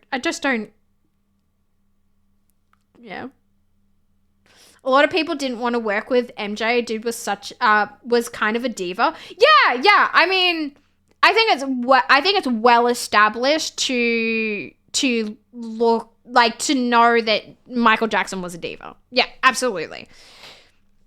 Absolutely. Like he was such a perfectionist and such a like yeah. Look at Prince. I don't know anything about his children. As in all honesty, since his children like came out of the shadows and that sort of stuff, I have no interest in Michael Jackson's children. No offense to them. And it's their right to be in the public eye and all that sort of stuff. But I think the only thing that his children have done since has just kind of ride the waves of Michael Jackson is my father. You know, I don't know much about them at all. I wish the Sacha Baron Cohen Freddie Mercury biopic was made instead of the one we got. I agree, Barca. I heard that the reason that didn't come into fruition is because Sacha Baron Cohen didn't like that the estate of Queen actually fought the movie being made because they didn't want a movie that was so highly focused on just Freddie Mercury. They wanted a movie that was more about Queen and included more of their own stories and stuff. They didn't like that Freddie was always like the main focus of it. And apparently that was like a collaborative issue for Sacha Baron Cohen, and he was just like, well, if I don't get to make the movie I want, I'm not going to. And that's like why the project didn't come out. But like, I'm sorry, but like, that's not what people want to watch. I would rather watch a movie that was like fully just about Freddie Mercury than anything else. And I think that was actually one of the things that kind of annoyed me about the Queen movie. Like, there was almost like, I was like, okay, I get that these sorts of things happen, but there was too much filler that was just about the band too much. And I was like, there's so much more interesting shit that you could have gone into about Freddie Mercury's life than what we got in that movie. I don't know. Like, it just didn't, like, I almost feel like it was like, yeah, there was just too much about like the band. And I get the movie's called Queen. It does make sense, but it's not the movie I really wanted to watch. I wanted to watch a movie that was about Freddie Mercury more than it was about like just the band. Yeah. Cause like, I feel like that movie almost like, it was just like, oh, here's a lot about the band. Oh, by the way, right near the end, yeah, he got HIV,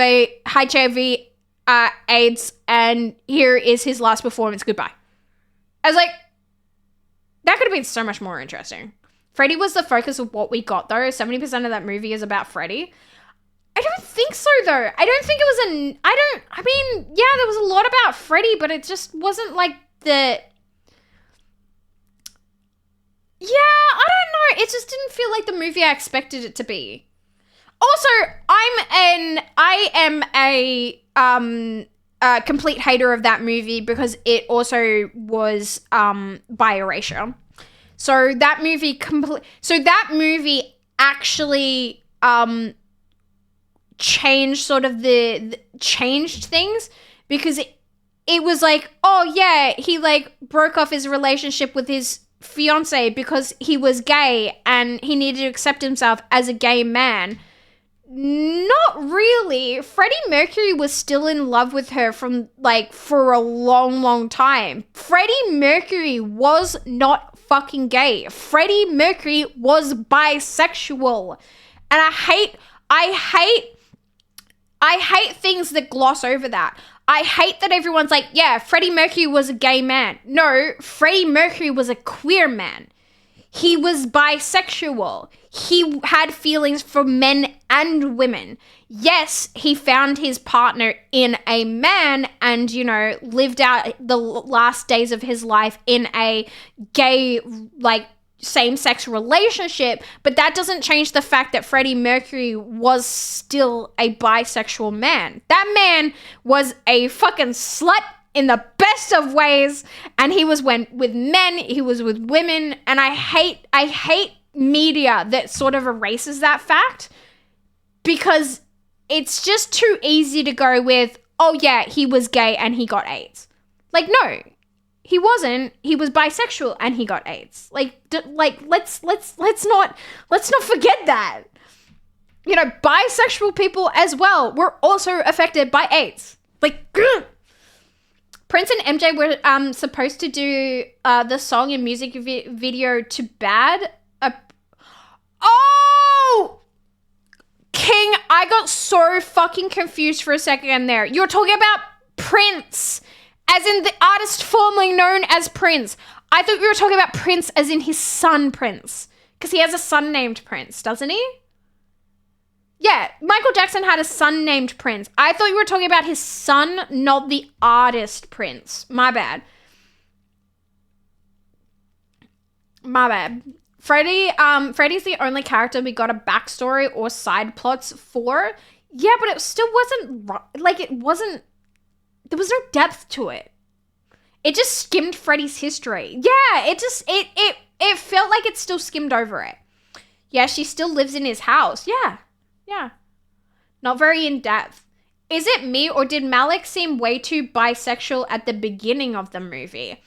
Yeah, but that's the thing. He was a bisexual man, so he should have played it like a bisexual man. But the problem is that when he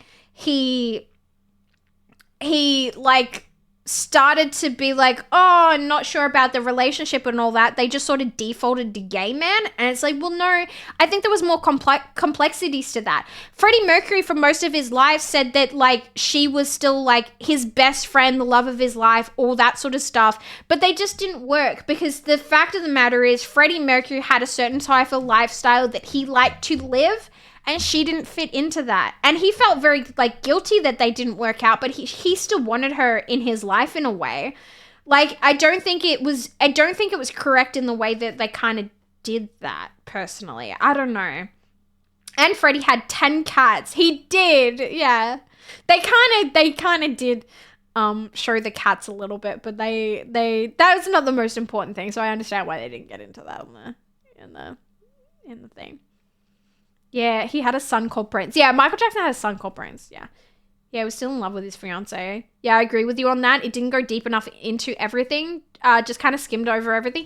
Yeah, I think like it almost felt like they didn't include so many like fascinating things that they could have about Freddie Mercury. Yes, King. Hang on, what's this other one?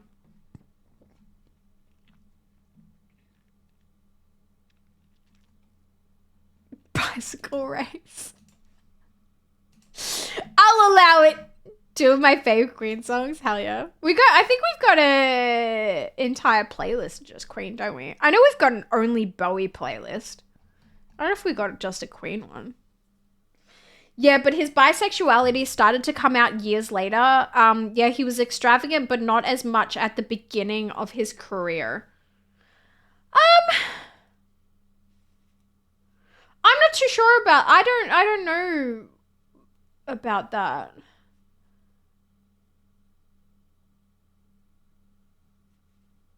Yeah, I don't know anything about that. And the movie got Freddy's solo thing so wrong. I mean, the movie got a lot of things wrong. I need to watch it again, I feel. I feel like I need to watch the movie again. I think I've only watched it once. I feel like I've kind of had the, you know, a basic view of how I remember it. I just remember being like, dude, I don't know. There's like so much more interesting stuff that could have been included, but I get for the sake of time, I don't know. It just wasn't quite the movie I wanted it to be. It almost feels like that movie needed much more, you know, sex, drugs, and rock and roll in it. Like, am I crazy? Actually, thinking back on it, that movie didn't really go into that much, did they? Did it? Yeah, I feel like the movie almost didn't go into, like, this sex, drugs, and rock and roll lifestyle. Like, it showed a couple of, like, ooh, they're having, like, a really wild party. But it wasn't, like... I don't know. When I think of Freddie Mercury and I think of Queen, I think about, like... I don't know. Look at Freddie Mercury, and especially, like, in his interviews and stuff, it's like, that man fucked. You could tell. And I feel like it needed more of that in the movie. Does that make sense? The original video for Bicycle Race is great. Just nude ladies riding bikes around a racetrack for 3.5 minutes. Really? I haven't seen it. I like the one, what was the song?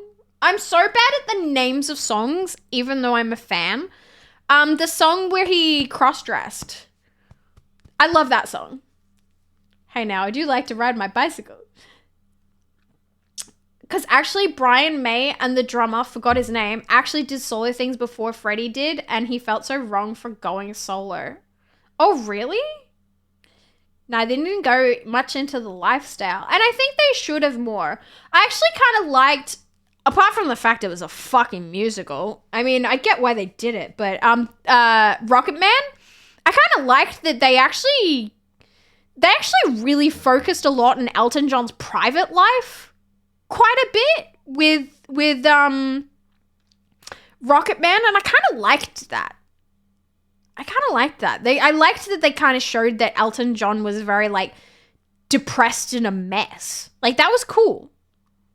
But I think obviously Elton John had a much more hands-on with that project.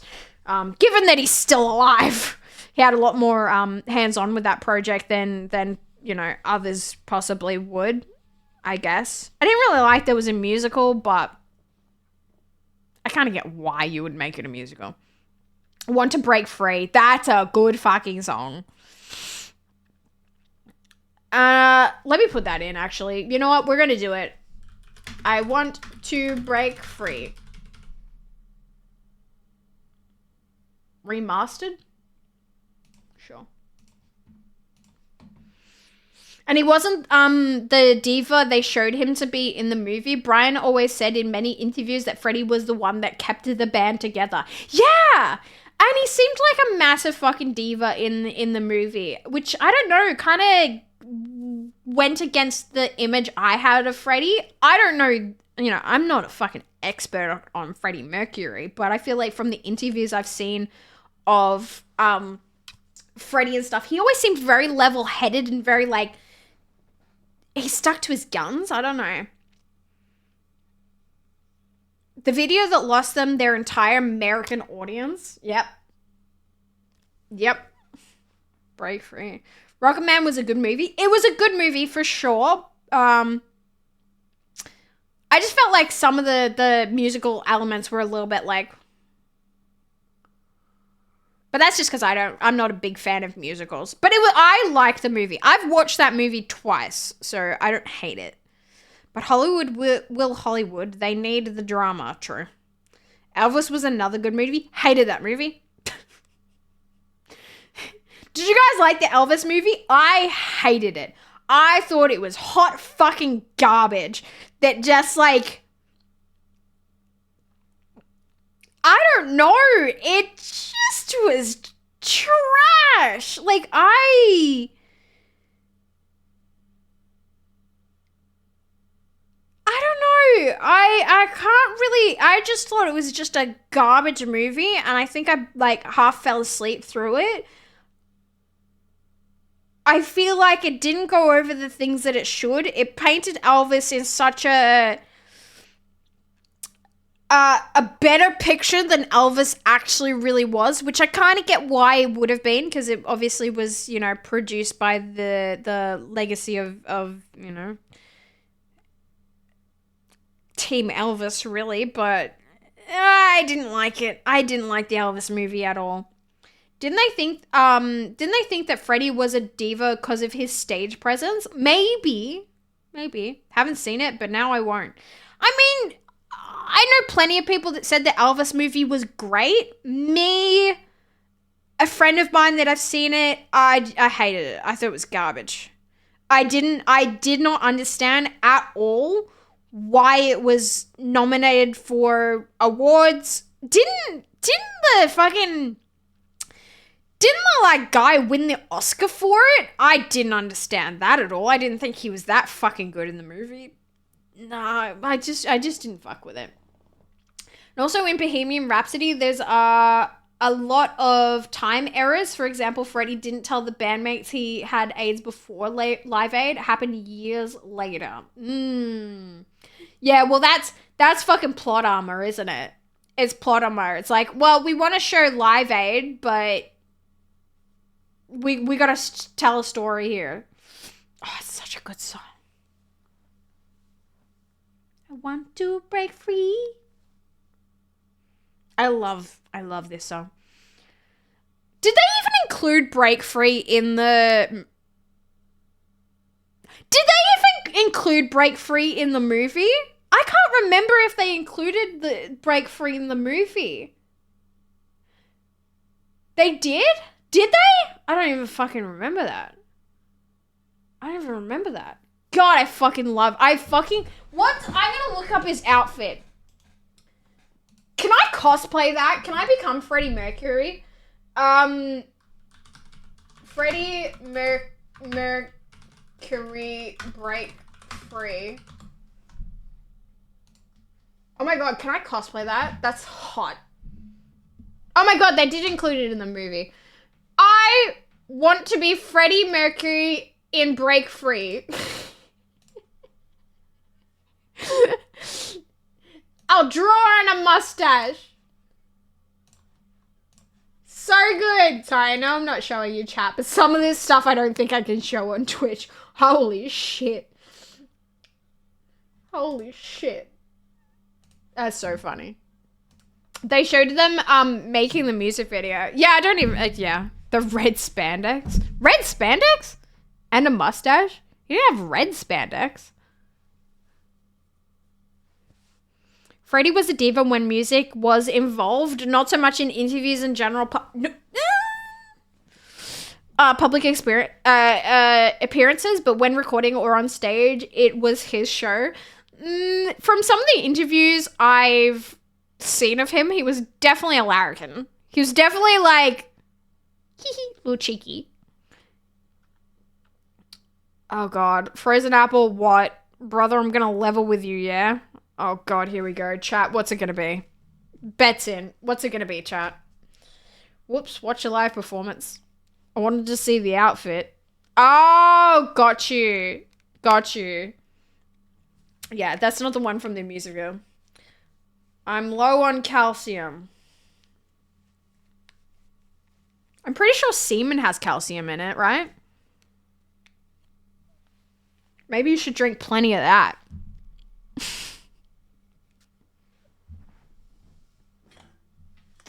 Go suck a cow then, bro!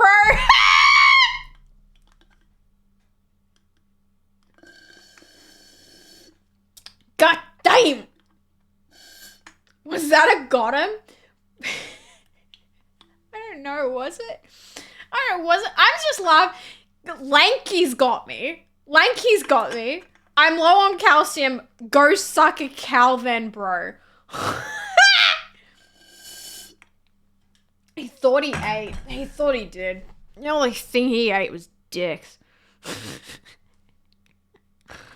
Oh, wait. You said that. I mean, you tried. Be like Tom Green and suck a cow. What? Who the fuck is Tom Green and why the fuck is he sucking a cow? What the fuck? So why are my glasses so fucking reflective all the time? Bro. What the fuck? Tom Green, the star of Freddy Got Fingered. Never seen it. How are you a millennial and not know who Tom Green is? I literally have never seen Freddy Got Fingered. I don't know who Tom Green is, and I don't think I knew what Freddy Got Fingered was until he died and everyone was talking about it, and I was like, what the fuck is Freddy Got Fingered? What the fuck is this shit? And everyone was like, it's a movie. I was like, I've never heard of it. Sucks an udder in the movie? Why the fuck would I want to watch that? Google Tom Green. No, I know what he looks like because everyone was sharing his shit when he died. Road Trip? Dude had a show in Canada on MTV where he would do a bunch of ridiculous stunts. Is sucking a cow's udder a stunt though? That just sounds kind of fucked up. Admittedly though, I'm a fan of Jackass, so who am I to talk? Yeah, they've done a lot worse than that, but I usually skip over those ones. Tom Green's not dead. He died. Who's the guy in Freddy Got Fingered that died? Somebody died and everyone was sharing Freddy Got Fingered. Tom Green, known for Freddy Got Fingered, Charlie's Angels, and Road Trip. He was previously married to Drew Barrymore. He's not dead though. Wait, who's the guy that... Wait, somebody in Freddy Got Fingered died. Was it Freddy Got Fingered? Wait, what am I thinking of? Rip Torn? No, not Rip Torn. I know who Rip Torn is. He was in fucking Men in Black. Yeah, Rip Torn. No. Wait, is Freddy Got Fingered what I think? No, some guy died. Okay, this is not what I think it is. Hang on. No, okay. This is not what I think it... Ew! I found the part you guys are talking about. Ew. Scroll up. Okay, that's not the movie I'm thinking of. What am I thinking of? There was a person that died a little while ago who had red hair.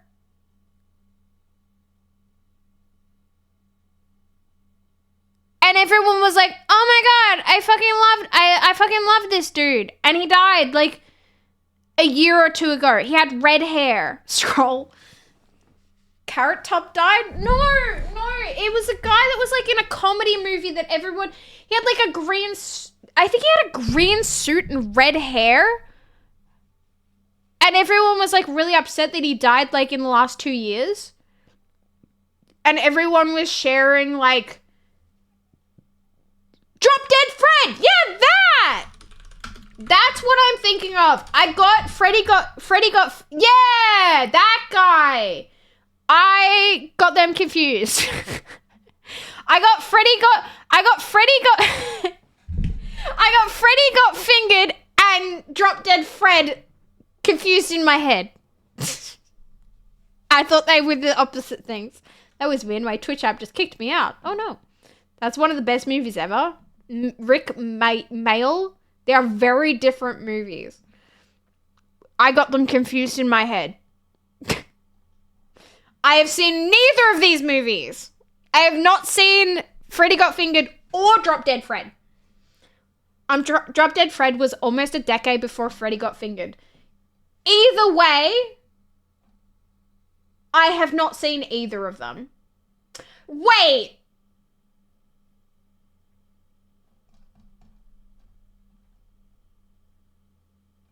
Okay, I'm gonna sound really stupid for a second. This isn't the guy that Elise uses in her stream, is it? That's not the same person Elise uses in her stream for all of her alerts, is it? Yes? Oh! Is that Drop Dead Fred, or is that something else? Only for a second. Yeah, because, like, she has the alerts that's like, the bogies are coming! It always makes her giggle. Is that Drop Dead Fred, or is that just the same guy? I'm literally, like, a movie nerd, except for when I'm fucking not, and I'm just stupid. Wait, there are movies where Freddy gets fingered and he drops dead. As a show called The Young One. Okay, so same actor, not the same thing. Okay. I reckon you'll like Freddy Got Fingered, Shiv. Is like if the Jackass crew tried to make a narrative-driven movie, but OG Jackass, not Bad Grandpa or Jackass. I hate movies like that. I probably wouldn't like that. Movies that are like 90s, 2000s, like he farts and shit are funny. Like American Pie movies, I hate those movies. I like Jackass because it's like not a narrative and they're just doing wild shit. Whereas movies like American Pie, where it's like, ha ha, watch this guy drink cum, ha ha, this guy got covered in shit, ha ha, like not funny to me. That's just like, I don't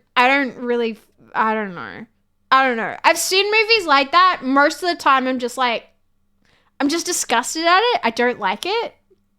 Yeah. Carrie Fisher is in that movie. The More You Know. There you go. Did you ever watch Idle Hands? Never heard of it. Do you like movies about jazz? What? Nah, you'll hate it. I think I'd hate both of those movies. I think one of the only movies where I like draw the line at how like bad it is like Bubble Boy. Bubble Boy made me giggle, but I watched that movie back and I'm just like, oh my God, is this the shit we were laughing about? Were we really laughing about him not knowing what an erection is, so he bashed it with a baseball bat and like he like gets like sexually assaulted in the movie? I'm just like, what? I watched it back recently and I was like, were we really laughing at this? Well then, that shut me up. American Pie is a classic though. Dude, chicks a MILF. No. Like, the movie really plays off a dude fucking a pie for laughs and a dude drinking someone's cum. And like, didn't someone get like pissed on off a balcony or some shit? And like, yeah. The only movies like that I actually enjoy, the original Scary movies, because they're poking fun at that. Like the original Scary movies, oh my God, because it's so like actually stupid rather than being played off of like semi-serious, but ew, haha, like no. Drop Dead Fred isn't like that, not even slightly. I think they're still talking about Freddy Got Fingered, not Drop Dead Fred. That was a legit question because I got a really good one. Tim Roth stars in it. I don't think I've ever really watched a movie about jazz. The 90s had different values. I know, yeah, I'm a child of the 90s. I understand, but I was never into it. Although I was more of the, like, everyone was like, ha ha, American Pie. And I was like, ha ha, Saw, bitch. Like, yeah, I was really into like, you know how there was like the haha fart joke humor, like boys will be boys, and then there was always that group of people that were like, I want to watch people get fucking decapitated for fun. Have you seen this classic movie where there's just body horror gore when they're teenagers? You're either in one of two camps, like haha cummies and farts are funny, or haha, I love watching people get decapitated and fucking like brutally murdered. You're either in one of those two camps. I was in the decapitated and brutally murdered camp. There is no in between when you're a teenager. And Stifler's mom, the same guy who drank the cum, also got pissed on. Good for him. Good for him. He's having a great time. That was part 2. Stifler got peed on, yes. We'll see. I've seen them. I gave him a shot. No. A few. I was about to ask that specific movie. Unpopular opinion, Saw 2 is the best Saw movie. No, agree. Saw 1 as a movie, going into it, not knowing anything, fucking life-changing. Oh my God, I can't fucking believe it. Saw was like, changed the genre in a way, but Saw 2 improved upon the concept, like really took it to the next level. We would not have the lasting legacy of Saw movies that we do without Saw 2. Could not have done it just with Saw 1. Oh, Shiv, I ordered the first 4 Scary Movies on Blu-ray from England for my birthday a couple of weeks ago. Weird as you mentioned it. The day they arrived, really. Speaking of Saw X is coming out this year. Holy shit. I'm in both parties. Hate to break this to you. You're fucked up. I like both. That's fair. I was watching Saw and American Pie back then. I feel like the boys mainly were. I feel like the girls were in one camp. Depending on if you were a pick-me girl too. Oh, this is a good song. I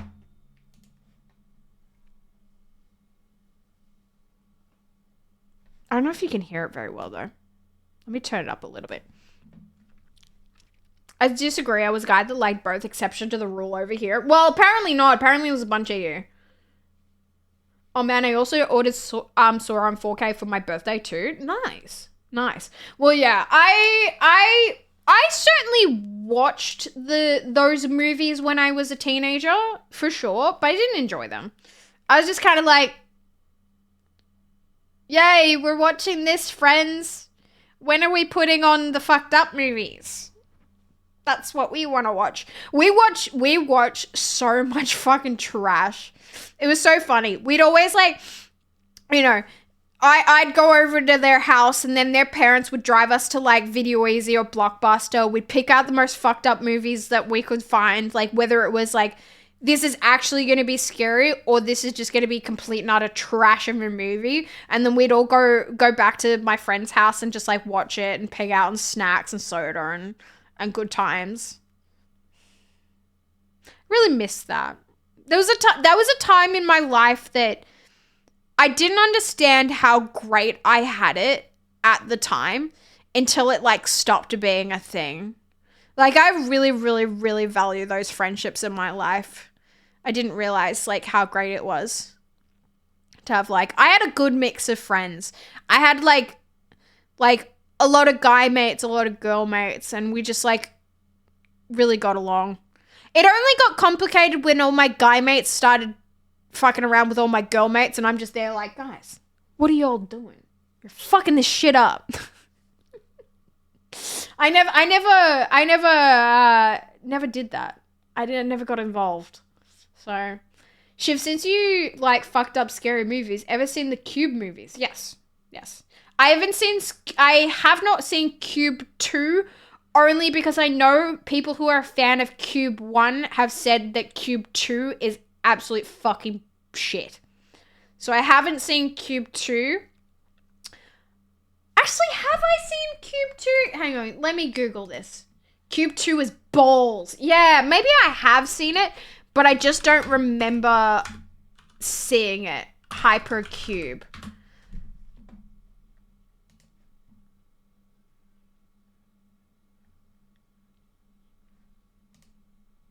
No, I haven't seen it, but Cube 2 sucks, doesn't it? Yeah, no, I've not seen Cube 2. What the fuck is that shit? What the fuck is that shit? Okay, yeah, definitely haven't seen Cube 2. I've only seen Cube 1. 1 is the best, yeah. It is different from part 1. Yeah, but Cube 1 was so fucking cool.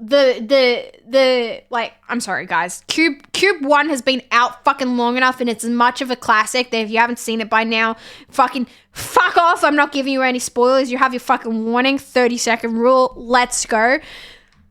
Cube 1 was awesome how at the end there was that fucking twist where she like steps out and steps on her glasses and it's like, we were there. Like, if they hadn't just fucking stayed put, that's fucking wild.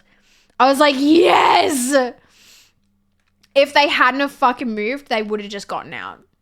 Have you heard of the movie The Scrotum Shiv? No. No. Cube 1 is like a man-made cube. Cube 2 looks like they were trapped in another dimension. I guess that must have like played on sort of the revelation, or not really the revelation, the kind of like hints that they dropped that it was kind of like an extraterrestrial shit going on with Cube, but yeah. I don't think it looked like something I want to watch. Super important question. Do you close the eyes of your Furbies before going to bed or open them in the morning? They just stay with their eyes open. I used to have them all closed, but then I felt bad for them. Maybe I should go like blink their eyes because it has been a while since any of them got the chance to blink. Any of you guys want to blink?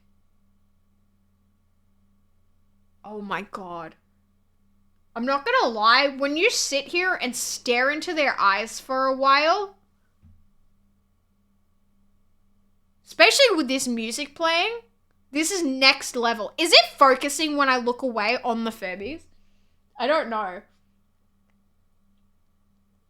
But you just stare at them for a while and it kind of starts freaking you out. Especially the one that has no eyelashes. No offense, mate, but you got a massive set of the stairs. I don't know if you guys can see it. It's like, hang on, that one. I don't think you're focused on it. Loved it. Cube 1 was so cringy, but it's so good, kind of cringe. For the longest time, it was my favorite horror movie. Cringy? I don't think it was cringy at all.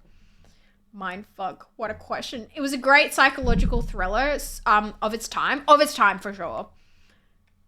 Kind of like Hellraiser's great, but it almost like doesn't hold up to today in a little bit. But I actually watched the new Hellraiser recently. I actually thought it was really good, and it almost like played into how the 80s one looked a little bit, and I liked that. Quit scaring me. I'm scared. Words are hard. Imagine if one of them blinked. No blinking, staring contest for life. Furbies are mega scary.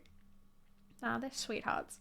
It's a horror movie. Shady government folk dump some chemicals into a lake. A guy and his girlfriend are camping and they want to do naughty things. But he's too hairy, so she tells him to go shave. He goes and shaves in the lake and nicks himself. Chemicals get in his scrotum, and then his nut comes to life and goes on a murderous rampage. It was quite the experience.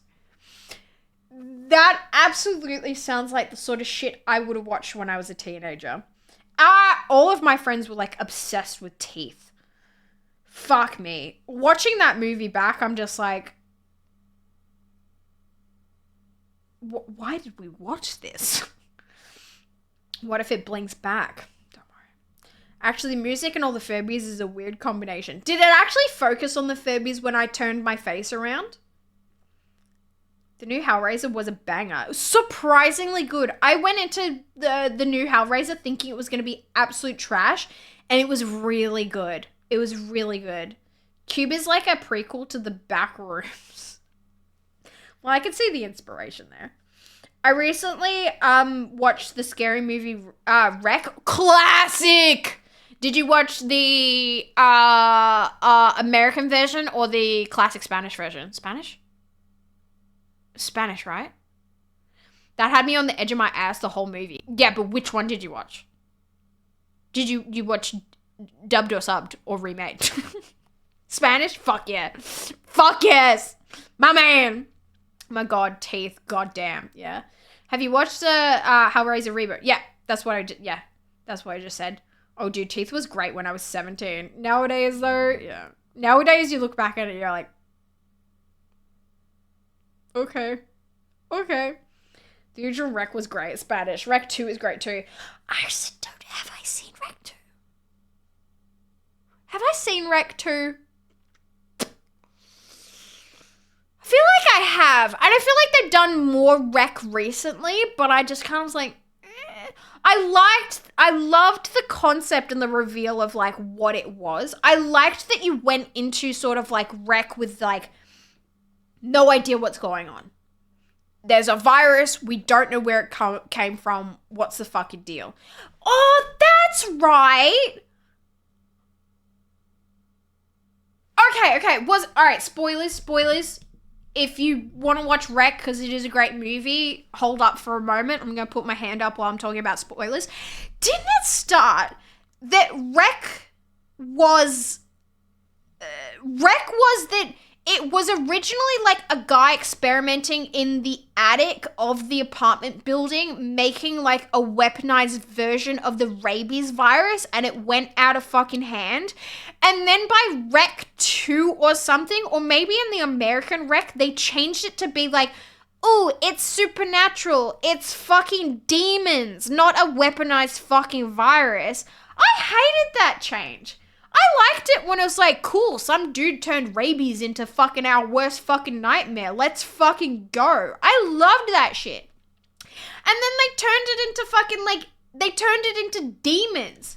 And I was like, nah, demons ain't cool. Like, we done demons. Can we go back to like the 28 days later some shit went bad kind of shit? Like, that was awesome. I really, really liked that. I really liked that. Dude, I hated Megan. So many other people on the internet said it was an amazing horror, and I literally fell asleep on the first 8 minutes of the movie. It was okay. I watched it. I was like, it is what it is. Can we do a night stream every night? Hang on. I think I'm done with spoilers. You person who cries under rain or person who cry over almost empty water bottle shiv? Both. I cried everything in existence.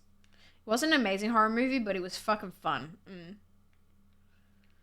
Gonna give Megan a try. Still watch it. It was okay. It's a great movie to put on the background. I think I actually put it on in the background while I was doing my nails. One day. Yes, they're hinted to that. No, Spanish Rec changed that. Rec 2 in America version stuck with rabies. Oh, did the American version have rabies? And, ow. And Spanish Rec had demons. Okay. I think Rec 3 is where Spanish version changed to demons. Oh, my friend watched Megan and she said there's no one on screen. No one on screen murder or any blood. Correct, yeah. It doesn't have any real gore in it. No. It has insinuated gore, but the only like damage that happens is to like the robot. Oh, fuck, I just wrote the spoilers out. No, you're fine. It's fine. Horror stream during subathon. You want me to stream a movie? Discord movie night while I'm on stream? Joke, I don't care. It's been long enough. People should have seen that movie by now. Victoria Bitter, VB. Oh, you said VB. I would never cry over a VB. VB is trash. Is over 10 years old. Is your fault if you don't watch it. Dude, I think it's further than that. Isn't Rec like 20 years old? When did Rec come out? It was like early to mid 2000s, right? It would be nearly 20 years old. Did anyone watch Talk to Me?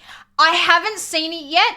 If you have seen it, please don't say anything about Talk to Me. I really want to see it because I hear good things. I haven't had the chance yet. Because I don't go outside, let's be real. Saw Megan in cinemas, don't regret it at all. It was a great time, not a good movie, though. I just don't go outside. I don't go to the cinema anymore. Like, on-demand movies have become, like, the best and worst thing of my life. I cried everything, it's embarrassing. I have sobbed in theaters. Yep, I have, you should have seen me at fucking Endgame. Holy shit. Infinity War and Endgame. I was just like, and people were like looking at me. I was like, shut up. Like, I was like tears, like streaming down my face. Yes, stream a good horror movie on the 27th. I'll make it. What is this song? What was that? What do your thoughts sound like?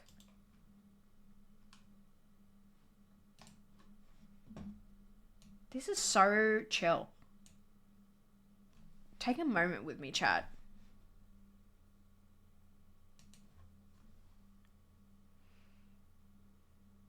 This is so chill.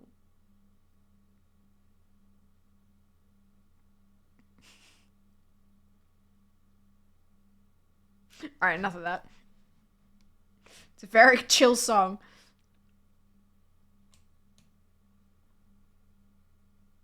There we go. It came out in 2007. It's nearly 20 years old. Jesus. The Last of Us is the only zombie show worth watching. Early Walking Dead was pretty lit. Lit? Did I just say lit? The fuck? Jesus Christ. I cried in public watching Fruitvale Station on my shitty phone back then. Last movie I've seen at the theaters was Bad Boys for Life. I've still not seen that. I'm gonna watch Talk to Me on Wednesday. It's out now digitally. Wait, it is? What's it on? Is it in Oz? Cry in cinemas all the time. Sometimes the movie isn't even sad, but I am. In my bed on a day off, I'm as chill as can be. Nice. The Walking Dead season 1 was good. Season 2 sucked. Onward. I'm gonna say Walking Dead season 1, great. 2, 3, maybe even 4, trash. And then it got good again. Then it went to trash again. There was a bit there where it briefly picked up. Did you say lit, fam? I did, and I want to fucking kill myself. I don't know what is on. I may have acquired it for free. Oh. So it's not really streaming. It's just streaming for Lanky.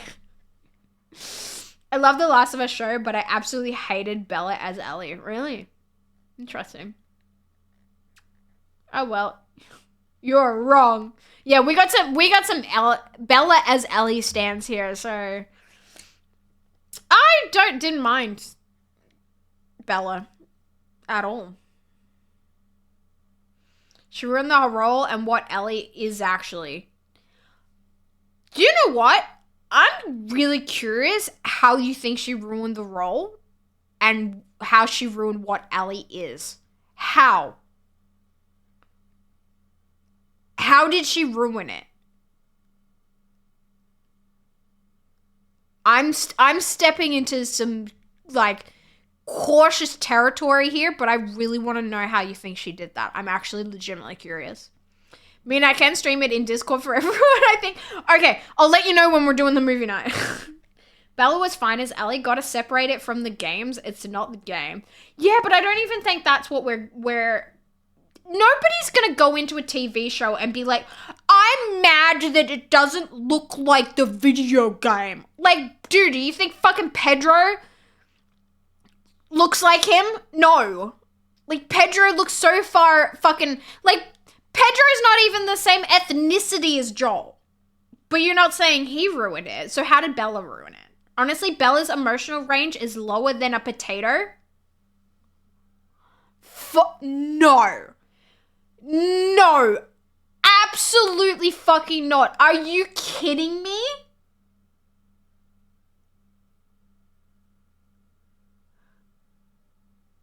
Hey, agree to disagree? Dude, I will hard disagree to that one. Bella Ramsey's acting range is fucking... Like, dude.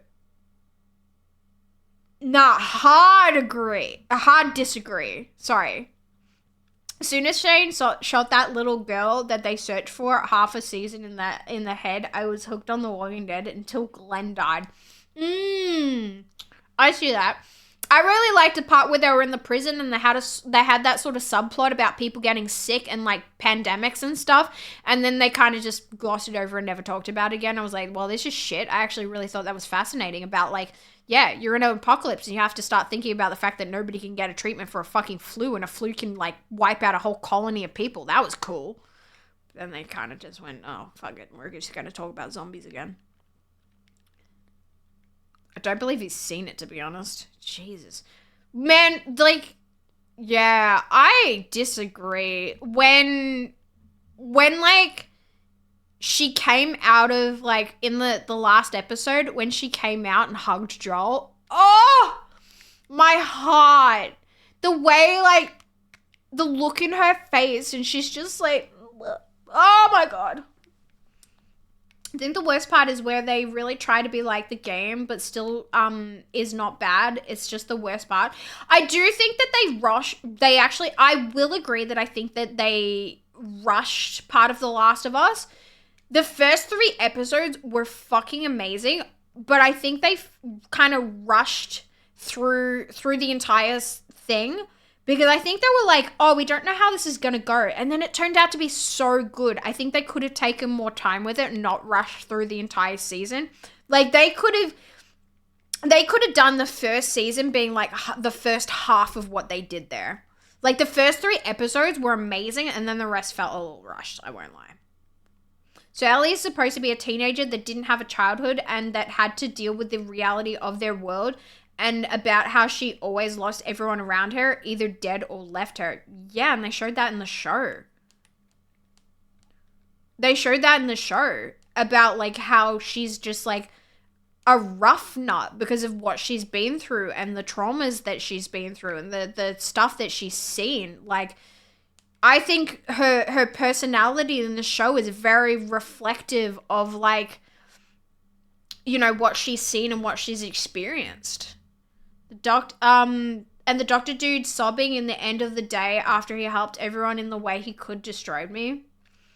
Bella's Ellie seems like a spoiled brat that is just there to annoy the viewers. I had a completely different view on that. She was like exactly how she was in the game. Like a child just kind of having fun and like seeing the world for the first time, but then with inflections of like, you know, these moments of trauma that seep out. Like, that's how children act. Children don't go like, oh no, my life has been so hard, so I'm so like, meh, meh, meh. That's not how children act with trauma, because children haven't processed their trauma yet. Children will joke about things, go on in life like nothing's happened, and they'll have these moments where they shut down and they're like, oh no, like I really have been through a lot, but like, oh, I'm just still gonna make jokes about things and live my life and experience things, because they haven't. Children don't express trauma the same way that adults express trauma. Children will still have fun and laugh through their shit. That's just how things, like, how it is. If she acted sad all the time because of her trauma and didn't, like, live her life, that's acting too much like an adult. That's not what children do. Like, she would have seemed more, like, too old almost. Season 2 onward is gonna be epic. Yeah. They only had 9 episodes to do what they had to do. Yeah, and it was still good, but I like them. I think they should honestly split. Like, they need to make season 2 last. I think people will like The Last of Us 2 as a TV show more. They might. Let's talk about The Walking Dead season 3. Yeah, sorry. You don't understand why. Sorry for all the Joel. Why is Joel a fish emote? Because Joel's Joel. But it's alright, I can read through it. You don't understand why Joel started liking and caring about Ellie, and why does he see her as Ashley? Because she's a child. Joel started seeing Ellie like Ashley because she was making those jokes. She was still living life because she was a child. That's why Joel began to have an attachment to Ellie because she still had so much hope and life in her as a child, despite the trauma that she's been through. Does that make sense? Am I making sense, chat? Am I the only person who sees that? Who is Ashley? I believe Ashley is Joel's original daughter's name, right? I could be wrong. Yeah, and children grew up into depressed adults like The Last of Us 2. That's exactly it. You have to have that lighter, happier side of Ellie, because when we get to The Last of Us 2, if you don't fucking know what happens and you're going to be upset about spoilers, go suck my dick. But we need to see that. We need to see the trauma grow in Ellie from her turning from a like child laughing and is still enjoying life despite the things she's been through into a bitter adult that has that trauma and needs to overcome it and needs to find the light in her life again. That's literally the fucking point. Children don't start acting like that until high school. Exactly. Do you know all zodiac signs have their separate haircuts, especially Halloween? They promised they will split The Last of Us 2 into more seasons. Nice. Joel denying Ellie at the beginning because he knows he loves being the dad. Yes. He didn't want to get too close to her because he didn't want to experience the loss that he has before. Sarah is Joel's daughter. Oh.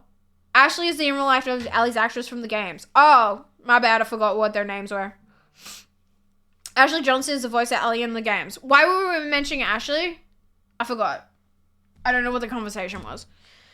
The Last of Us games are my favorite stories ever written and acted. Ashley Johnson ate the role. The emotions in just the dialogue is something Bella couldn't figure out. There's a lot more to Ellie's lines than just the lines, the pauses, sighs, and all of the other little things that were great in the video game dialogue. I feel like she did just as well. I mean, here's the thing though. I think you need to remember too, is there's a lot more in the video games. There's only so much you can put in a TV show versus what you can put in a video game. And I think Bella did a great job of it. I thought, in my opinion, Bella as Ellie was great, wonderful performance. I think so too. I think she did a great job. A lot of nuances. Yeah. My name pronounce is still 10 out of 10. You know it. I'll never forget now. Yeah, my mistake. I meant Sarah. Okay, cool. Because we bad said Ashley. Got you. I think she did the dialogues in her ways. Bella did all that. I think you need to either rewatch the show or separate the games from the show. Well, I feel like, this is the thing. You get a fuck ton more of her dialogue in the games.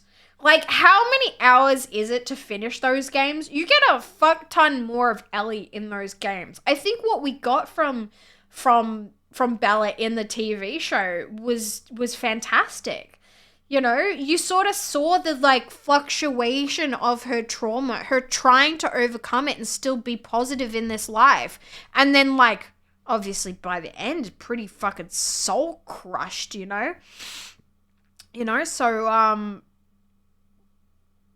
yeah, it's going to be great to see how, she will turn from this, person still trying to hold on to the light inside of her and still have fun and still laugh at things into an adult that's just fuck, that's gonna be wicked. Ashley and Bella is not the same person. Yeah. Separate the show from the game, especially if it's just 9 episodes. I still need to finish it. Yeah. You got 9 episodes. 9 episodes, what? An hour each. I think some of them went over an hour, maybe 2 hours near the end there. We got some pretty long episodes there. That's still only 9 to 11 hours potentially, whereas the games are what, 30 hours maybe? How long's the fucking games? You got a lot more with it. Actually, it might not be 30 hours. It might actually be less than that, but still, you spend a lot more time with Ellie there. Is okay just into Ashley as Ellie more? Yeah, that's fine. We're not like, fuck you, you're wrong. We're just having a discussion here. Honestly, this is the first time I'm talking to someone that I actually liked Bella's version. In the games, you get attached to both characters. Yeah, you get attached to both characters more because you're literally embodying these characters and making the decisions for them. Of course, you're gonna get more attached to the characters. That's just how that works.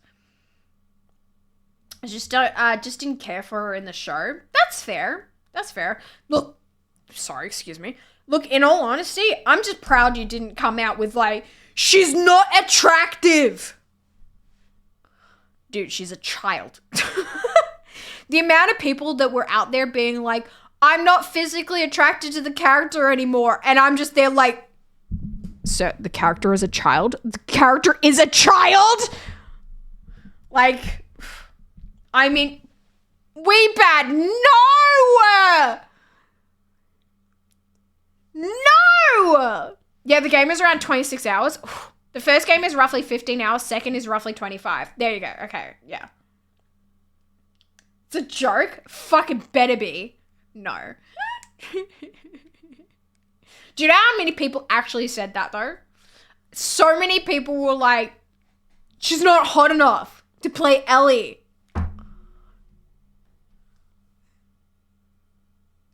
Ew. That's fucking weird.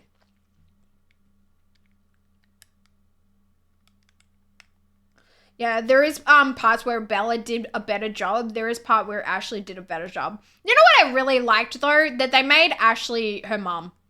That was fucking cool. I think that was a really good choice. But I honestly think that the original cast for Ellie would be better.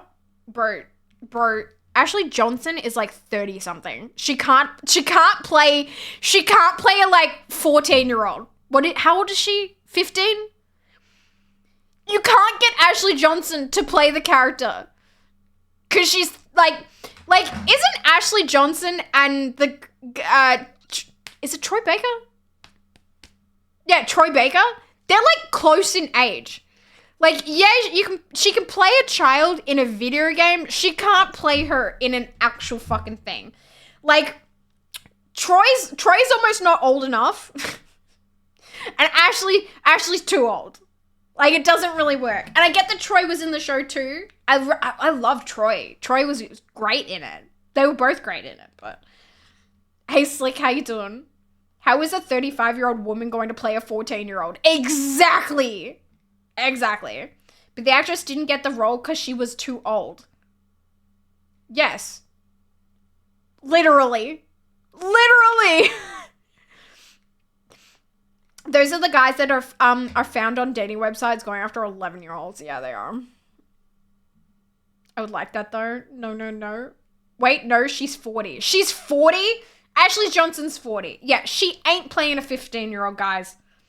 Imagine Ashley Johnson playing Ellie with the special effects and stuff, though. The fucking budget.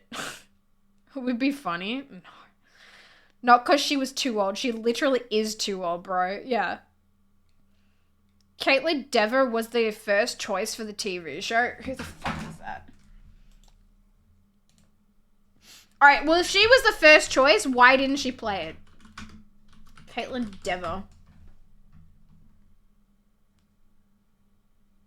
She's 26 years old.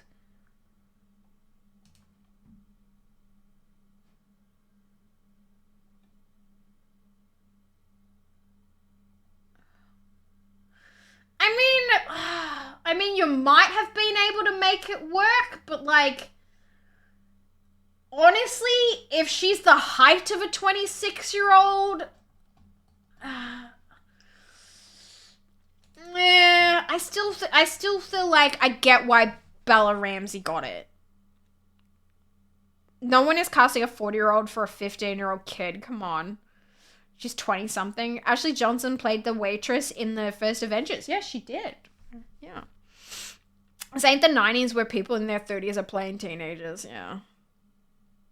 The one that flirted with Cap. Yeah. I think they cut out that flirt. Oh, no, they didn't. Yeah, she kind of did, I guess. Why do people call straight away? Why can't they just text? Dude refusing to hang up, too annoying. Don't know, Monty. Caitlyn didn't get the role because she was too old. I mean, it makes sense. Yeah, she's 26. This is the thing you got to think about. She's 26 now. She might be able to pass for like a 15-year-old, but it would be too difficult. And then the thing is as well, she's then got to go on to play the same character in their early 20s. Yeah, I don't know. I feel like it's a lot easier to sort of age someone up a little bit than to age them down. Movie magic, how do they make Tom Cruise look tall? That's a very different thing. Hey Shiv, how you been? You look well. Thank you, Mixon. Thank you, dude. Ashley Johnson was one of the first celeb crushes. Her role in the What Women Want, Mel Gibson love interest daughter. Oh yeah, I forgot she was in that. Yeah. And there's makeup. Yeah, but it's much easier to age someone up than age them down. Trust. There's only so much you can do for these fucking crow's feet, trust me. These fucking eye lines, mate, much easier to age up than age down. She felt a little weird saying that. What? What did I say? Who the hell is Caitlyn? I think Caitlyn Dever is fan casted. Wait, so she wasn't even the official casting? She's one of the daughters in Last Man Standing. So she wasn't even an official casting. She was just a fan casting. Get the fuck out of here with that shit. Scary how much easier. Nope, she was in negotiations with HBO. Who knows? I don't know, chat. I don't know. It is what it is.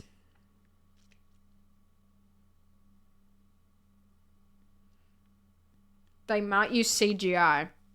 For what? Here's how this plays out, chat. You get someone too old, you need to age them down with CGI. Okay?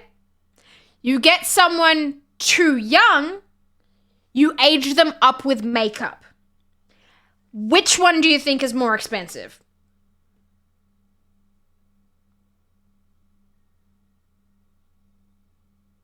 I know which one they're going for. That's why they try not to fucking like age people down as much. They'd much rather age people up with makeup. Caitlyn Dever plays a 17-year-old in Dear Evan. That fucking movie. You want to talk about fucked up age casting? That dude being in that movie, he looks like he was 35. And it did well. But even though it's only a couple of years, there's a huge difference between 14 and 17. Dude, Dear Evan Hansen, I didn't even fucking watch it because the main character in that fucking thing looked like he was pushing 40. And I'm pretty sure the actor that played him fucking was pushing 40. I don't know what the fuck they were thinking there. Bella got casted, so she got to do something right. Exactly. Bella got casted, end of story. To make someone look younger. Nice take on it. I like it. Scary. Second one is, yeah. Now I wonder how they will make Bella look 19 in season 2. Well, considering that Bella is currently like 19, 20 years old, they will probably just make her look her age rather than making her look young. Because that's the thing. They just covered her up a bit, you know? CGI lol. A kid. I just hope that Bella does a better job in the second and third season. Well, if she doesn't for your standard, well, I'm sure she'll do fine for the most of our standards. Didn't sit right, still doesn't, yeah. Yeah, he shouldn't have been in it, to be honest, and he's not even 30 yet. No way! Dude looks younger outside of the movie somehow. That guy's not even 30. He looks like he's like 37. That dude looks old as fuck. There's no way that dude ain't even 30 yet. That guy's younger than me. Oh my god, I'm so thankful for my genetics right now. So thankful for my genetics. Fuck that shit. There is more material for Bella in season 2 for sure. Oh, yeah. Guess how old I am? No, thank you. If you read IMDb comments, there are a lot of people who gave the show 9 out of 10 instead of 10 out of 10 because of Bella. Wah. Ben Platt, he's my babe. What? Not the only one who didn't like her performance. No, there's plenty of people who didn't like her, but a lot of people that I've seen that didn't like her say they didn't like her because of how she looks. How they look, I should say. Which dude, let me see. I think you just said their name. Oh my god, lol. You know what? I'll say it. Say it. You know what? I'll say it. Say it. I don't care that you broke your elbow. Sorry. That's all I thought of when you said that. You know what? I'll say it. Say it. I don't care that you broke your elbow. Woo! Just Google Ben Platt. Dude looks older with facial hair, but not that old. At least I had some legit reasons, even though we didn't agree. I like to imagine Game Joel do me in the... I like to imagine Game Joel do me in the butt. I'm not even gay and Pedro doesn't look attractive enough. 6 out of 10. You know what? I'm gonna say it. I would have very easily gone the rest of my life without this descriptor of you saying that you wish you had another man's penis in your asshole. Frankly, you could have said, I'd just turn a little bit gay for that character. We didn't need the descriptor of thinking about your asshole. The next time that you wish to talk about your own asshole, how about you don't? I am joking. You may see it as joking, but I mean, how many places have you been banned now? You gotta toe the line, my dude, and I'm gonna call you out for it. It's not a joke. Like, sure, people in this chat can be like, I'd turn gay for this character, sure, but we don't need to be fucking descriptive of this shit. Like, I know I read it out, but I read it out because I read it in my head and I knew that the entire chat would read it. And I'm just gonna say it. Where's the joke? Yeah, don't please. I think the rest of the chat can agree here. No one needs to hear that. Pedro was amazing in the show, even the crying parts that weren't in the game. I'm glad the mods added a heart to represent the mood. That's a moment to spam up the heart emote. That's for sure. Sorry, chat. I made it really weird. Yes, you did.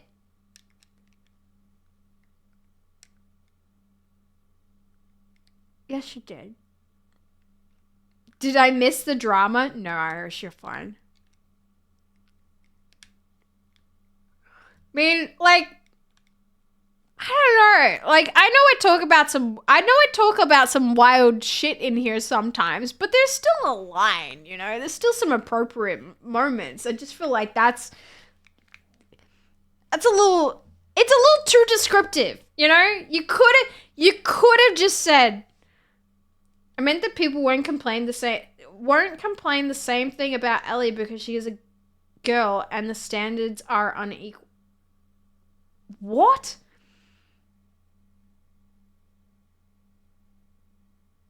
For fuck's sake, my brain.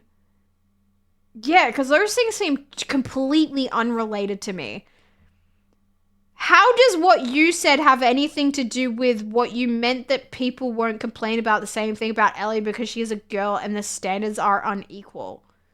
I think that people won't openly fantasize about Ellie as a character, not because of what you're saying about, like, you'd turn gay for Joel, but they're not saying that about Ellie because she's a child. People are not saying that about Ellie because she's a child. Not...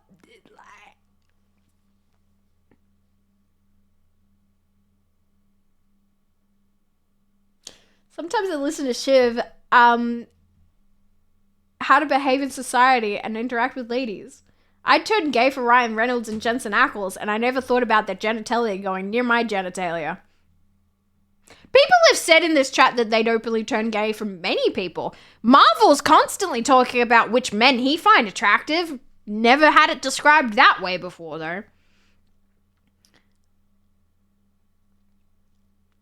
I meant that people complain the same thing about Ellie because she is a girl and the standards are unequal. I'm so confused. Brains all over the place.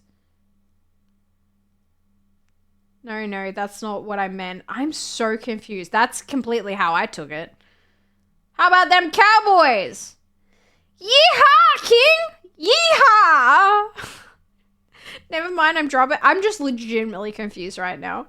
I mean, you can say that about Ellie in the second game because she's over 18 there, right? I believe she is, but that ain't out yet. Fuck. Sorry, I bashed you guys in the head. Did we play Baldur's Gate 3? We haven't played Baldur's Gate 3 today. I haven't been feeling like playing video games at the moment. Literally haven't played a single game since the last time we've played Baldur's Gate on stream. Maybe try and jump on it tomorrow. Maybe I'll try and jump on stream early tomorrow. We did late today. Maybe I'll try and jump on early tomorrow and we play some Baldur's Gate. I just feel like I've got so much more to do in the game. Like, holy shit. Tried to change the subject and failed. No, you're fine. There's no going back from this, isn't there? Look, the best thing you could do right now, and I'm just going to say this for the entirety chat. The best thing you can do when there's a fucking, like, weird champ moment in the chat is let's not focus on it. I'm going to say what I say. I appreciate when you guys say, I'm sorry, but the best thing you can do is just move on with the conversation. Because number one, I have the memory of a fucking goldfish. If you do something stupid, more chances than not, I'll probably forget that you did it. Best thing that you can do, other than that, don't bring it up again. Anywhere. Don't come into Discord and apologize about it. Don't come into chat the next time and apologize about it. Just move on like it didn't fucking happen. That is the best thing that you can do. Let's not bring it up. Just keep going. Just keep fucking swimming. This is how I deal with shit in relationships that I've had, and this is how I deal with shit on the internet. If something fucking weird happened in my relationship, I had a fight with someone, it's like, cool, it's over now. Let's never fucking remind each other that fucking happened. Move on. Everything's good. Gucci. Let's not do it. Best thing you can do here too. Good advice for life. Mixon. But is it weird if I say Ellie's model was cuter in the first game than the second? Yes, because that is a child! How many times, chat, do I need to fucking tell you that when Ellie is a literal fucking child, game design or not, it's fucking weird to say that you are attracted to them. King? Hey, Katie, how you doing? Or do you prefer Jam? I prefer Shiv or Shivy. That works. Played in an overboard tournament this weekend. First in over 10 years and played pretty well. Nice. Preach, sis. That's the way. Well said, Shiv. Yeah, clip that moment. I'll make that into a TikTok. It needs to be fucking said. Pedophiles be outing themselves for real. Yeah. And you know what the fucking funny thing is? We as a society have this weird fucking thing. As soon as she turns 18, sure, be as fucking attracted to her as you fucking want because somehow that's some arbitrary fucking line. But before that, no. It's like when people go up to literal fucking like toddlers and shit and they're like, oh, he's so cute. He's gonna slay the ladies when he's older. Like, why the fuck are you thinking about that? Like, what the fuck? Or like when like women go up to like little toddlers and they're like, you're gonna be so attractive when you're older. Don't forget about me. Lady, you're a fucking pedophile. Or is it pederast? I can't remember which one it is. Isn't a pederast a female pedophile? Either way, there's a pedo there. What the hell? Y'all talk about child. It's chat. Yeah, it's weird. What the hell am I missing? Getting that drink. Wow. Let's go back to cannibalism. Yeah, it's fucking weird. That's why I was saying with my last message. Speaking of reminding you of things that upset you, thanks for ringing your bell. Thanks, King. It's alright. I'm too focused on pedophiles right now to get weird about that. Fuck the fucking fuckers. Oh, that's still not cool. I won't date an 18-year-old at this age. Yeah, I know. Look, if you guys are above a certain age, looking at an 18-year-old is fucking weird. Like, dude, I wouldn't. That's fucking weird. I probably wouldn't look at anyone under, like, I don't know. Like, I'm just not. I have a pretty specific line that I seem to meet. And yeah, I think being said right now is giving me big wait until she's 18 vibes. Yes. And anyone under 25 to me is a kid. Yeah. Yeah. I think I will admit, I do think that there is actually a weird thing that, like, for women seem to be able to go a little bit younger, but it is still a little bit weird. Some people said that to me when I was a child. Oh yeah, I got it too, but I'm a woman, so I mean, girls get sexualized from a very young age. It's just that you don't understand it until you're older, how young you can be when you get sexualized as a woman. Like, it's fucking wild. Not what you're saying, Shiv. Need to be within 5 years of it, each side of your age. Anything else is not cool. Slightly disagree, Mixon. I think it depends on the age that you are, which limits you go. So the older that you get, the further down you can get. I'm not quite in that bracket yet of, like, that I could date, like, 10 years younger. But if I'm 40 years old, I can date you could date a 50-year-old. Like, it would be appropriate. But, like, when you're 30 to date a 20-year-old, but a 40-year-old to date a 30-year-old, okay. So it's as you get older, there's a difference. People are really going to want you in a sexual way in 10 years' time. Just you wait. Like, bruh, you know. I'm 25. I will never be able to date Leonardo DiCaprio. Yeah, you got no chance. I didn't know you were so young, Strictly. I thought you were older than that. No, Shiv. As is the one who commits abuse has nothing to do with gender. Yes, I'm not saying that it doesn't happen to men, but if you want to sit here and say that women are not sexualized more and sexualize more at a younger age, that's fucking bullshit. And I don't think anybody here would agree with you. But men and women at certain ages all can be victims of abuse, absolutely. But there is a disproportionate amount that happens to women. That is true. Dude, I'm 26, and when I just talk to people that are in their 20s, I see them as a kid. Really? Even at 26? It's weird. Why people wanting to date children? Like, what, you gonna help her with her playground bullies or something? Oh. When I say 20s, I mean 18, 19, or 20. Debatable. I completely ignore any girls that look under the age of 25, not to be mean, but just to not give those types of vibes. That's fair. How much you think? Oh yeah, at that age. Yeah. I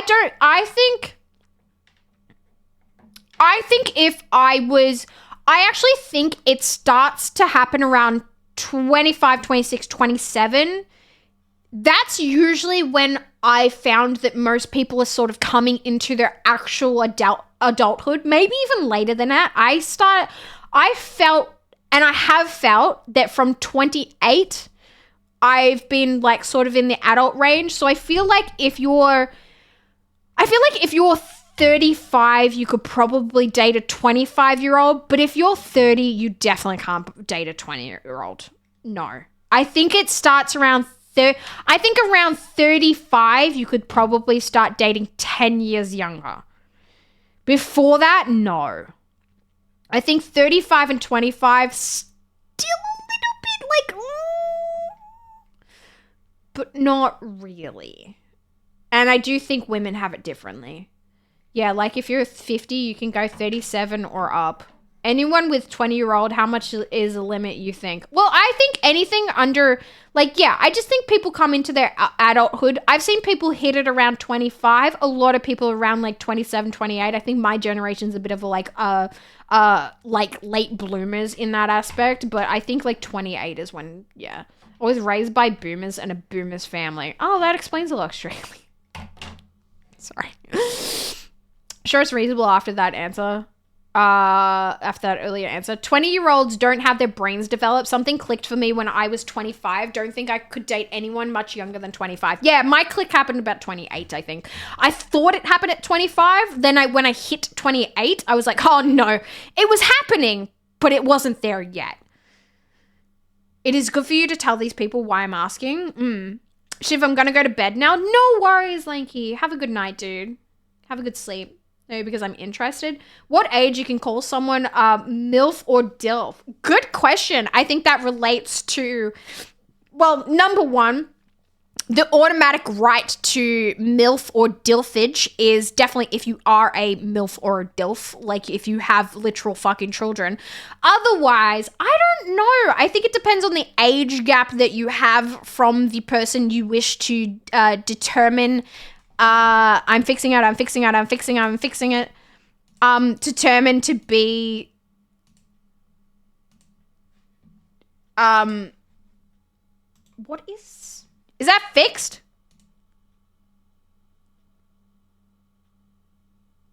That fixed? It should be fixed. Is it still funky? Let me skip. Sounds good, GG. Okay, cool. Yeah. But also women will get away with some predatory comments towards younger men or even boys than vice versa. Yes, absolutely. Absolutely, they do. Yeah. Women also can get away with being with men significantly younger than them too. I mean, not to out myself, but I've been with someone like a lot younger than me. I did feel a little bit weird about it at the time because, I don't know, I was like, like, even though, like, I don't know. We knew each other pretty well. Under the same argument, nobody below 25 must drink or watch porn. I mean, that's a whole other kettle of fish, you know? When they're over 30 and their parents, I think. Yeah, but at what age do you need to be when you don't have a literal child? Because I feel like that's unlocked whether you have children or not at certain ages. MILFs have to be at least 30. But do they have to be at least 30 and have a child? Or are they at least, like, am I a MILF? I don't have a physical child, but I'm older. Am I a MILF? Definitely feel a mental divide from me and people even a few years younger now. Like something happens when you have to start paying taxes or some shit, I don't know. Yeah. When the reality of the world sinks in and you realize that this is it, that's it. Things change. Sound is good. Thank you guys. They shouldn't get away with it. No, they shouldn't. But the world is changing a little bit. We're slowly getting there. I mean, we've had like, you know, there's systematic changes that are happening. They happen slowly, but it's happening. Music, okay. How old are you? I am Silence of the Lambs years old. Look up what year that movie came out. Have fun. Oh, Shiv, you rather date someone older or younger? Well, here's the funny thing. Gonna be real with you. Most of the people I've been with were younger than me. Yeah. That is just a fact. Most of the people I've been with have been younger than me. I've been with a few people like older than me, but I don't know. I'm not talking like a significant difference. Like I'm not out here being a fucking cougar. But most yeah, quite a few people I've known or like been interested in have been younger than me. Hey Hero, how you doing? Welcome in. You can have MILF energy. Yeah, am I old enough to have MILF energy yet? I feel like I don't have MILF energy because I dress like a child and probably always will. I don't think this can have MILF energy. What is the subject of matter? Oh, what are we talking about? Absolute bullshit, I don't know. 30 at the very least and be a mother? Yes. Okay, so from what you're saying, I could never achieve MILFhood because I don't have a child. Even if what if I got to 40 years old? Would I be a MILF even though I don't have a child? You don't look a day over 27. Thank you. 2 years is not younger. It's the same age. You think 2 years difference is not that bad? I had mine when I was 25 and I've been out of the military for a year and was like, yep, this is a civilian life now. Yeah. I like the way you say your age. I just like to fuck with people. I don't like making it easier. Oh, we were only 6 years apart. I honestly thought you were a little younger. Okay, yes. Chat, I am 32. I always forget that I'm 32 though. I think in my head I'm 30. I've just like stopped aging in my head. But I am 32. I was born in 1991. Sick. I don't like to say my age on stream though, because it really is true that people judge you about it. Yeah. Hey Fabio, how you doing? Welcome in. Some girl artist like 28 started to date an 18-year-old guy and much people like, no, he's a child, dude, he's 18 and he decides to stop being moral. No, because there is a psychological difference. You are not a full adult at 18. I don't think you really get there. But there is this weird thing about like people are not as bothered when women are with younger guys because women kind of know how that like changes? I don't know. It's too long. No, the M in MILF means mom. I know what MILF means. So this is what you're arguing, is that unless a woman has literally had a child, she cannot be a MILF. Because here's the thing. I know people who give DILF dude, Pedro Pascal has no children. He is absolutely a fucking DILF. He is fucking daddy, my dude. But you're saying by your standards, technically Pedro Pascal cannot be a DILF. You got mom vibes, not MILF vibes. I have mommy vibes. I'm giving mommy. You know what the sad part is? It's fucking true. I give mommy. You look 25, you can't be MILF. 32? Hey. So young. She've got Oz energy? What? 6 years to me too. Nah, get fucked. Stronger than mild energy. Alright, grandma, calm down. Honestly, I thought you were 27 or 28. I try to keep it kind of on the down low how old I am because it is beneficial. I hate to admit it, but it is beneficial for people to think I'm younger. It is. I know people who from the very beginning have hid their age on stream as like Twitch streamers, and it's been much more beneficial for them. I try to avoid saying my age. But the fact of the matter is it's fucking out there. Some of y'all fucking know, you know? So it's like, I'm not gonna hide it, but I'm only gonna mention it when I need to. No, Shiv, I get you, but we're being moralistics. Definitely a daddy. Zaddy. To be fair, he is a zaddy. Mommy. So many mommies in the chat right now. Agree, but to have a DILF or MILF vibes, gots to have one physically of your blood.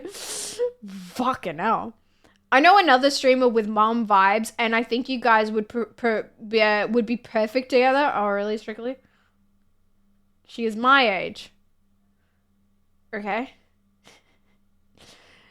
For real, Shift skincare routine on point. It's just a lot of makeup, Katie. I have very, uneven skin tone. I had acne when I was a kid. Wait, what is MILF energy? Like Dommy Mommy? I don't know exactly now. I don't know exactly.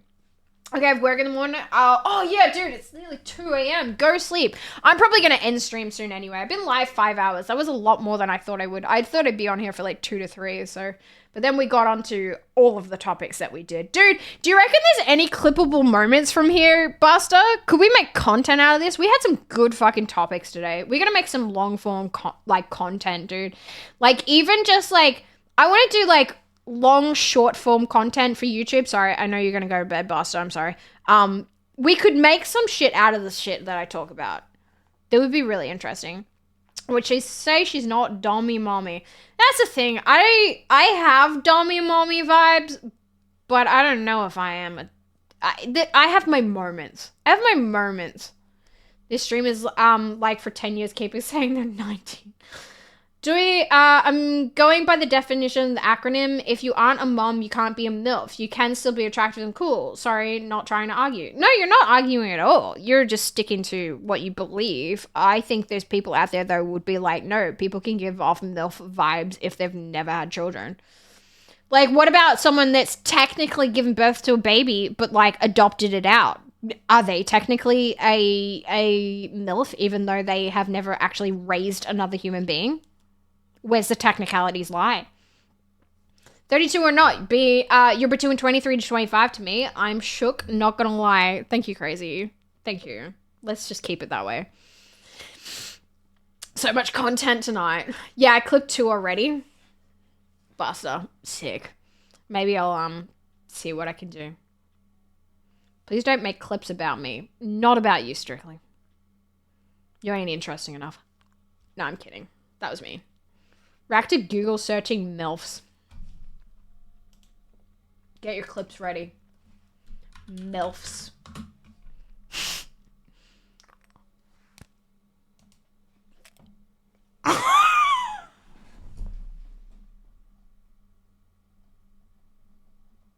Oh my god!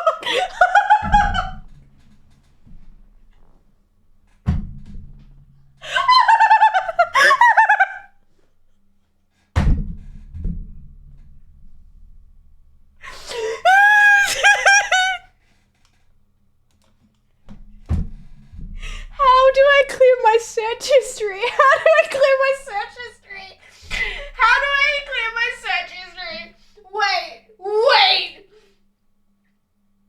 I should have gone incognito! You're hotter than a MILF. Thank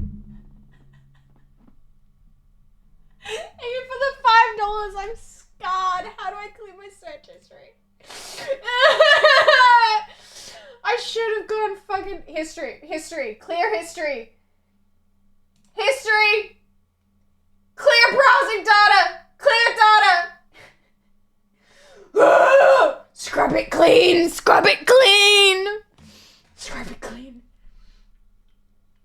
Can't laugh. Oh my god, I was so uncomfortable just then. Don't know if you could tell. We all saw it, chat. She did this to herself. FBI, open up! There's your clip. I was kind of doing that for the bit, but then it went natural. It was just straight Pornhub. Like, fucking hell. Should have gone incognito. Wait, did you really Google MILFs? Yeah, just straight up MILFs. Just straight MILFs. Wait, let me see this.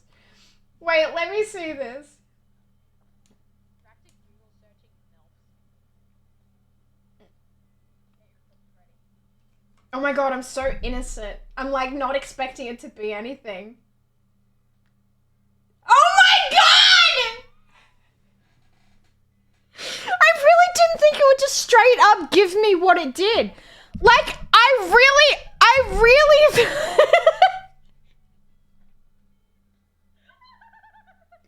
Oh my god, that laugh!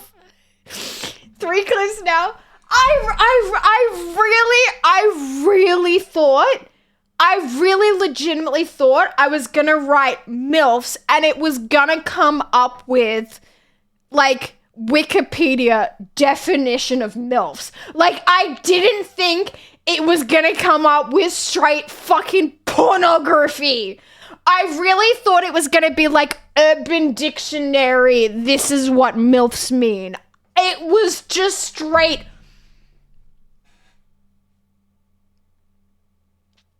Like, okay, I understand what MILFs is now, but holy fuck! Like, I knew what MILFs means. We all know I knew what MILFs mean, but fucking hell. Maybe there is young MILFs. Of course there is. Of course there is. Googled MILF and Jennifer Coolidge wasn't the first thing she saw. No, it should have been. It should have been. Where was Jennifer Coolidge? Where was she? Yeah, she was innocent. Look, I don't know what my fucking algorithm is, but it was straight fucking pornography. Look at it from the brighter side. You didn't screen share. There was look. All right, I'll be real with you, chat. There was safe search on. There was blurred images, but the things that weren't were bad enough. I don't want to know what it would have been if I hadn't have had blur on. Because it was bad enough. The fuck I ran into... Freeze it, don't even ask. Don't even ask. You don't want to know. Also, does this stink? Let me smell you, chat. What smells weird? Is it me? No.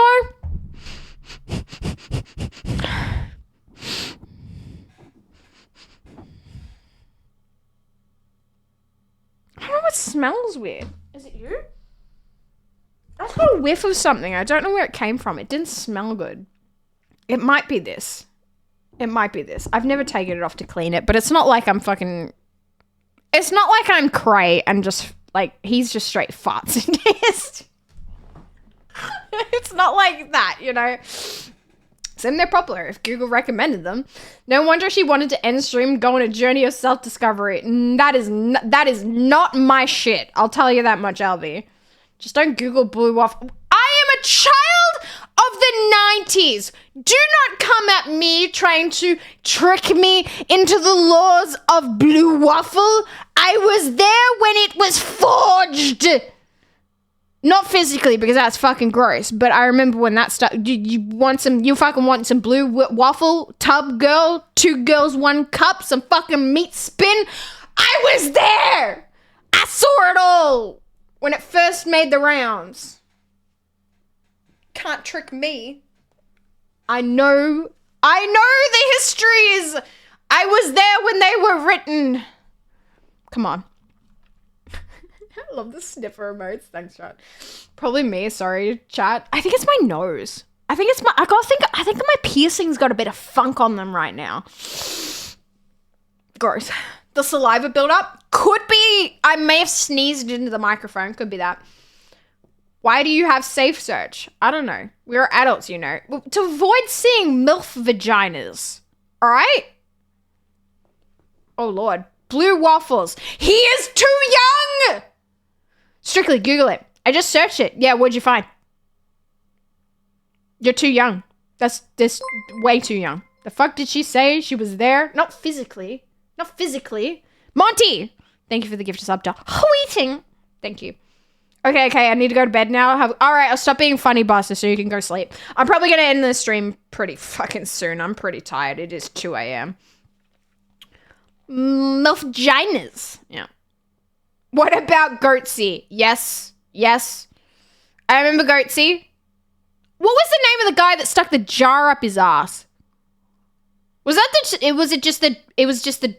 we all just explained that. He didn't have a cool name. He was just the guy with a jar who stuck a jar up his ass, right? Yes, I remember Goatsy.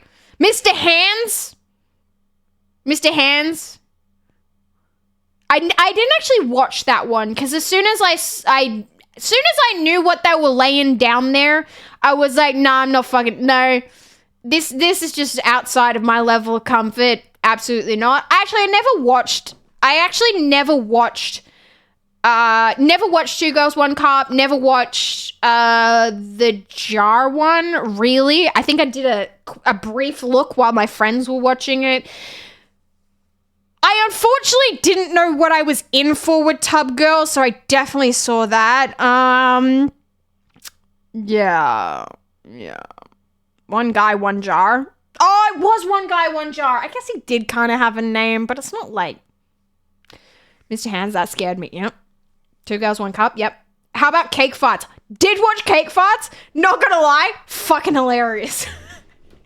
When you watch Cake Farts with a bunch of like 14, 15-year-olds around you all watching the same thing, being like, Cake Farts was fucking hilarious. I didn't even see Cake Farts as like a fetish thing at the time because it was just so ludicrous to all of us. We didn't see it as a sexual thing. Mr. No Hands, I'm dead. By the way, Two Girls, One Cup is staged. What do you mean by staged? Of course it was staged, but what do you mean? Do you mean it was faked as in like that wasn't actually what we were watching? Like it was completely fake? Or I never watched it, so I actually have never seen it. Because as soon as people were like,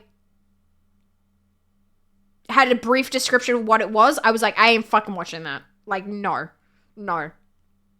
Please stop there. So for the description, he got fucked by a horse and died. Yes. For those that do not look up Mr. Hands, you'll be on some sort of fucking watch list if you do. Basically, Mr. Hands was a video of a guy getting fucked by a horse and he obliterated his organs inside himself and died from internal hemorrhaging. So, yeah. Fun fact, don't fuck a horse. Proud to say I watched none of these. I Matrix that shit. There's an obvious cut and it's exchanged for chocolate instead of, you know. Oh, really? Did you study it that hard? No, I'm kidding. I never watched it. I don't know. I mean, that brings me immense pleasure to know that I didn't. Lemon Party? I don't think Lemon Party is what I think it is. I keep thinking Lemon Party is this really badly written porno that someone showed me around the same time. Of like someone being like, why are you in my garden? You're stealing my lemons. But I don't think that's what that was. I'm gonna have the urge to search them up, but I won't. Don't do it. You, yeah. There was using some cream that looks like poo in Two Girls, One Cup. No, completely fake. There you go. Glad I never watched it either way. Hey Tamili, how you doing? We're on some shit. That's enough internet for forever. Yes, very true. There is a fixer in Cyberpunk 2077 named Mr. Hand. Oh my god. Oh shit, someone didn't spend any time on the internet. The fuck, I lost my 50 gifted subs badge. Yeah, Freezy, because the month rolls over. Wait, do I have to set it differently? Yeah, the month rolled over, Freezer. I lost all the subs. Wait, does it actually, do you lose the badge if it rolls over for the month? No, you don't. You still get that, right? Yeah, I don't know what's happened there, Freezer. Sorry, I don't know how that works. I don't know how Twitch works. I don't know how the internet works. I googled MILFs just before, so I clearly don't know how the internet works. Yeah, that's enough internet for me. Mr. Hands, dude got surfboard by a horse. Yeah, don't do it. Google it. Tweeting, no! Wow, don't call me out like that. Not everyone has to know my kinks. Lemon stealing whores. I love that. Yes, it's not. What's Lemon Party then? Because I always think about lemon stealing whores. Because I'm not gonna lie, me and my friends used to watch like really badly written pornos, and then as soon as they started actually doing anything sexual, we'd turn them off. We literally watched porn for the plot. Maybe my friends might have watched the porn afterwards, but they would show me and I'd be like, all right, show me the scripted stuff. And then we'd skip over the sex scene and then get back to the shitty scripting. So I've watched like the pirates porno, but we'd sit there skipping over the porn bits and then get to the actual plot. I don't know why we did that as kids. We just did. Like, I guess because, like, we had a fascination for this shit, but, like, no interest in sexual shit. Like, yeah. Okay, what the fuck was that horse story? For real? 100% real. Tamil, you can, like, Google, like, it's on Wikipedia. You can Google the history of, like, Mr. Hands. Okay, actual fucking interesting shit. The Mr. Hands video and its distribution is actually the reason that bestiality is illegal, and the distributing of bestiality porn is illegal. Is because of Mr. Hands. Yeah.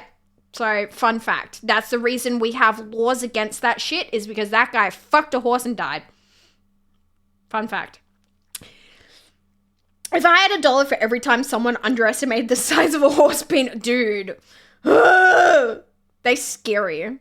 I learned today of Mr. Hands. Well, you learned even more today. I'm not just talking shit, I'm edumacating you. That's why I'm allowed to talk about this stuff on Twitch, because I'm not just talking about fucked up porn shit from the 90s and early 2000s, but I'm also educating you about it. That's why that shit's illegal. Oh, look, another time. I'm leaving soon. No worries, Freezer. That's all good, dude. We know what you've done for this community anyway, so yeah. Back to No Man's Sky, flying on the moon. I did that with my friend. Found out what stock porn was all about. Stuck porn was all about. Weird fetish. Is that like girls getting stuck in a washing machine shit? Is that what that is? Because I don't know either. I straight up, I would fucking, you know what I'm like, chat. I would admit it if, like, I did watch porn. I don't give a shit. Some of the stuff I've said on this stream, holy shit, you don't need to know that. But I don't watch porn. I don't have any interest in it. So I don't know, like, genres and stuff. Like, I know, like, little things, but for the most part, I don't know crap. Although apparently I'm very educated on I'm educated on the lore of pornography, but not pornography. We watched Vampire Sex Diaries and we skipped all of the sex scenes. The plot was so bad. That's the best part. I love the plot in pornographies. Kind of weird because on other channels I still have those badges. Weird, Freezer. I don't know, dude. I haven't done anything. I don't think it would be on me, right? So basically, no one actually cared about the animals. They only cared about a dude died where he sexually abused an animal. No, it was still like frowned upon. But okay, here's the thing. Obviously, people knew about that sort of shit existing. It was very frowned upon. It wasn't okay. But the Mr. Hands video was one of the first, like, majorly distributed videos of that type. So it wasn't like... It was just the easiest way to be like, no, this isn't fucking okay, stop. Because it wasn't really something that was like openly a thing before that. So of course people cared about the animals. That was just the easiest way to try and stop it. Obviously it's still a fucking problem. Same with like many, like, you know, the big bad things that are out there, but yeah. When people get stuck in an appliance and need help to get out. Yeah. Oh no, help me, stepbro. I'm stuck. Why did I have to say it like that, Katie? Appreciate the line, but why did I deliver it like that? Fuck. The more I read of Mr. Hands, the more I regret. You know what? Look, if you get on Wikipedia about it, fascinating subject. Fucked up, fascinating subject. But don't Google that anywhere else. Like, read the histories, but just be careful where you tread. Just be careful. So you're just a casual watcher? I don't watch it all. No. I don't watch it all. It's not my thing. I've never really. I've seen it. I just kind of go, Shiv only knows the weird shit. No, I don't know just the weird shit. I know very little. I put it on it so hard I break the skin. What the fuck, Strictly? Okay, I understand. I know that people have a regular sex life, aren't interested in porn anymore. Maybe that's why I still watch porn. Oh, wait. Dude, I have been single for so fucking long, so that's... That theory ain't correct. Your sub-gift badge lasts until your sub-gift expires, but your badge levels are permanently in the channel where you earned it from Twitch Chat Badges Guide. Lasts until your sub-gift expires, but your badge levels up permanently. Oh! Oh, okay. So, Freezer, I think what you have to be is you do have to be on the leaderboard, but your badge will always be the most that you've ever achieved. So, like, if you, like, are still on the leaderboard at a lower amount, you'll still have the badge at the higher amount. Is that what that means? I don't know, Freezer. I don't know. She's a natural. Aw. Remember when Cinemax had softcore porn based off of movies? I laughed my ass off when I saw one titled Lord of the G-Strings. Really? Okay. It was a porn meme, Shiv. Badly acted one. Sorry about that. Oh, over my head. Oh, yeah, I'm right. Yeah, I understand. Now, okay, so if you're on the leaderboard, you get your badge, but if it'll be whatever your highest amount is anyway. Gotcha. The theory ain't theorying. Yep. Yeah. Well, fuck, what a conversation today, chat. I didn't expect to be here for 5 years. 5 years? 5 years? It's been 5 years! 5 hours. Anyway. You should watch the movie Don John by Joseph Gordon-Levitt. Yep, I've seen it. It's a fascinating take on the idea of porn addiction. I think it's a really fascinating movie. Yeah. King. A porn movie water redemption story, and it's a light-hearted movie too. It's the whole point of that movie is to the character is obviously addicted to porn due to the fact that he doesn't want to physically connect with another human being, and it's about him overcoming that inability to connect with other people and, you know, be in the realness of the world, because all he's ever attracted to is like the fake version of the world. I loved that movie. I highly recommend any person that has like struggles with like, you know, connection and stuff should watch that movie. I think it's really good. Underrated. Wait, Shiv got to the end of the chat. What? It happens. Don't watch the movie Teeth. We actually talked about that earlier in the stream. Buster, why are you still here? Bitch. The fuck? You out here doing work for me? Quali Brody Alyssa live at the moment.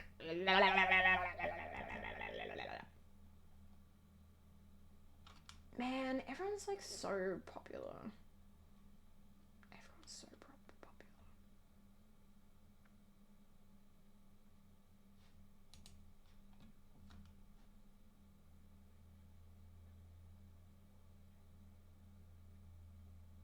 Looks like Brody's still chilling. I'm at right, Brody.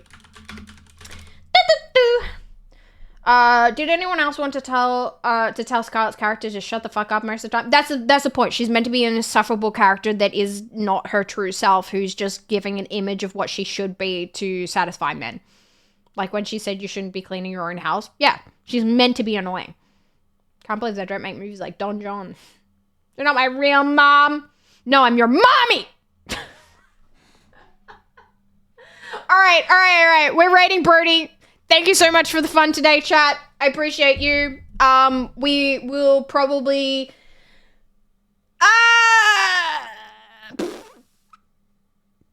probably be on tomorrow. I don't know whether it's going to be earlier or later. If I'm gifting one sub, I will get back my 50... Yeah, Freezer, I think you do.